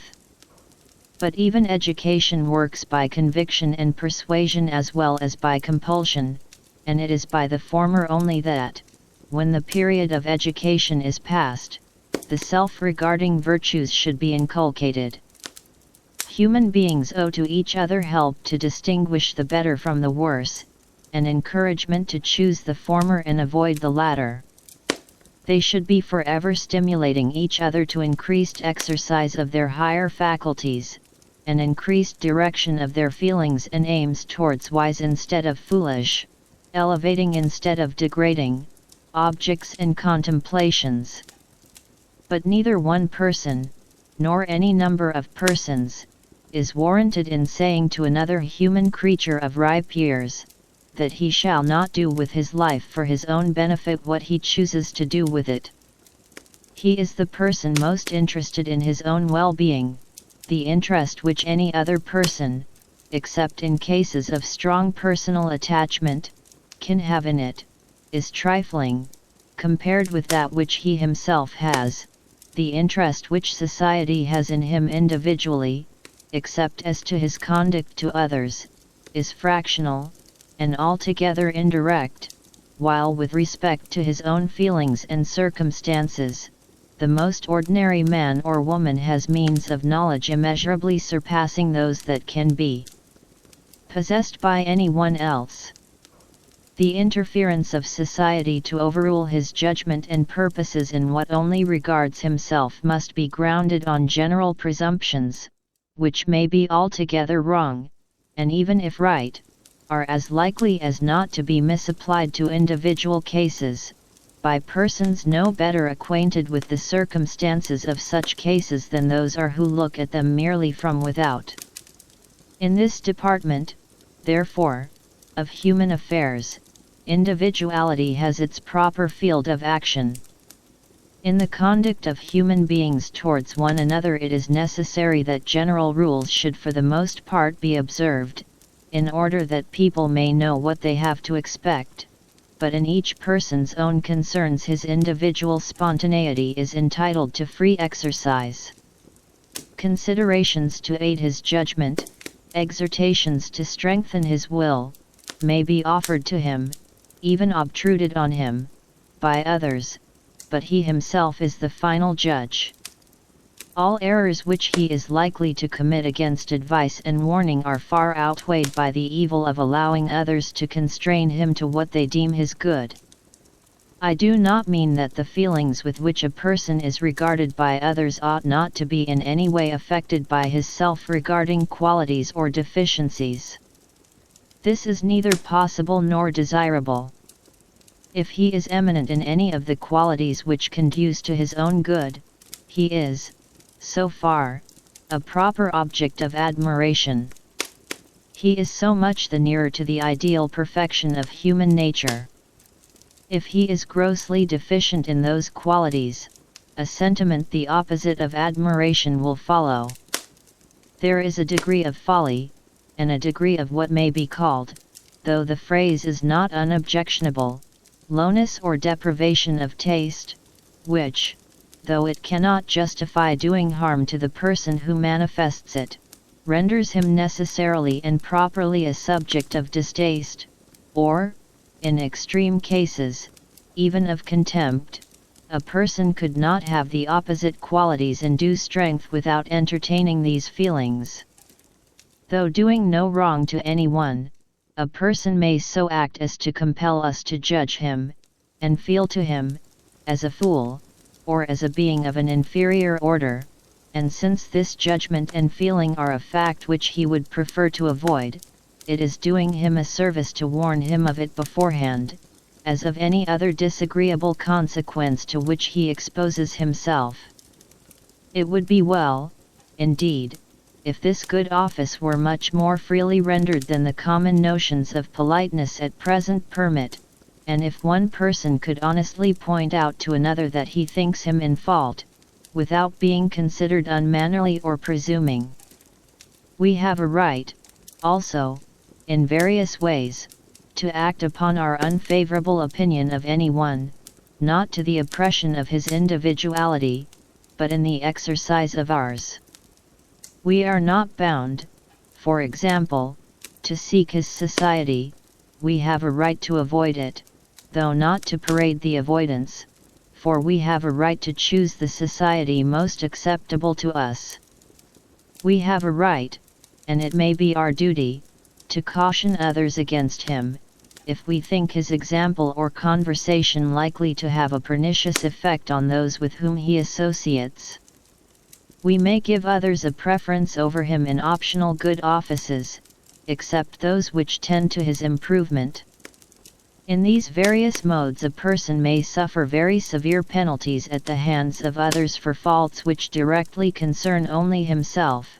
but he suffers these penalties only in so far as they are the natural and, as it were, the spontaneous consequences of the faults themselves, not because they are purposely inflicted on him for the sake of punishment.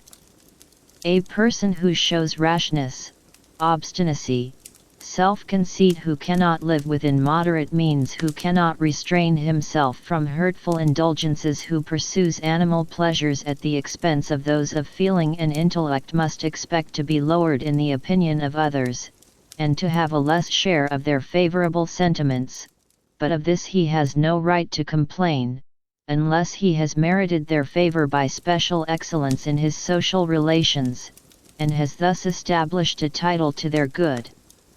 offices, which is not affected by his demerits towards himself. What I contend for is, that the inconveniences which are strictly inseparable from the unfavorable judgment of others, are the only ones to which a person should ever be subjected for that portion of his conduct and character which concerns his own good, but which does not affect the interest of others in their relations with him. Acts injurious to others require a totally different treatment. Encroachment on their rights, infliction on them of any loss or damage not justified by his own rights, falsehood or duplicity in dealing with them, unfair or ungenerous use of advantages over them, even selfish abstinence from defending them against injury, these are fit objects of moral reprobation, and, in grave cases, of moral retribution and punishment. And not only these acts, but the dispositions which lead to them, are properly immoral, and fit subjects of disapprobation which may rise to abhorrence. Cruelty of disposition, malice and ill nature, that most antisocial and odious of all passions, envy, dissimulation and insincerity, irascibility on insufficient cause, and resentment disproportioned to the provocation, the love of domineering over others, the desire to engross more than one's share of advantages, the pleonexia of the Greeks, the pride which derives gratification from the abasement of others, the egotism which thinks self and its concerns more important than everything else, and decides all doubtful questions in its own favor, these are moral vices, and constitute a bad and odious moral character, unlike the self-regarding faults previously mentioned, which are not properly immoralities, and to whatever pitch they may be carried, do not constitute wickedness. They may be proofs of any amount of folly, or want of personal dignity and self-respect, but they are only a subject of moral reprobation when they involve a breach of duty to others, for whose sake the individual is bound to have care for himself. What are called duties to ourselves are not socially obligatory, unless circumstances render them at the same time duties to others. The term duty to oneself, when it means anything more than prudence, means self-respect or self-development, and for none of these is any one accountable to his fellow creatures, because for none of them is it for the good of mankind that he be held accountable to them. The distinction between the loss of consideration which a person may rightly incur by defect of prudence or of personal dignity, and the reprobation which is due to him for an offense against the rights of others, is not a merely nominal distinction.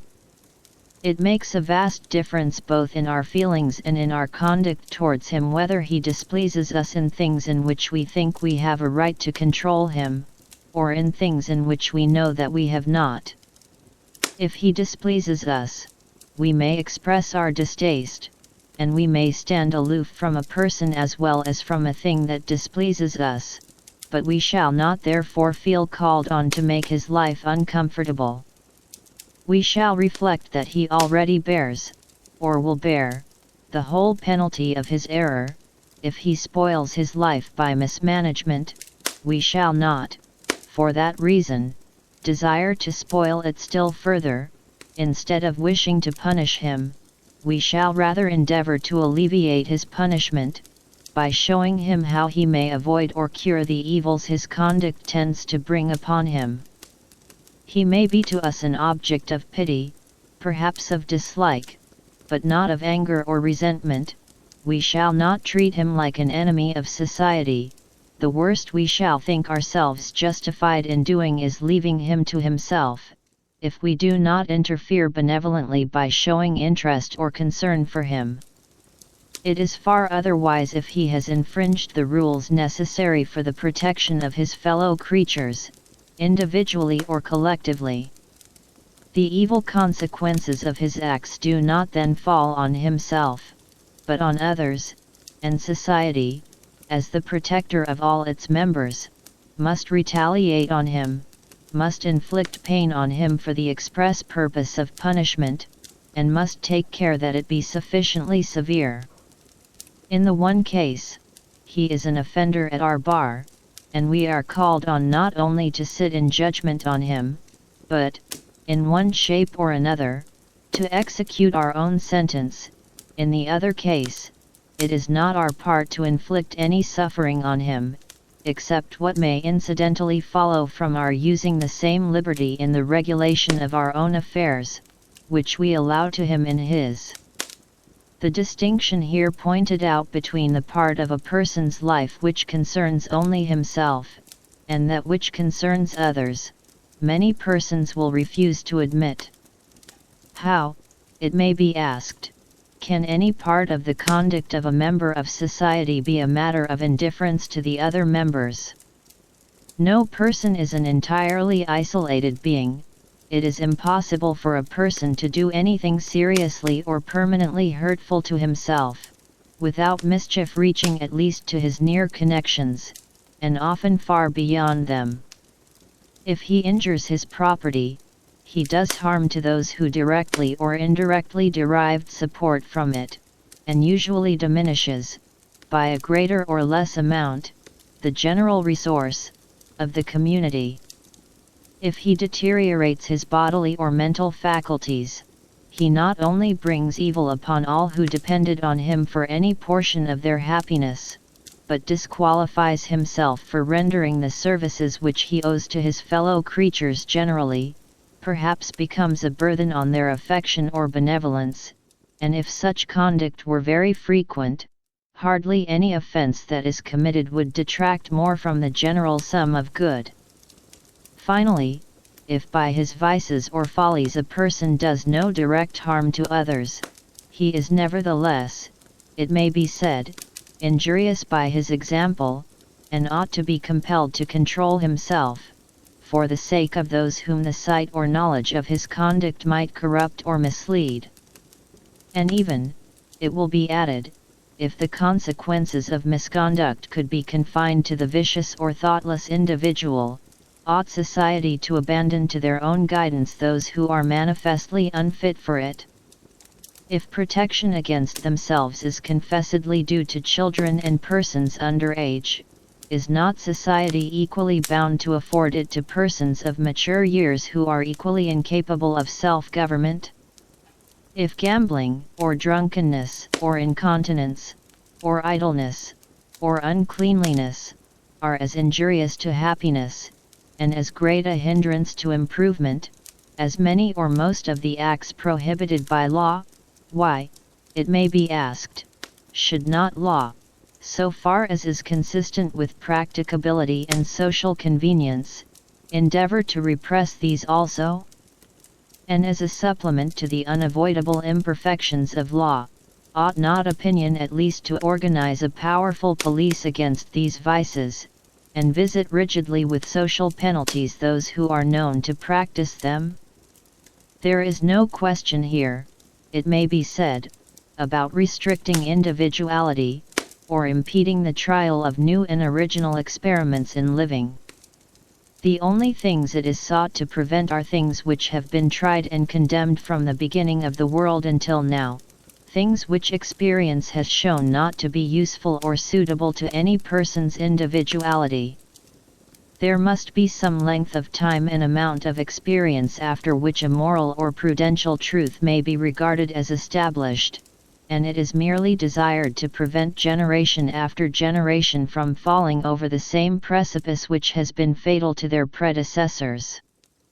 I fully admit that the mischief which a person does to himself may seriously affect, both through their sympathies and their interests, those nearly connected with him and, in a minor degree, society at large. When,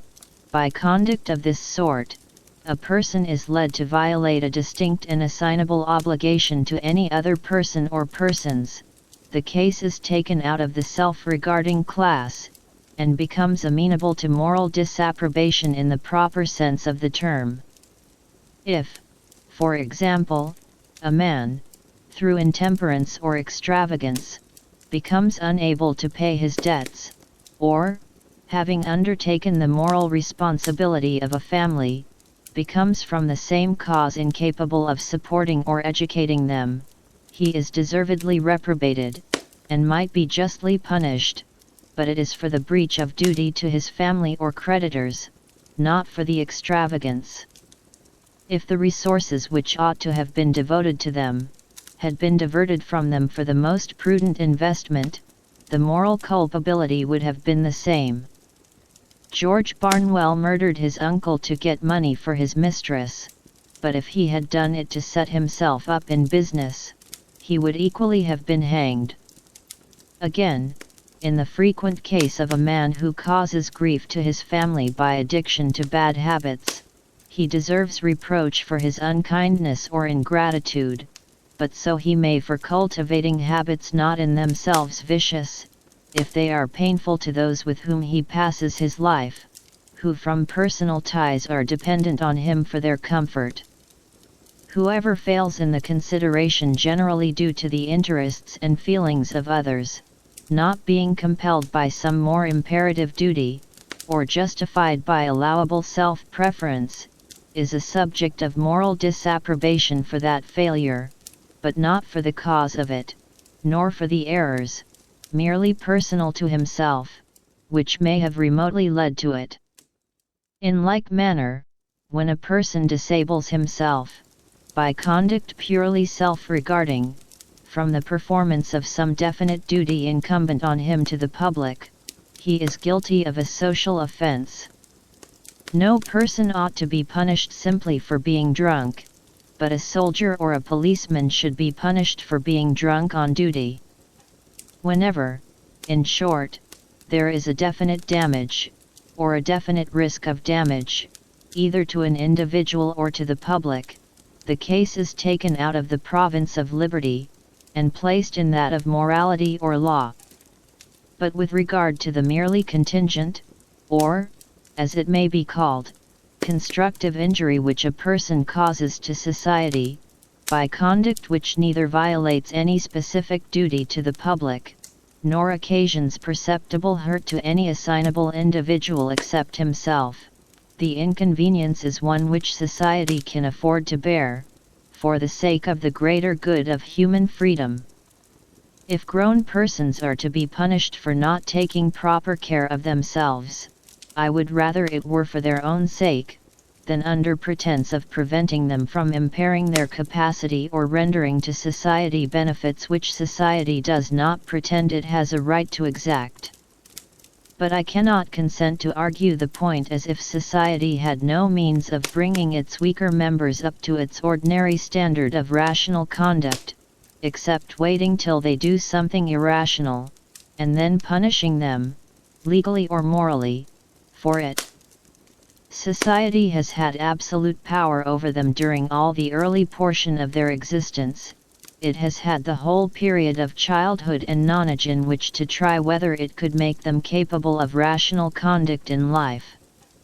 The existing generation is master both of the training and the entire circumstances of the generation to come. It cannot indeed make them perfectly wise and good, because it is itself so lamentably deficient in goodness and wisdom, and its best efforts are not always, in individual cases, its most successful ones, but it is perfectly well able to make the rising generation, as a whole, as good as, and a little better than, itself.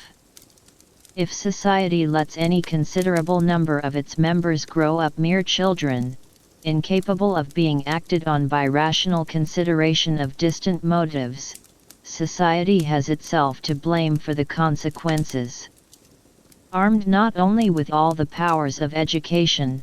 but with the ascendancy which the authority of a received opinion always exercises over the minds who are least fitted to judge for themselves, and aided by the natural penalties which cannot be prevented from falling on those who incur the distaste or the contempt of those who know them,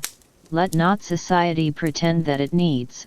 besides all this, the power to issue commands and enforce obedience in the personal concerns of individuals, in which, on all principles of justice and policy, the decision ought to rest with those who are to abide the consequences. Nor is there anything which tends more to discredit and frustrate the better means of influencing conduct than a resort to the worse. If there be among those whom it is attempted to coerce into prudence or temperance any of the material of which vigorous and independent characters are made, they will infallibly rebel against the yoke.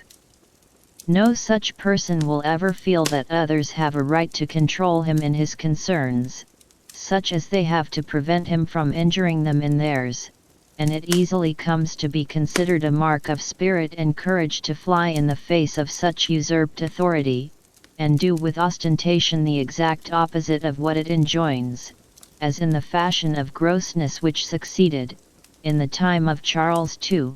to the fanatical moral intolerance of the Puritans. With respect to what is said of the necessity of protecting society from the bad example set to others by the vicious or the self-indulgent, it is true that bad example may have a pernicious effect, especially the example of doing wrong to others with impunity to the wrongdoer. But we are now speaking of conduct which, while it does no wrong to others, is supposed to do great harm to the agent himself, and I do not see how those who believe this can think otherwise than that the example, on the whole, must be more salutary than hurtful, since, if it displays the misconduct, it displays also the painful or degrading consequences which, if the conduct is justly censured, must be supposed to be in all or most cases attendant on it. But the strongest of all the arguments against the interference of the public with purely personal conduct is that, when it does interfere, the odds are that it interferes wrongly, and in the wrong place. On questions of social morality, of duty to others, the opinion of the public, that is, of an overruling majority, though of wrong, is likely to be still oftener right, because on such questions they are only required to judge of their own interests, of the manner in which some mode of conduct, if allowed to be practiced, would affect themselves.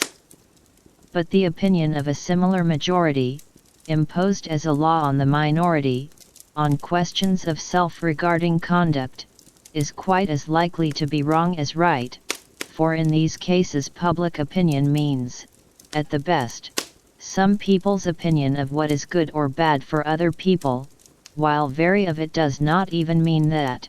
the public, with the most perfect indifference, passing over the pleasure or convenience of those whose conduct they censure, and considering only their own preference.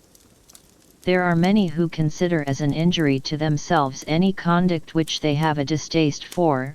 and resent it as an outrage to their feelings, as a religious bigot, when charged with disregarding the religious feelings of others, has been known to retort that they disregard his feelings, by persisting in their abominable worship or creed.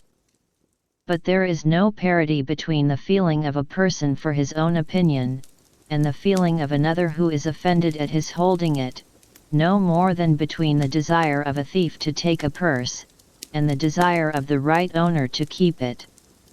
And a person's taste is as much his own peculiar concern as his opinion or his purse. It is easy for anyone to imagine an ideal public which leaves the freedom and choice of individuals in all uncertain matters undisturbed, and only requires them to abstain from modes of conduct which universal experience has condemned. But where has there been seen a public which set any such limit to its censorship? Or when does the public trouble itself about universal experience? In its interferences with personal conduct, it is seldom thinking of anything but the enormity of acting or feeling differently from itself, and this standard of judgment, thinly disguised, is held up to mankind as the dictate of religion and philosophy, by 9/10 of all moralists and speculative writers. These teach that things are right because they are right, because we feel them to be so. They tell us to search in our own minds and hearts for laws of conduct binding on ourselves and on all others. What can the poor public do but apply these instructions, and make their own personal feelings of good and evil, if they are tolerably unanimous in them, obligatory on all the world? The evil here pointed out is not one which exists only in theory, and it may perhaps be expected that I should specify the instances in which the public of this age and country improperly invests its own preferences with the character of moral laws. I am not writing an essay on the aberrations of existing moral feeling. That is too weighty a subject to be discussed parenthetically, and by way of illustration. Yet examples are necessary to show that the principle I maintain is of serious and practical moment, and that I am not endeavoring to erect a barrier against imaginary evils. And it is not difficult to show, by abundant instances, that to extend the bounds of what may be called moral police, until it encroaches on the most unquestionably legitimate liberty of the individual, is one of the most universal of all human propensities. As a first instance, consider the antipathies which men cherish on no better grounds than that persons whose religious opinions are different from theirs do not practice their religious observances, especially their religious abstinences. To cite a rather trivial example, nothing in the creed or practice of Christians does more to envenom the hatred of Mohammedans against them than the fact of their eating pork. There are few acts which Christians and Europeans regard with more unaffected disgust than Mussulmans regard this particular mode of satisfying hunger. It is, in the first place, an offense against their religion, but this circumstance by no means explains either the degree or the kind of their repugnance, for wine also is forbidden by their religion, and to partake of it is by all Mussulmans accounted wrong, but not disgusting. Their aversion to the flesh of the unclean beast is, on the contrary, of that peculiar character, resembling an instinctive antipathy, which the idea of uncleanness, when once it thoroughly sinks into the feelings, seems always to excite even in those whose personal habits are anything but scrupulously cleanly, and of which the sentiment of religious impurity, so intense in the Hindus, is a remarkable example. Suppose now that in a people, of whom the majority were Mussulmans, that majority should insist upon not permitting pork to be eaten within the limits of the country. This would be nothing new in Mohammedan countries. 9 Would it be a legitimate exercise of the moral authority of public opinion? And if not, why not? The practice is really revolting to such a public. They also sincerely think that it is forbidden and abhorred by the deity. Neither could the prohibition be censured as religious persecution. It might be religious in its origin, but it would not be persecution for religion, since nobody's religion makes it a duty to eat pork. The only tenable ground of condemnation would be that with the personal tastes and self-regarding concerns of individuals the public has no business to interfere. To come somewhat nearer home, the majority of Spaniards consider it a gross impiety, offensive in the highest degree to the Supreme Being, to worship him in any other manner than the Roman Catholic, and no other public worship is lawful on Spanish soil. The people of all southern Europe look upon a married clergy as not only irreligious, but unchaste, indecent, gross, disgusting. What do Protestants think of these perfectly sincere feelings, and of the attempt to enforce them against non-Catholics? Yet, if mankind are justified in interfering with each other's liberty in things which do not concern the interests of others, on what principle is it possible consistently to exclude these cases? Or who can blame people for desiring to suppress what they regard as a scandal in the sight of God and man? No stronger case can be shown for prohibiting anything which is regarded as a personal immorality, than is made out for suppressing these practices in the eyes of those who regard them as impieties, and unless we are willing to adopt the logic of persecutors, and to say that we may persecute others because we are right, and that they must not persecute us because they are wrong, we must beware of admitting a principle of which we should resent as a gross injustice the application to ourselves. The preceding instances may be objected to, although unreasonably, as drawn from contingencies impossible among us, opinion, in this country, not being likely to enforce abstinence from meats, or to interfere with people for worshipping, and for either marrying or not marrying, according to their creed or inclination. The next example, however, shall be taken from an interference with liberty which we have by no means past all danger of. Wherever the Puritans have been sufficiently powerful, as in New England, and in Great Britain at the time of the Commonwealth, they have endeavored, with considerable success, to put down all public, and nearly all private, amusements, especially music, dancing, public games, or other assemblages for purposes of diversion, and the theatre. There are still in this country large bodies of persons by whose notions of morality and religion these recreations are condemned, and those persons belonging chiefly to the middle class, who are the ascendant power in the present social and political condition of the kingdom. It is by no means impossible that persons of these sentiments may at some time or other command a majority in Parliament. How will the remaining portion of the community like to have the amusements that shall be permitted to them regulated by the religious and moral sentiments of the stricter Calvinists and Methodists? Would they not, with considerable peremptoriness, desire these intrusively pious members of society to mind their own business?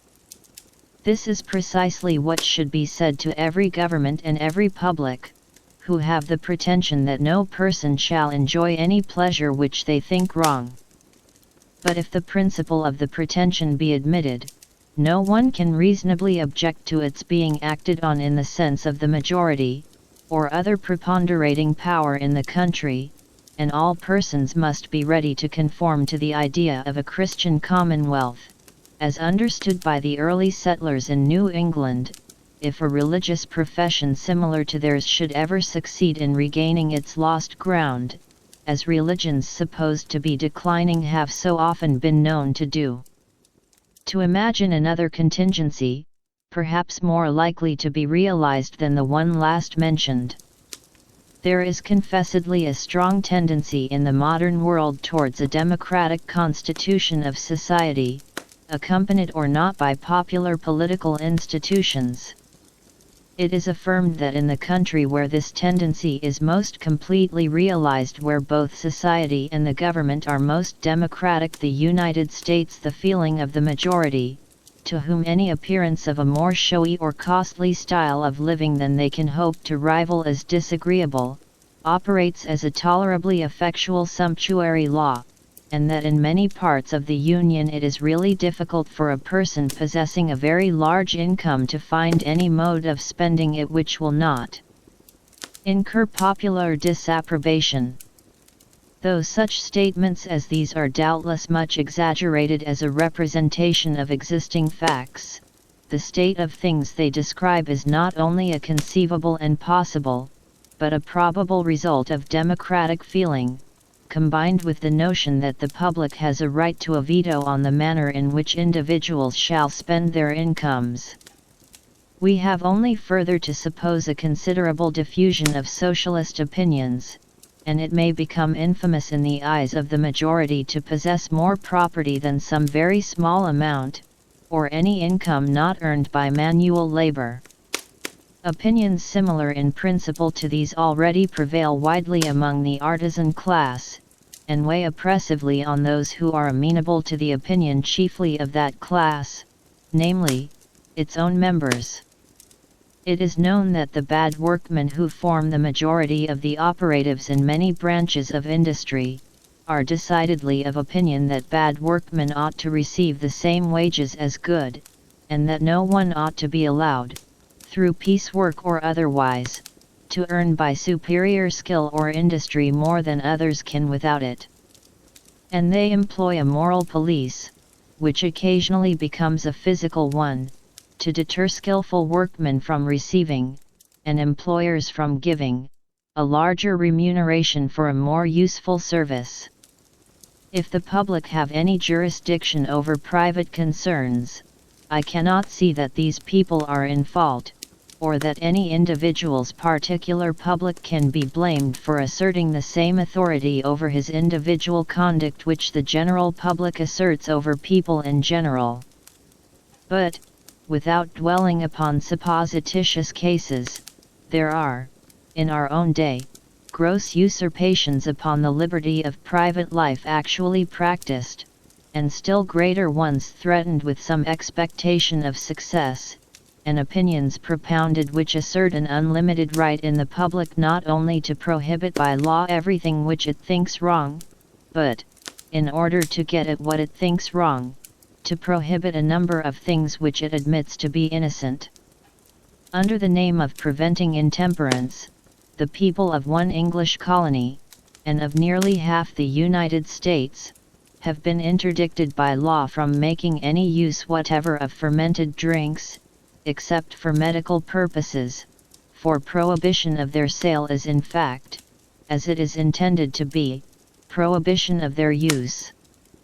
And though the impracticability of executing the law has caused its repeal in several of the states which had adopted it, including the one from which it derives its name, an attempt has notwithstanding been commenced, and is prosecuted with considerable zeal by many of the professed philanthropists, to agitate for a similar law in this country. The association, or alliance as it terms itself, which has been formed for this purpose, has acquired some notoriety through the publicity given to a correspondence between its secretary and one of the very few English public men who hold that a politician's opinions ought to be founded on principles. Lord Stanley's share in this correspondence is calculated to strengthen the hopes already built on him, by those who know how rare such qualities as are manifested in some of his public appearances unhappily are among those who figure in political life. The organ of the alliance, who would deeply deplore the recognition of any principle which could be wrested to justify bigotry and persecution, undertakes to point out the broad and impassable barrier which divides such principles from those of the association. All matters relating to thought, opinion, conscience, appear to me, he says, to be without the sphere of legislation, all pertaining to social act, habit, relation, subject only to a discretionary power vested in the state itself, and not in the individual, to be within it. No mention is made of a third class, different from either of these, viz., acts and habits which are not social,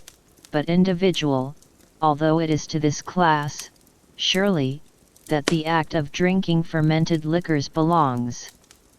Selling fermented liquors, however, is trading, and trading is a social act. But the infringement complained of is not on the liberty of the seller, but on that of the buyer and consumer, since the state might just as well forbid him to drink wine as purposely make it impossible for him to obtain it. The Secretary, however, says, "I claim, as a citizen, a right to legislate whenever my social rights are invaded by the social act of another." And now for the definition of these social rights. If anything invades my social rights, certainly the traffic in strong drink does. It destroys my primary right of security, by constantly creating and stimulating social disorder. It invades my right of equality, by deriving a profit from the creation of a misery I am taxed to support. It impedes my right to free moral and intellectual development, by surrounding my path with dangers, and by weakening and demoralizing society, from which I have a right to claim mutual aid and intercourse. A theory of social rights the like of which probably never before found its way into distinct language, being nothing short of this, that it is the absolute social right of every individual, that every other individual shall act in every respect exactly as he ought, that whosoever fails thereof in the smallest particular violates my social right, and entitles me to demand from the legislature the removal of the grievance. So monstrous a principle is far more dangerous than any single interference with liberty. There is no violation of liberty which it would not justify. It acknowledges no right to any freedom whatever, except perhaps to that of holding opinions in secret, without ever disclosing them, for, the moment an opinion which I consider noxious passes any one's lips, it invades all the social rights attributed to me by the alliance. The doctrine ascribes to all mankind a vested interest in each other's moral, intellectual, and even physical perfection, to be defined by each claimant according to his own standard. Another important example of illegitimate interference with the rightful liberty of the individual, not simply threatened, but long since carried into triumphant effect, is Sabbatarian legislation. Without doubt,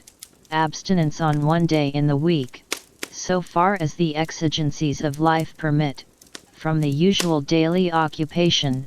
though in no respect religiously binding on any except Jews, is a highly beneficial custom.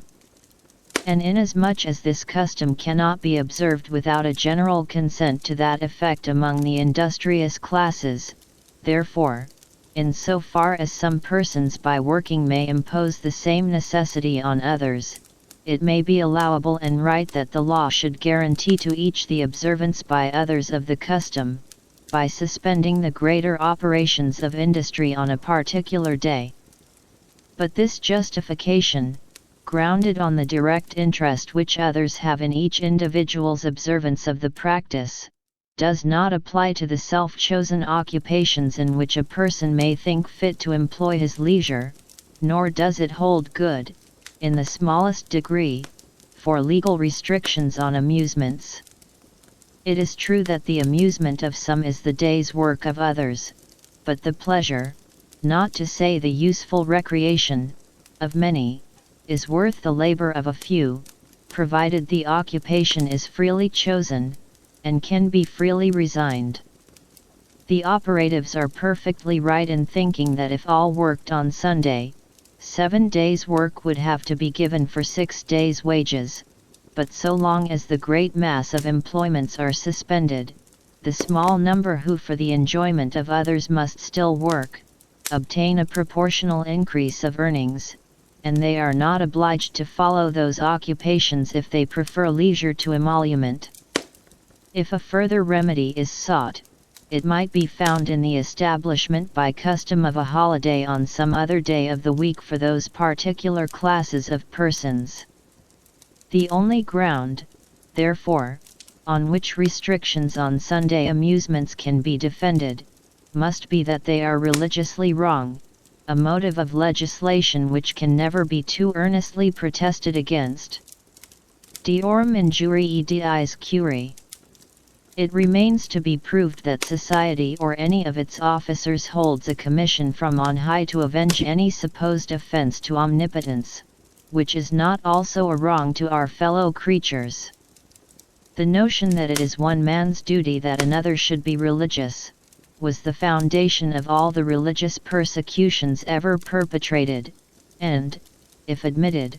would fully justify them.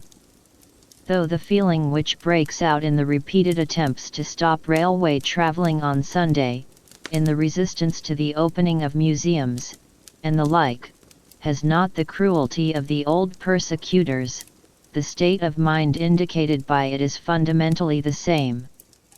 It is a determination not to tolerate others in doing what is permitted by their religion, because it is not permitted by the persecutor's religion. It is a belief that God not only abominates the act of the misbeliever, but will not hold us guiltless if we leave him unmolested. I cannot refrain from adding to these examples of the little account commonly made of human liberty, the language of downright persecution which breaks out from the press of this country whenever it feels called on to notice the remarkable phenomenon of Mormonism. Much might be said on the unexpected and instructive fact that an alleged new revelation, and a religion founded on it, the product of palpable imposture, not even supported by the prestige of extraordinary qualities in its founder, is believed by hundreds of thousands, and has been made the foundation of a society, in the age of newspapers, railways, and the electric telegraph.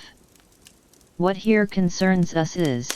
that this religion, like other and better religions, has its martyrs, that its prophet and founder was, for his teaching, put to death by a mob, that others of its adherents lost their lives by the same lawless violence, that they were forcibly expelled, in a body, from the country in which they first grew up, while, now that they have been chased into a solitary recess in the midst of a desert, many in this country openly declare that it would be right, only that it is not convenient, to send an expedition against them, and compel them by force to conform to the opinions of other people.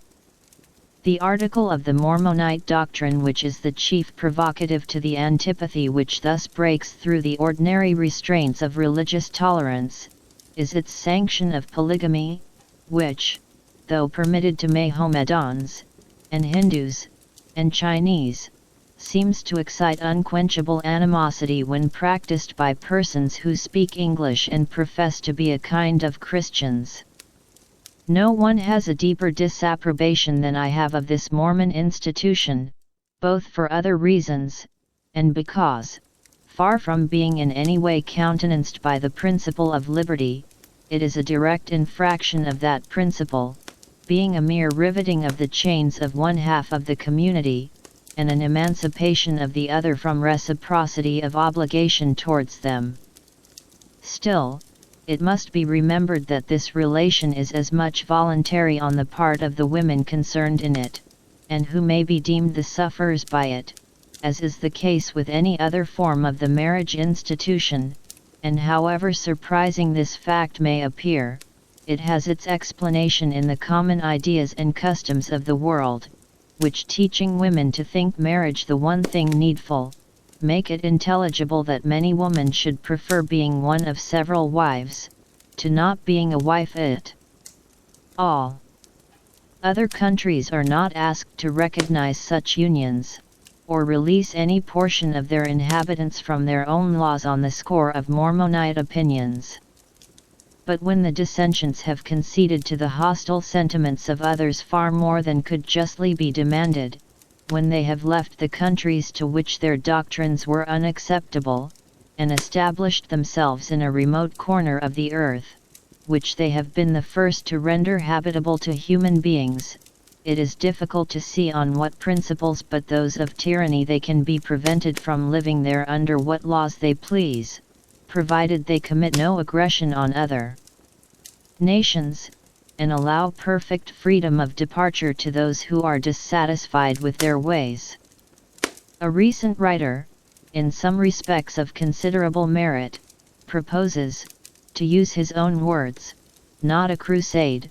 but a civilisade, against this polygamous community, to put an end to what seems to him a retrograde step in civilization. It also appears so to me, but I am not aware that any community has a right to force another to be civilized. So long as the sufferers by the bad law do not invoke assistance from other communities, I cannot admit that persons entirely unconnected with them ought to step in and require that a condition of things with which all who are directly interested appear to be satisfied, should be put an end to because it is a scandal to persons some thousands of miles distant, who have no part or concern in it. Let them send missionaries, if they please, to preach against it, and let them, by any fair means, of which silencing the teachers is not one, oppose the progress of similar doctrines among their own people. If civilization has got the better of barbarism when barbarism had the world to itself, it is too much to profess to be afraid lest barbarism, after having been fairly got under, should revive and conquer civilization. A civilization that can thus succumb to its vanquished enemy, must first have become so degenerate, that neither its appointed priests and teachers, nor anybody else, has the capacity, or will take the trouble, to stand up for it. If this be so, the sooner such a civilization receives notice to quit the better. It can only go on from bad to worse, until destroyed and regenerated, like the Western Empire, by energetic barbarians. Chapter 5. Applications.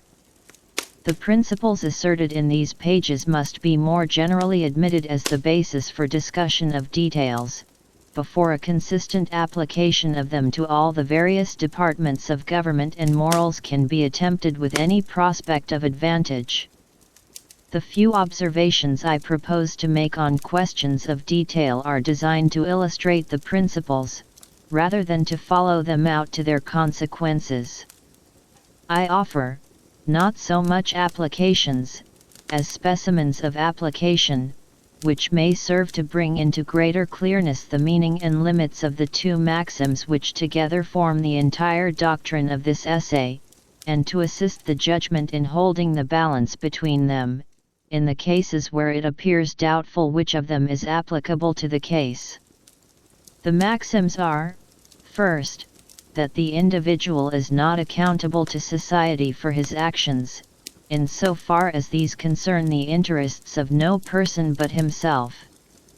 Advice, instruction, persuasion, and avoidance by other people if thought necessary by them for their own good, are the only measures by which society can justifiably express its dislike or disapprobation of his conduct. Secondly, that for such actions as are prejudicial to the interests of others, the individual is accountable, and may be subjected either to social or to legal punishment, if society is of opinion that the one or the other is requisite for its protection. In the first place, it must by no means be supposed,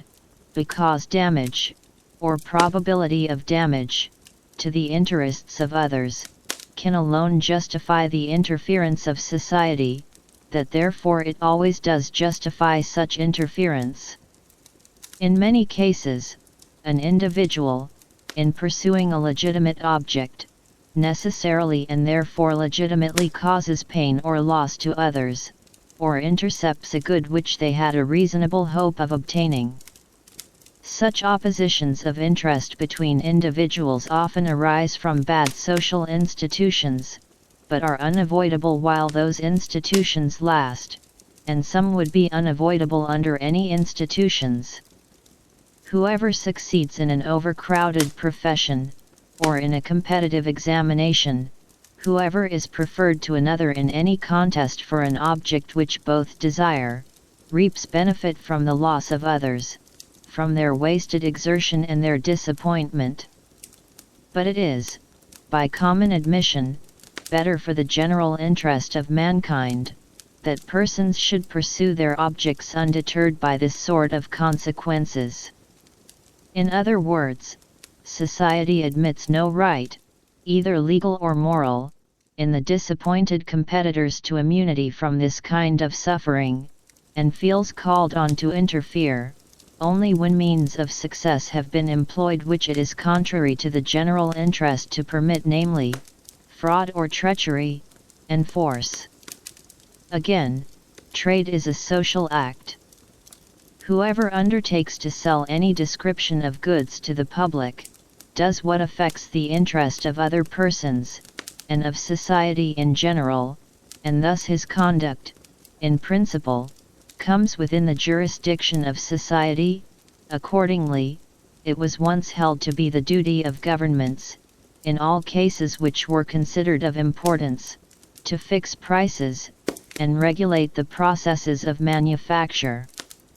But it is now recognized, though not till after a long struggle, that both the cheapness and the good quality of commodities are most effectually provided for by leaving the producers and sellers perfectly free, under the sole check of equal freedom to the buyers for supplying themselves elsewhere. This is the so-called doctrine of free trade, which rests on grounds different from, though equally solid with, the principle of individual liberty asserted in this essay. Restrictions on trade, or on production for purposes of trade, are indeed restraints, and all restraint, qua restraint, is an evil, but the restraints in question affect only that part of conduct which society is competent to restrain, and are wrong solely because they do not really produce the results which it is desired to produce by them. As the principle of individual liberty is not involved in the doctrine of free trade, so neither is it in most of the questions which arise respecting the limits of that doctrine, as, for example, what amount of public control is admissible for the prevention of fraud by adulteration, how far sanitary precautions, or arrangements to protect work people employed in dangerous occupations, should be enforced on employers. Such questions involve considerations of liberty, only in so far as leaving people to themselves is always better, ceteris paribus, than controlling them, but that they may be legitimately controlled for these ends is in principle undeniable. On the other hand, there are questions relating to interference with trade which are essentially questions of liberty, such as the main law, already touched upon, the prohibition of the importation of opium into China, the restriction of the sale of poisons, all cases, in short, where the object of the interference is to make it impossible or difficult to obtain a particular commodity. These interferences are objectionable, not as infringements on the liberty of the producer or seller, but on that of the buyer. One of these examples, that of the sale of poisons, opens a new question, the proper limits of what may be called the functions of police, how far liberty may legitimately be invaded for the prevention of crime, or of accident. It is one of the undisputed functions of government to take precautions against crime before it has been committed, as well as to detect and punish it afterwards. The preventive function of government, however, is far more liable to be abused, to the prejudice of liberty, than the punitory function, for there is hardly any part of the legitimate freedom of action of a human being which would not admit of being represented, and fairly too, as increasing the facilities for some form or other of delinquency. Nevertheless, if a public authority, or even a private person, sees anyone evidently preparing to commit a crime, they are not bound to look on inactive until the crime is committed, but may interfere to prevent it. If poisons were never bought or used for any purpose except the commission of murder, it would be right to prohibit their manufacture and sale. They may, however, be wanted not only for innocent but for useful purposes, and restrictions cannot be imposed in the one case without operating in the other. Again, it is a proper office of public authority to guard against accidents. If either a public officer or anyone else saw a person attempting to cross a bridge which had been ascertained to be unsafe, and there were no time to warn him of his danger, they might seize him and turn him back, without any real infringement of his liberty, for liberty consists in doing what one desires, and he does not desire to fall into the river. Nevertheless, when there is not a certainty, but only a danger of mischief, no one but the person himself can judge of the sufficiency of the motive which may prompt him to incur the risk. In this case, therefore, unless he is a child, or delirious, or in some state of excitement or absorption incompatible with the full use of the reflecting faculty, he ought,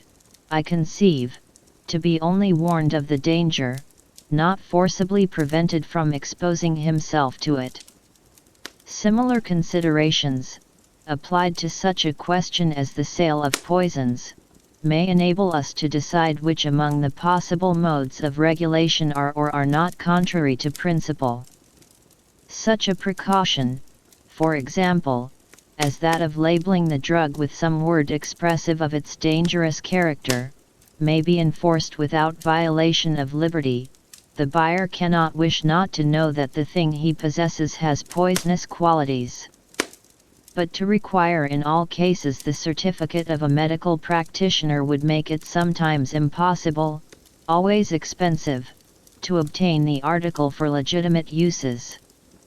The only mode apparent to me, in which difficulties may be thrown in the way of crime committed through this means, without any infringement worth taking into account upon the liberty of those who desire the poisonous substance for other purposes, consists in providing what, in the apt language of Bentham, is called pre-appointed evidence.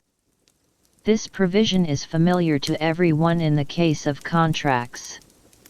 It is usual and right that the law, when a contract is entered into, should require as the condition of its enforcing performance, that certain formalities should be observed, such as signatures, attestation of witnesses, and the like, in order that in case of subsequent dispute there may be evidence to prove that the contract was really entered into, and that there was nothing in the circumstances to render it legally invalid, the effect being to throw great obstacles in the way of fictitious contracts, or contracts made in circumstances which, if known, would destroy their validity. Precautions of a similar nature might be enforced in the sale of articles adapted to be instruments of crime. The seller, for example, might be required to enter in a register the exact time of the transaction, the name and address of the buyer, the precise quality and quantity sold, to ask the purpose for which it was wanted, and record the answer he received.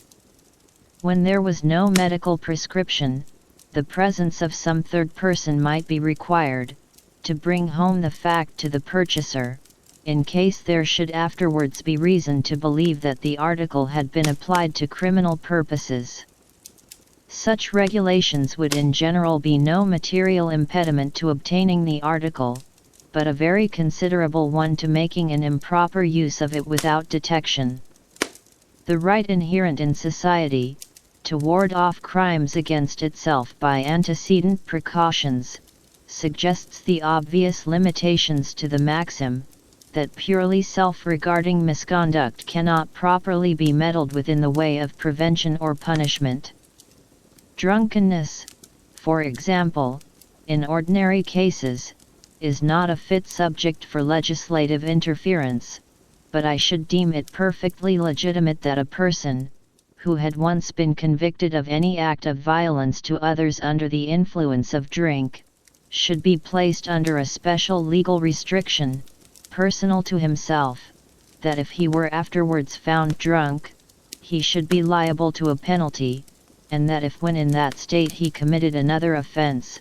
the punishment to which he would be liable for that other offense should be increased in severity. The making himself drunk, in a person whom drunkenness excites to do harm to others, is a crime against others. So,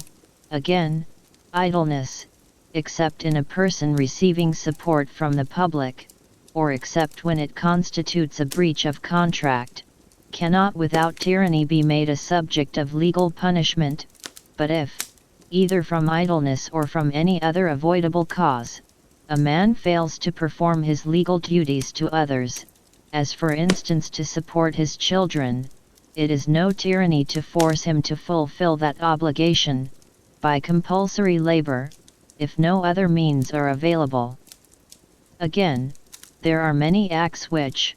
being directly injurious only to the agents themselves, ought not to be legally interdicted, but which, if done publicly, are a violation of good manners, and coming thus within the category of offences against others, may rightly be prohibited.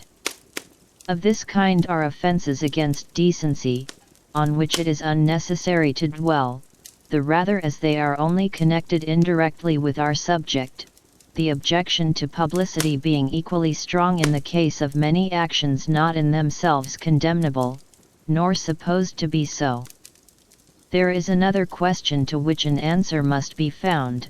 consistent with the principles which have been laid down. In cases of personal conduct supposed to be blamable, but which respect for liberty precludes society from preventing or punishing, because the evil directly resulting falls wholly on the agent, what the agent is free to do, ought other persons to be equally free to counsel or instigate. This question is not free from difficulty. The case of a person who solicits another to do an act is not strictly a case of self-regarding conduct. To give advice or offer inducements to anyone is a social act, and may, therefore, like actions in general which affect others, be supposed amenable to social control. But a little reflection corrects the first impression, by showing that if the case is not strictly within the definition of individual liberty, yet the reasons on which the principle of individual liberty is grounded are applicable to it. If people must be allowed, in whatever concerns only themselves, to act as seems best to themselves, at their own peril, they must equally be free to consult with one another about what is fit to be so done, to exchange opinions, and give and receive suggestions. Whatever it is permitted to do, it must be permitted to advise to do. The question is doubtful only when the instigator derives a personal benefit from his advice, when he makes it his occupation, for subsistence or pecuniary gain, to promote what society and the state consider to be an evil. Then, indeed, a new element of complication is introduced, namely, the existence of classes of persons with an interest opposed to what is considered as the public weal, and whose mode of living is grounded on the counteraction of it. Ought this to be interfered with, or not? Fornication, for example, must be tolerated, and so must gambling, but should a person be free to be a pimp, or to keep a gambling house? The case is one of those which lie on the exact boundary line between two principles, and it is not at once apparent to which of the two it properly belongs. There are arguments on both sides. On the side of toleration it may be said that the fact of following anything as an occupation, and living or profiting by the practice of it, cannot make that criminal which would otherwise be admissible, that the act should either be consistently permitted or consistently prohibited, that if the principles which we have hitherto defended are true, society has no business, as society, to decide anything to be wrong which concerns only the individual, that it cannot go beyond dissuasion, and that one person should be as free to persuade as another to dissuade.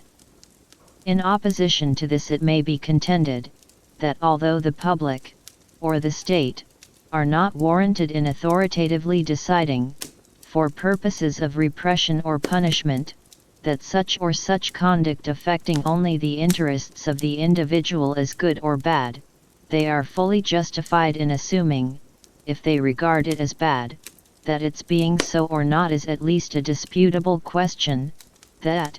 this being supposed, they cannot be acting wrongly in endeavoring to exclude the influence of solicitations, which are not disinterested, of instigators who cannot possibly be impartial, who have a direct personal interest on one side, and that side the one which the state believes to be wrong, and who confessedly promote it for personal objects only. There can surely, it may be urged, be nothing lost, no sacrifice of good, by so ordering matters that persons shall make their election, either wisely or foolishly, on their own prompting, as free as possible from the arts of persons who stimulate their inclinations for interested purposes of their own. Thus, it may be said, though the statutes respecting unlawful games are utterly indefensible, though all persons should be free to gamble in their own or each other's houses, or in any place of meeting established by their own subscriptions, and open only to the members and their visitors, yet public gambling houses should not be permitted. It is true that the prohibition is never effectual, and that, whatever amount of tyrannical power may be given to the police, gambling houses can always be maintained under other pretenses, but they may be compelled to conduct their operations with a certain degree of secrecy and mystery, so that nobody knows anything about them but those who seek them, and more than this, society ought not to aim at. There is considerable force in these arguments. I will not venture to decide whether they are sufficient to justify the moral anomaly of punishing the accessory, when the principle is, and must be, allowed to go free, of fining or imprisoning the procurer, but not the fornicator, the gambling house keeper, but not the gambler. Still less ought the common operations of buying and selling to be interfered with on analogous grounds. Almost every article which is bought and sold may be used in excess, and the sellers have a pecuniary interest in encouraging that excess, but no argument can be founded on this, in favor, for instance, of the main law, because the class of dealers in strong drinks, though interested in their abuse, are indispensably required for the sake of their legitimate use. The interest, however, of these dealers in promoting intemperance is a real evil, and justifies the state in imposing restrictions and requiring guarantees which, but for that justification, would be infringements of legitimate liberty. A further question is, whether the state, while it permits, should nevertheless indirectly discourage conduct which it deems contrary to the best interests of the agent, whether, for example, it should take measures to render the means of drunkenness more costly, or add to the difficulty of procuring them by limiting the number of the places of sale. On this, as on most other practical questions, many distinctions require to be made. To tax stimulants for the sole purpose of making them more difficult to be obtained, is a measure differing only in degree from their entire prohibition, and would be justifiable only if that were justifiable. Every increase of cost is a prohibition, to those whose means do not come up to the augmented price, and to those who do, it is a penalty laid on them for gratifying a particular taste. Their choice of pleasures, and their mode of expending their income, after satisfying their legal and moral obligations to the state and to individuals, are their own concern, and must rest with their own judgment. These considerations may seem at first sight to condemn the selection of stimulants as special subjects of taxation for purposes of revenue. But it must be remembered that taxation for fiscal purposes is absolutely inevitable, that in most countries it is necessary that a considerable part of that taxation should be indirect, that the state, therefore, cannot help imposing penalties, which to some persons may be prohibitory, on the use of some articles of consumption. It is hence the duty of the state to consider, in the imposition of taxes, what commodities the consumers can best spare, and a fortiori, to select in preference those of which it deems the use, beyond a very moderate quantity, to be positively injurious. Taxation, therefore, of stimulants, up to the point which produces the largest amount of revenue, supposing that the state needs all the revenue which it yields, is not only admissible, but to be approved of. The question of making the sale of these commodities a more or less exclusive privilege, must be answered differently, according to the purposes to which the restriction is intended to be subservient. All places of public resort require the restraint of a police, and places of this kind peculiarly, because offences against society are especially apt to originate there. It is, therefore, fit to confine the power of selling these commodities, at least for consumption on the spot, to persons of known or vouched for respectability of conduct, to make such regulations respecting hours of opening and closing as may be requisite for public surveillance, and to withdraw the license if breaches of the peace repeatedly take place through the connivance or incapacity of the keeper of the house, or if it becomes a rendezvous for concocting and preparing offences against the law. Any further restriction I do not conceive to be, in principle, justifiable. The limitation in number, for instance, of beer and spirit houses, for the express purpose of rendering them more difficult of access, and diminishing the occasions of temptation, not only exposes all to an inconvenience because there are some by whom the facility would be abused, but is suited only to a state of society in which the laboring classes are avowedly treated as children or savages, and placed under an education of restraint, to fit them for future admission to the privileges of freedom. This is not the principle on which the laboring classes are professedly governed in any free country, and no person who sets due value on freedom will give his adhesion to their being so governed, unless after all efforts have been exhausted to educate them for freedom and govern them as freemen, and it has been definitively proved that they can only be governed as children. The bare statement of the alternative shows the absurdity of supposing that such efforts have been made in any case which needs be considered here. It is only because the institutions of this country are a mass of inconsistencies, that things find admittance into our practice which belong to the system of despotic, or what is called paternal, government, while the general freedom of our institutions precludes the exercise of the amount of control necessary to render the restraint of any real efficacy as a moral education. It was pointed out in an early part of this essay, that the liberty of the individual, in things wherein the individual is alone concerned, implies a corresponding liberty in any number of individuals to regulate by mutual agreement such things as regard them jointly, and regard no persons but themselves. This question presents no difficulty, so long as the will of all the persons implicated remains unaltered, but since that will may change, it is often necessary, even in things in which they alone are concerned, that they should enter into engagements with one another, and when they do, it is fit, as a general rule, that those engagements should be kept.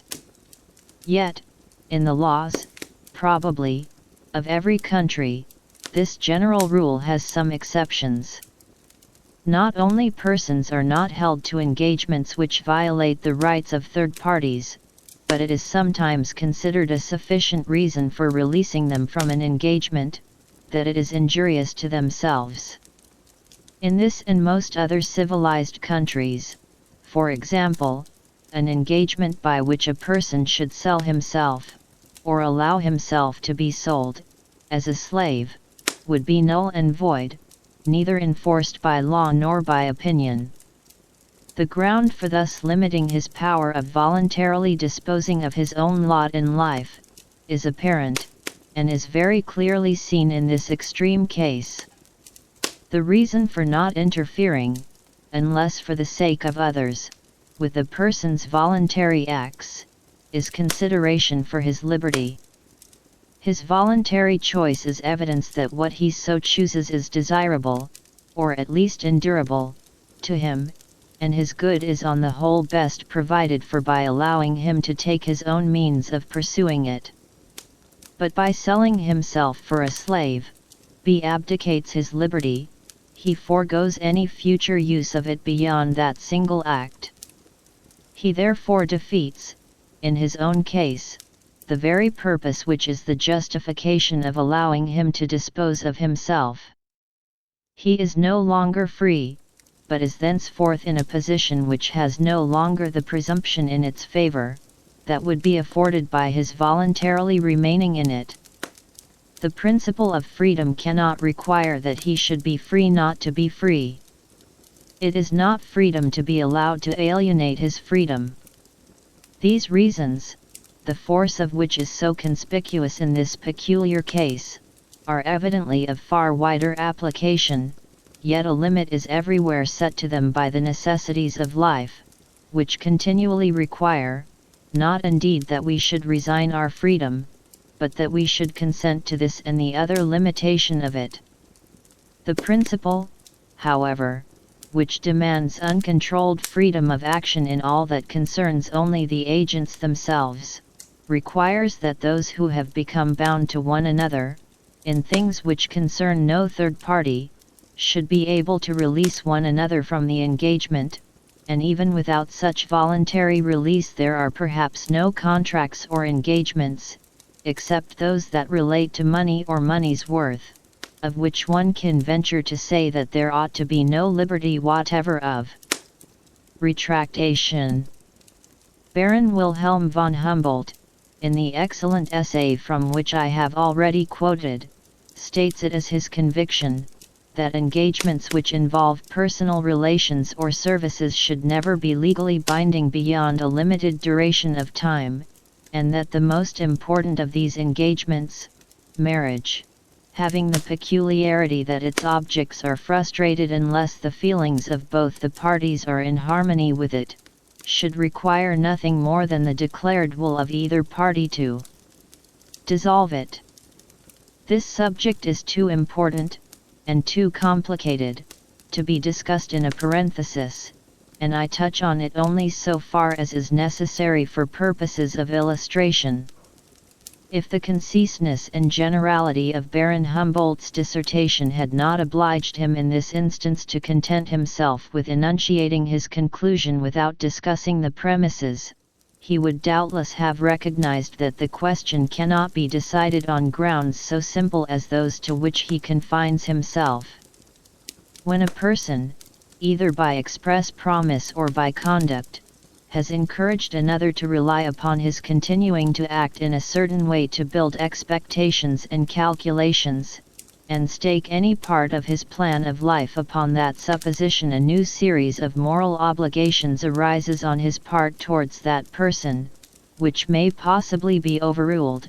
but cannot be ignored. And again, if the relation between two contracting parties has been followed by consequences to others, if it has placed third parties in any peculiar position, or,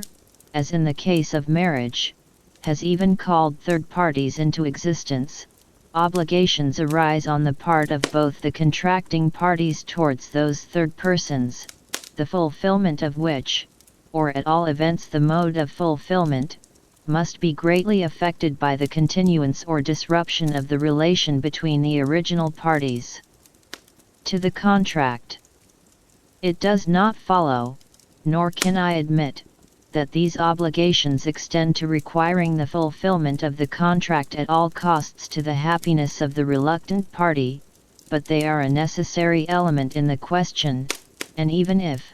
as von Humboldt maintains, they ought to make no difference in the legal freedom of the parties to release themselves from the engagement, and I also hold that they ought not to make much difference. They necessarily make a great difference in the moral freedom. A person is bound to take all these circumstances into account before resolving on a step which may affect such important interests of others, and if he does not allow proper weight to those interests, he is morally responsible for the wrong. I have made these obvious remarks for the better illustration of the general principle of liberty, and not because they are at all needed on the particular question, which, on the contrary, is usually discussed as if the interest of children was everything, and that of grown persons nothing. I have already observed that, owing to the absence of any recognized general principles, liberty is often granted where it should be withheld, as well as withheld where it should be granted, and one of the cases in which, in the modern European world, the sentiment of liberty is the strongest, is a case where, in my view, it is altogether misplaced. A person should be free to do as he likes in his own concerns, but he ought not to be free to do as he likes in acting for another, under the pretext that the affairs of the other are his own affairs. The state, while it respects the liberty of each in what specially regards himself,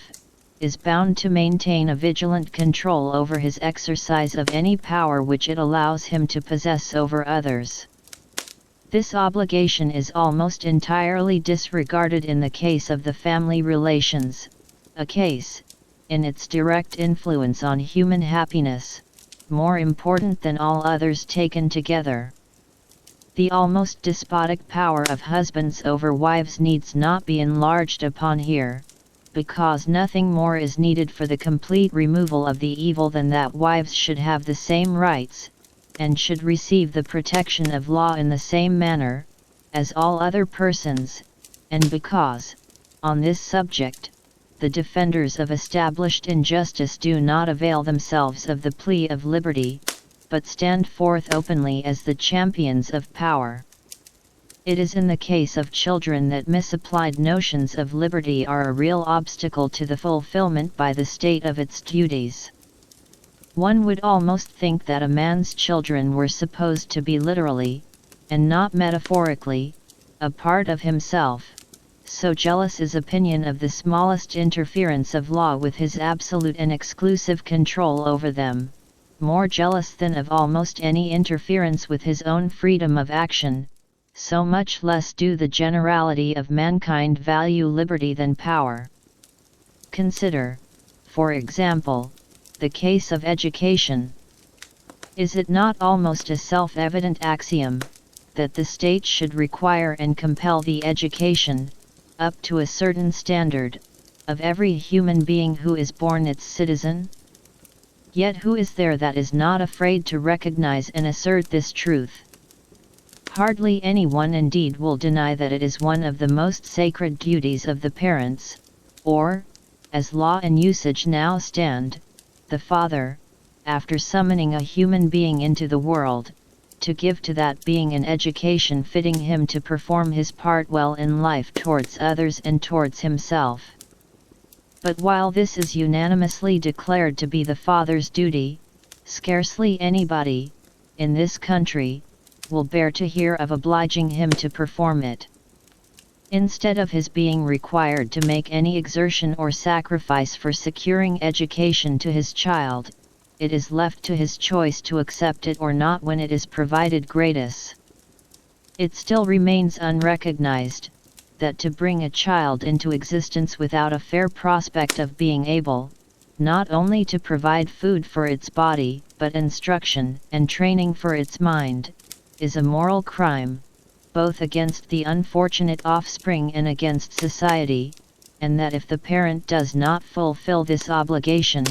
the state ought to see it fulfilled, at the charge, as far as possible, of the parent. Were the duty of enforcing universal education once admitted, there would be an end to the difficulties about what the state should teach, and how it should teach, which now convert the subject into a mere battlefield for sects and parties,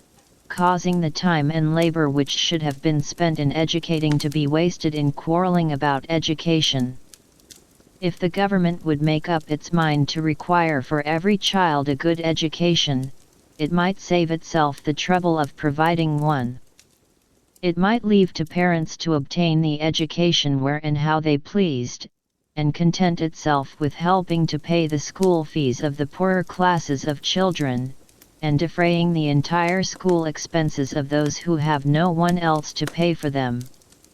The objections which are urged with reason against state education do not apply to the enforcement of education by the state, but to the state's taking upon itself to direct that education, which is a totally different thing. That the whole or any large part of the education of the people should be in state hands, I go as far as anyone in deprecating. All that has been said of the importance of individuality of character, and diversity in opinions and modes of conduct, involves, as of the same unspeakable importance, diversity of education. A general state education is a mere contrivance for molding people to be exactly like one another, and as the mold in which it casts them is that which pleases the predominant power in the government, whether this be a monarch, a priesthood, an aristocracy, or the majority of the existing generation, in proportion as it is efficient and successful, it establishes a despotism over the mind, leading by natural tendency to one over the body. An education established and controlled by the state should only exist, if it exist at all, as one among many competing experiments, carried on for the purpose of example and stimulus, to keep the others up to a certain standard of excellence. Unless, indeed, when society in general is in so backward a state that it could not or would not provide for itself any proper institutions of education unless the government undertook the task, then, indeed, the government may, as the less of two great evils, take upon itself the business of schools and universities, as it may that of joint stock companies, when private enterprise, in a shape fitted for undertaking great works of industry, does not exist in the country.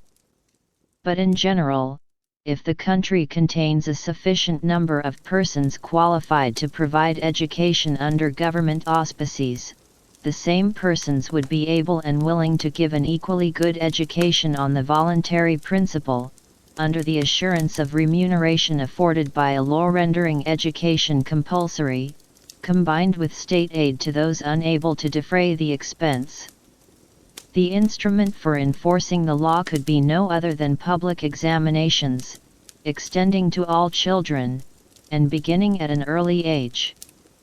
An age might be fixed at which every child must be examined, to ascertain if he, or she, is able to read. If a child proves unable, the father, unless he has some sufficient ground of excuse, might be subjected to a moderate fine, to be worked out, if necessary, by his labor, and the child might be put to school at his expense. Once in every year the examination should be renewed, with a gradually extending range of subjects, so as to make the universal acquisition, and what is more, retention, of a certain minimum of general knowledge virtually compulsory. Beyond that minimum there should be voluntary examinations on all subjects, at which all who come up to a certain standard of proficiency might claim a certificate. To prevent the state from exercising, through these arrangements, an improper influence over opinion, the knowledge required for passing an examination, beyond the merely instrumental parts of knowledge, such as languages and their use, should, even in the higher classes of examinations, be confined to facts and positive science exclusively. The examinations on religion, politics, or other disputed topics, should not turn on the truth or falsehood of opinions,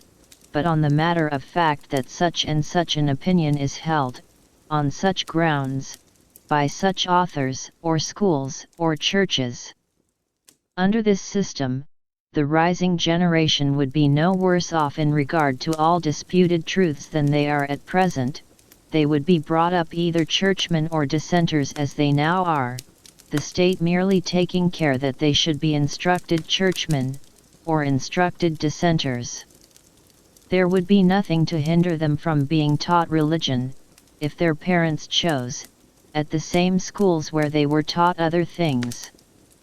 All attempts by the state to bias the conclusions of its citizens on disputed subjects are evil, but it may very properly offer to ascertain and certify that a person possesses the knowledge requisite to make his conclusions, on any given subject, worth attending to.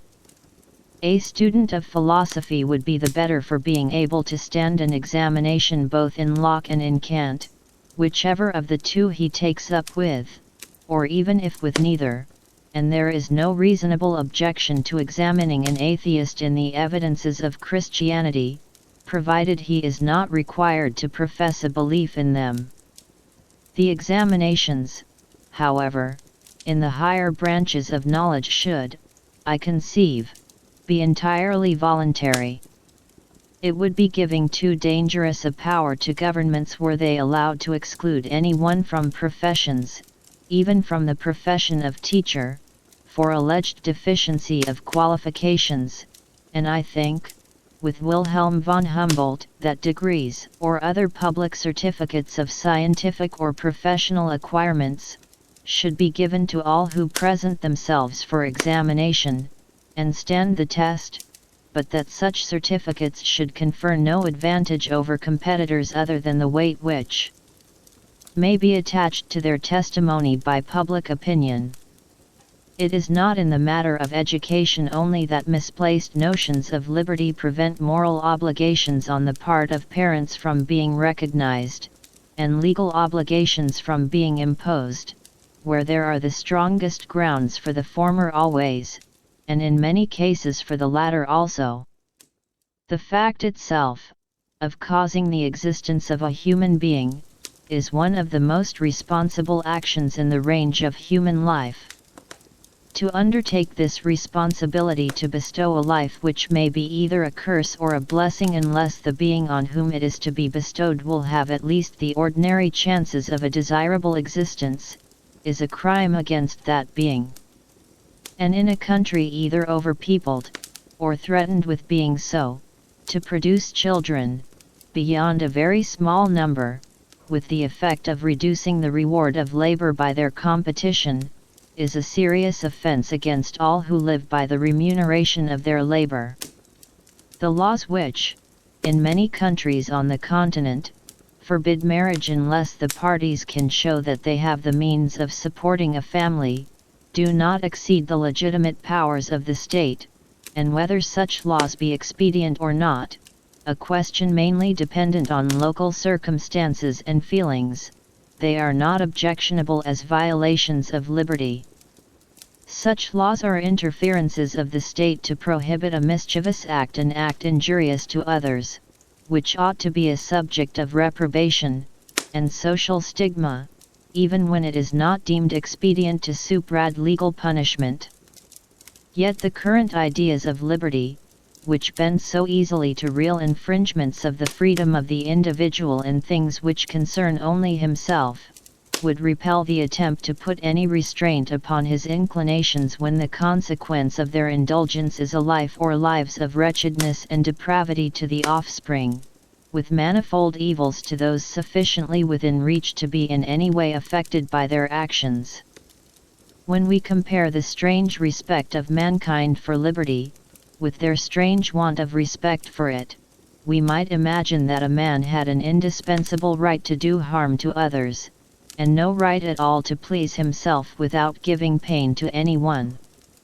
I have reserved for the last place a large class of questions respecting the limits of government interference, which, though closely connected with the subject of this essay, do not, in strictness, belong to it. These are cases in which the reasons against interference do not turn upon the principle of liberty. The question is not about restraining the actions of individuals, but about helping them, it is asked whether the government should do, or cause to be done, something for their benefit, instead of leaving it to be done by themselves, individually or in voluntary combination. The objections to government interference, when it is not such as to involve infringement of liberty, may be of three kinds. The first is, when the thing to be done is likely to be better done by individuals than by the government. Speaking generally, there is no one so fit to conduct any business, or to determine how or by whom it shall be conducted, as those who are personally interested in it. This principle condemns the interferences, once so common, of the legislature, or the officers of government, with the ordinary processes of industry. But this part of the subject has been sufficiently enlarged upon by political economists, and is not particularly related to the principles of this essay. The second objection is more nearly allied to our subject.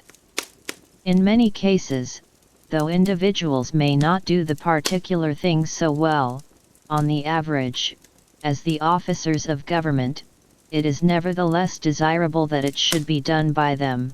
rather than by the government, as a means to their own mental education, a mode of strengthening their active faculties, exercising their judgment, and giving them a familiar knowledge of the subjects with which they are thus left to deal. This is a principle, though not the sole, recommendation of jury trial, in cases not political, of free and popular local and municipal institutions, of the conduct of industrial and philanthropic enterprises by voluntary associations. These are not questions of liberty, and are connected with that subject only by remote tendencies, but they are questions of development.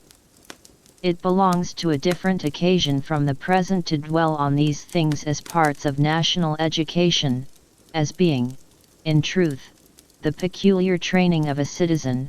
the practical part of the political education of a free people, taking them out of the narrow circle of personal and family selfishness, and accustoming them to the comprehension of joint interests, the management of joint concerns, habituating them to act from public or semi-public motives, and guide their conduct by aims which unite, instead of isolating them from one another. Without these habits and powers, a free constitution can neither be worked nor preserved, as is exemplified by the too often transitory nature of political freedom in countries where it does not rest upon a sufficient basis of local liberties. The management of purely local business by the localities, and of the great enterprises of industry by the union of those who voluntarily supply the pecuniary means, is further recommended by all the advantages which have been set forth in this essay as belonging to individuality of development, and diversity of modes of action. Government operations tend to be everywhere alike. With individuals and voluntary associations, on the contrary, there are varied experiments, an endless diversity of experience. What the state can usefully do is to make itself a central depository, an active circulator and diffuser, of the experience resulting from many trials. Its business is to enable each experimentalist to benefit by the experiments of others, instead of tolerating no experiments but its own. The third and most cogent reason for restricting the interference of government is the great evil of adding unnecessarily to its power. Every function superadded to those already exercised by the government causes its influence over hopes and fears to be more widely diffused, and converts, more and more, the active and ambitious part of the public into hangers-on of the government, or of some party which aims at becoming the government.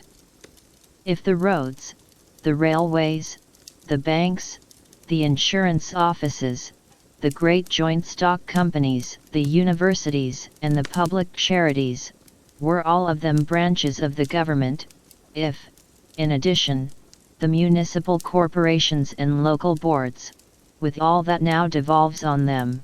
became departments of the central administration. If the employees of all these different enterprises were appointed and paid by the government, and looked to the government for every rise in life, not all the freedom of the press and popular constitution of the legislature would make this or any other country free otherwise than in name. And the evil would be greater, the more efficiently and scientifically the administrative machinery was constructed, the more skillful the arrangements for obtaining the best qualified hands and heads with which to work it. In England it has of late been proposed that all the members of the civil service of government should be selected by competitive examination, to obtain for these employments the most intelligent and instructed persons procurable, and much has been said and written for and against this proposal. One of the arguments most insisted on by its opponents is that the occupation of a permanent official servant of the state does not hold out sufficient prospects of emolument and importance to attract the highest talents, which will always be able to find a more inviting career in the professions, or in the service of companies and other public bodies. One would not have been surprised if this argument had been used by the friends of the proposition, as an answer to its principal difficulty. Coming from the opponents it is strange enough. What is urged as an objection is the safety valve of the proposed system. If indeed all the high talent of the country could be drawn into the service of the government, a proposal tending to bring about that result might well inspire uneasiness. If every part of the business of society which required organized concert, or large and comprehensive views, were in the hands of the government, and if government offices were universally filled by the ablest men, all the enlarged culture and practiced intelligence in the country, except the purely speculative, would be concentrated in a numerous bureaucracy, to whom alone the rest of the community would look for all things, the multitude for direction and dictation in all they had to do, the able and aspiring for personal advancement. To be admitted into the ranks of this bureaucracy, and when admitted, to rise therein, would be the sole objects of ambition. Under this regime, not only is the outside public ill-qualified, for want of practical experience, to criticize or check the mode of operation of the bureaucracy, but even if the accidents of despotic or the natural working of popular institutions occasionally raise to the summit a ruler or rulers of reforming inclinations, no reform can be effected which is contrary to the interest of the bureaucracy. Such is the melancholy condition of the Russian Empire, as shown in the accounts of those who have had sufficient opportunity of observation. The Tsar himself is powerless against the bureaucratic body. He can send any one of them to Siberia, but he cannot govern without them, or against their will.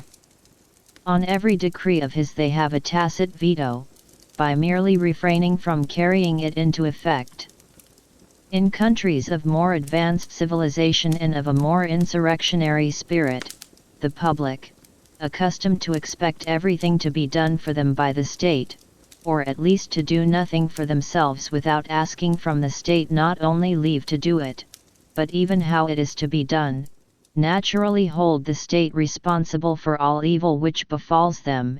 and when the evil exceeds their amount of patience, they rise against the government, and make what is called a revolution, whereupon somebody else, with or without legitimate authority from the nation, vaults into the seat, issues his orders to the bureaucracy, and everything goes on much as it did before, the bureaucracy being unchanged, and nobody else being capable of taking their place. A very different spectacle is exhibited among a people accustomed to transact their own business. In France, a large part of the people, having been engaged in military service, many of whom have held at least the rank of non-commissioned officers, there are in every popular insurrection several persons competent to take the lead, and improvise some tolerable plan of action. What the French are in military affairs, the Americans are in every kind of civil business. Let them be left without a government. Every body of Americans is able to improvise one, and to carry on that or any other public business with a sufficient amount of intelligence, order, and decision. This is what every free people ought to be, and a people capable of this is certain to be free. It will never let itself be enslaved by any man or body of men, because these are able to seize and pull the reins of the central administration. No bureaucracy can hope to make such a people as this do or undergo anything that they do not like. But where everything is done through the bureaucracy, nothing to which the bureaucracy is really adverse can be done at all. The constitution of such countries is an organization of the experience and practical ability of the nation into a disciplined body for the purpose of governing the rest, and the more perfect that organization is in itself, the more successful in drawing to itself and educating for itself the persons of greatest capacity from all ranks of the community, the more complete is the bondage of all, the members of the bureaucracy included. For the governors are as much the slaves of their organization and discipline as the governed are of the governors. A Chinese mandarin is as much the tool and creature of a despotism as the humblest cultivator. An individual Jesuit is to the utmost degree of abasement the slave of his order, though the order itself exists for the collective power and importance of its members.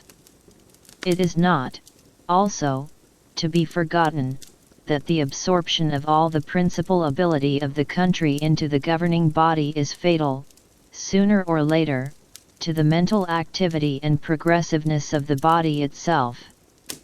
Banded together as they are, working a system which, like all systems, necessarily proceeds in a great measure by fixed rules, the official body are under the constant temptation of sinking into indolent routine, or, if they now and then desert that mill horse round, of rushing into some half-examined crudity which has struck the fancy of some leading member of the corps, and the sole check to these closely allied, though seemingly opposite, tendencies, the only stimulus which can keep the ability of the body itself up to a high standard, is liability to the watchful criticism of equal ability outside the body. It is indispensable, therefore, that the means should exist, independently of the government, of forming such ability, and furnishing it with the opportunities and experience necessary for a correct judgment of great practical affairs. If we would possess permanently a skillful and efficient body of functionaries, above all, a body able to originate and willing to adopt improvements, if we would not have our bureaucracy degenerate into a pedantocracy, this body must not engross all the occupations which form and cultivate the faculties required for the government of mankind. To determine the point at which evils, so formidable to human freedom and advancement, begin, or rather at which they begin to predominate over the benefits attending the collective application of the force of society, under its recognized chiefs, for the removal of the obstacles which stand in the way of its well-being, to secure as much of the advantages of centralized power and intelligence as can be had without turning into governmental channels too great a proportion of the general activity, is one of the most difficult and complicated questions in the art of government. It is, in a great measure, a question of detail, in which many and various considerations must be kept in view, and no absolute rule can be laid down. But I believe that the practical principle in which safety resides, the ideal to be kept in view, the standard by which to test all arrangements intended for overcoming the difficulty, may be conveyed in these words: the greatest dissemination of power consistent with efficiency, but the greatest possible centralization of information, and diffusion of it from the center. Thus, in municipal administration, there would be, as in the New England states, a very minute division among separate officers, chosen by the localities, of all business which is not better left to the persons directly interested, but besides this, there would be, in each department of local affairs, a central superintendence, forming a branch of the general government. The organ of this superintendence would concentrate, as in a focus, the variety of information and experience derived from the conduct of that branch of public business in all the localities, from everything analogous which is done in foreign countries, and from the general principles of political science. This central organ should have a right to know all that is done, and its special duty should be that of making the knowledge acquired in one place available for others. Emancipated from the petty prejudices and narrow views of a locality by its elevated position and comprehensive sphere of observation, its advice would naturally carry much authority, but its actual power, as a permanent institution, should, I conceive, be limited to compelling the local officers to obey the laws laid down for their guidance.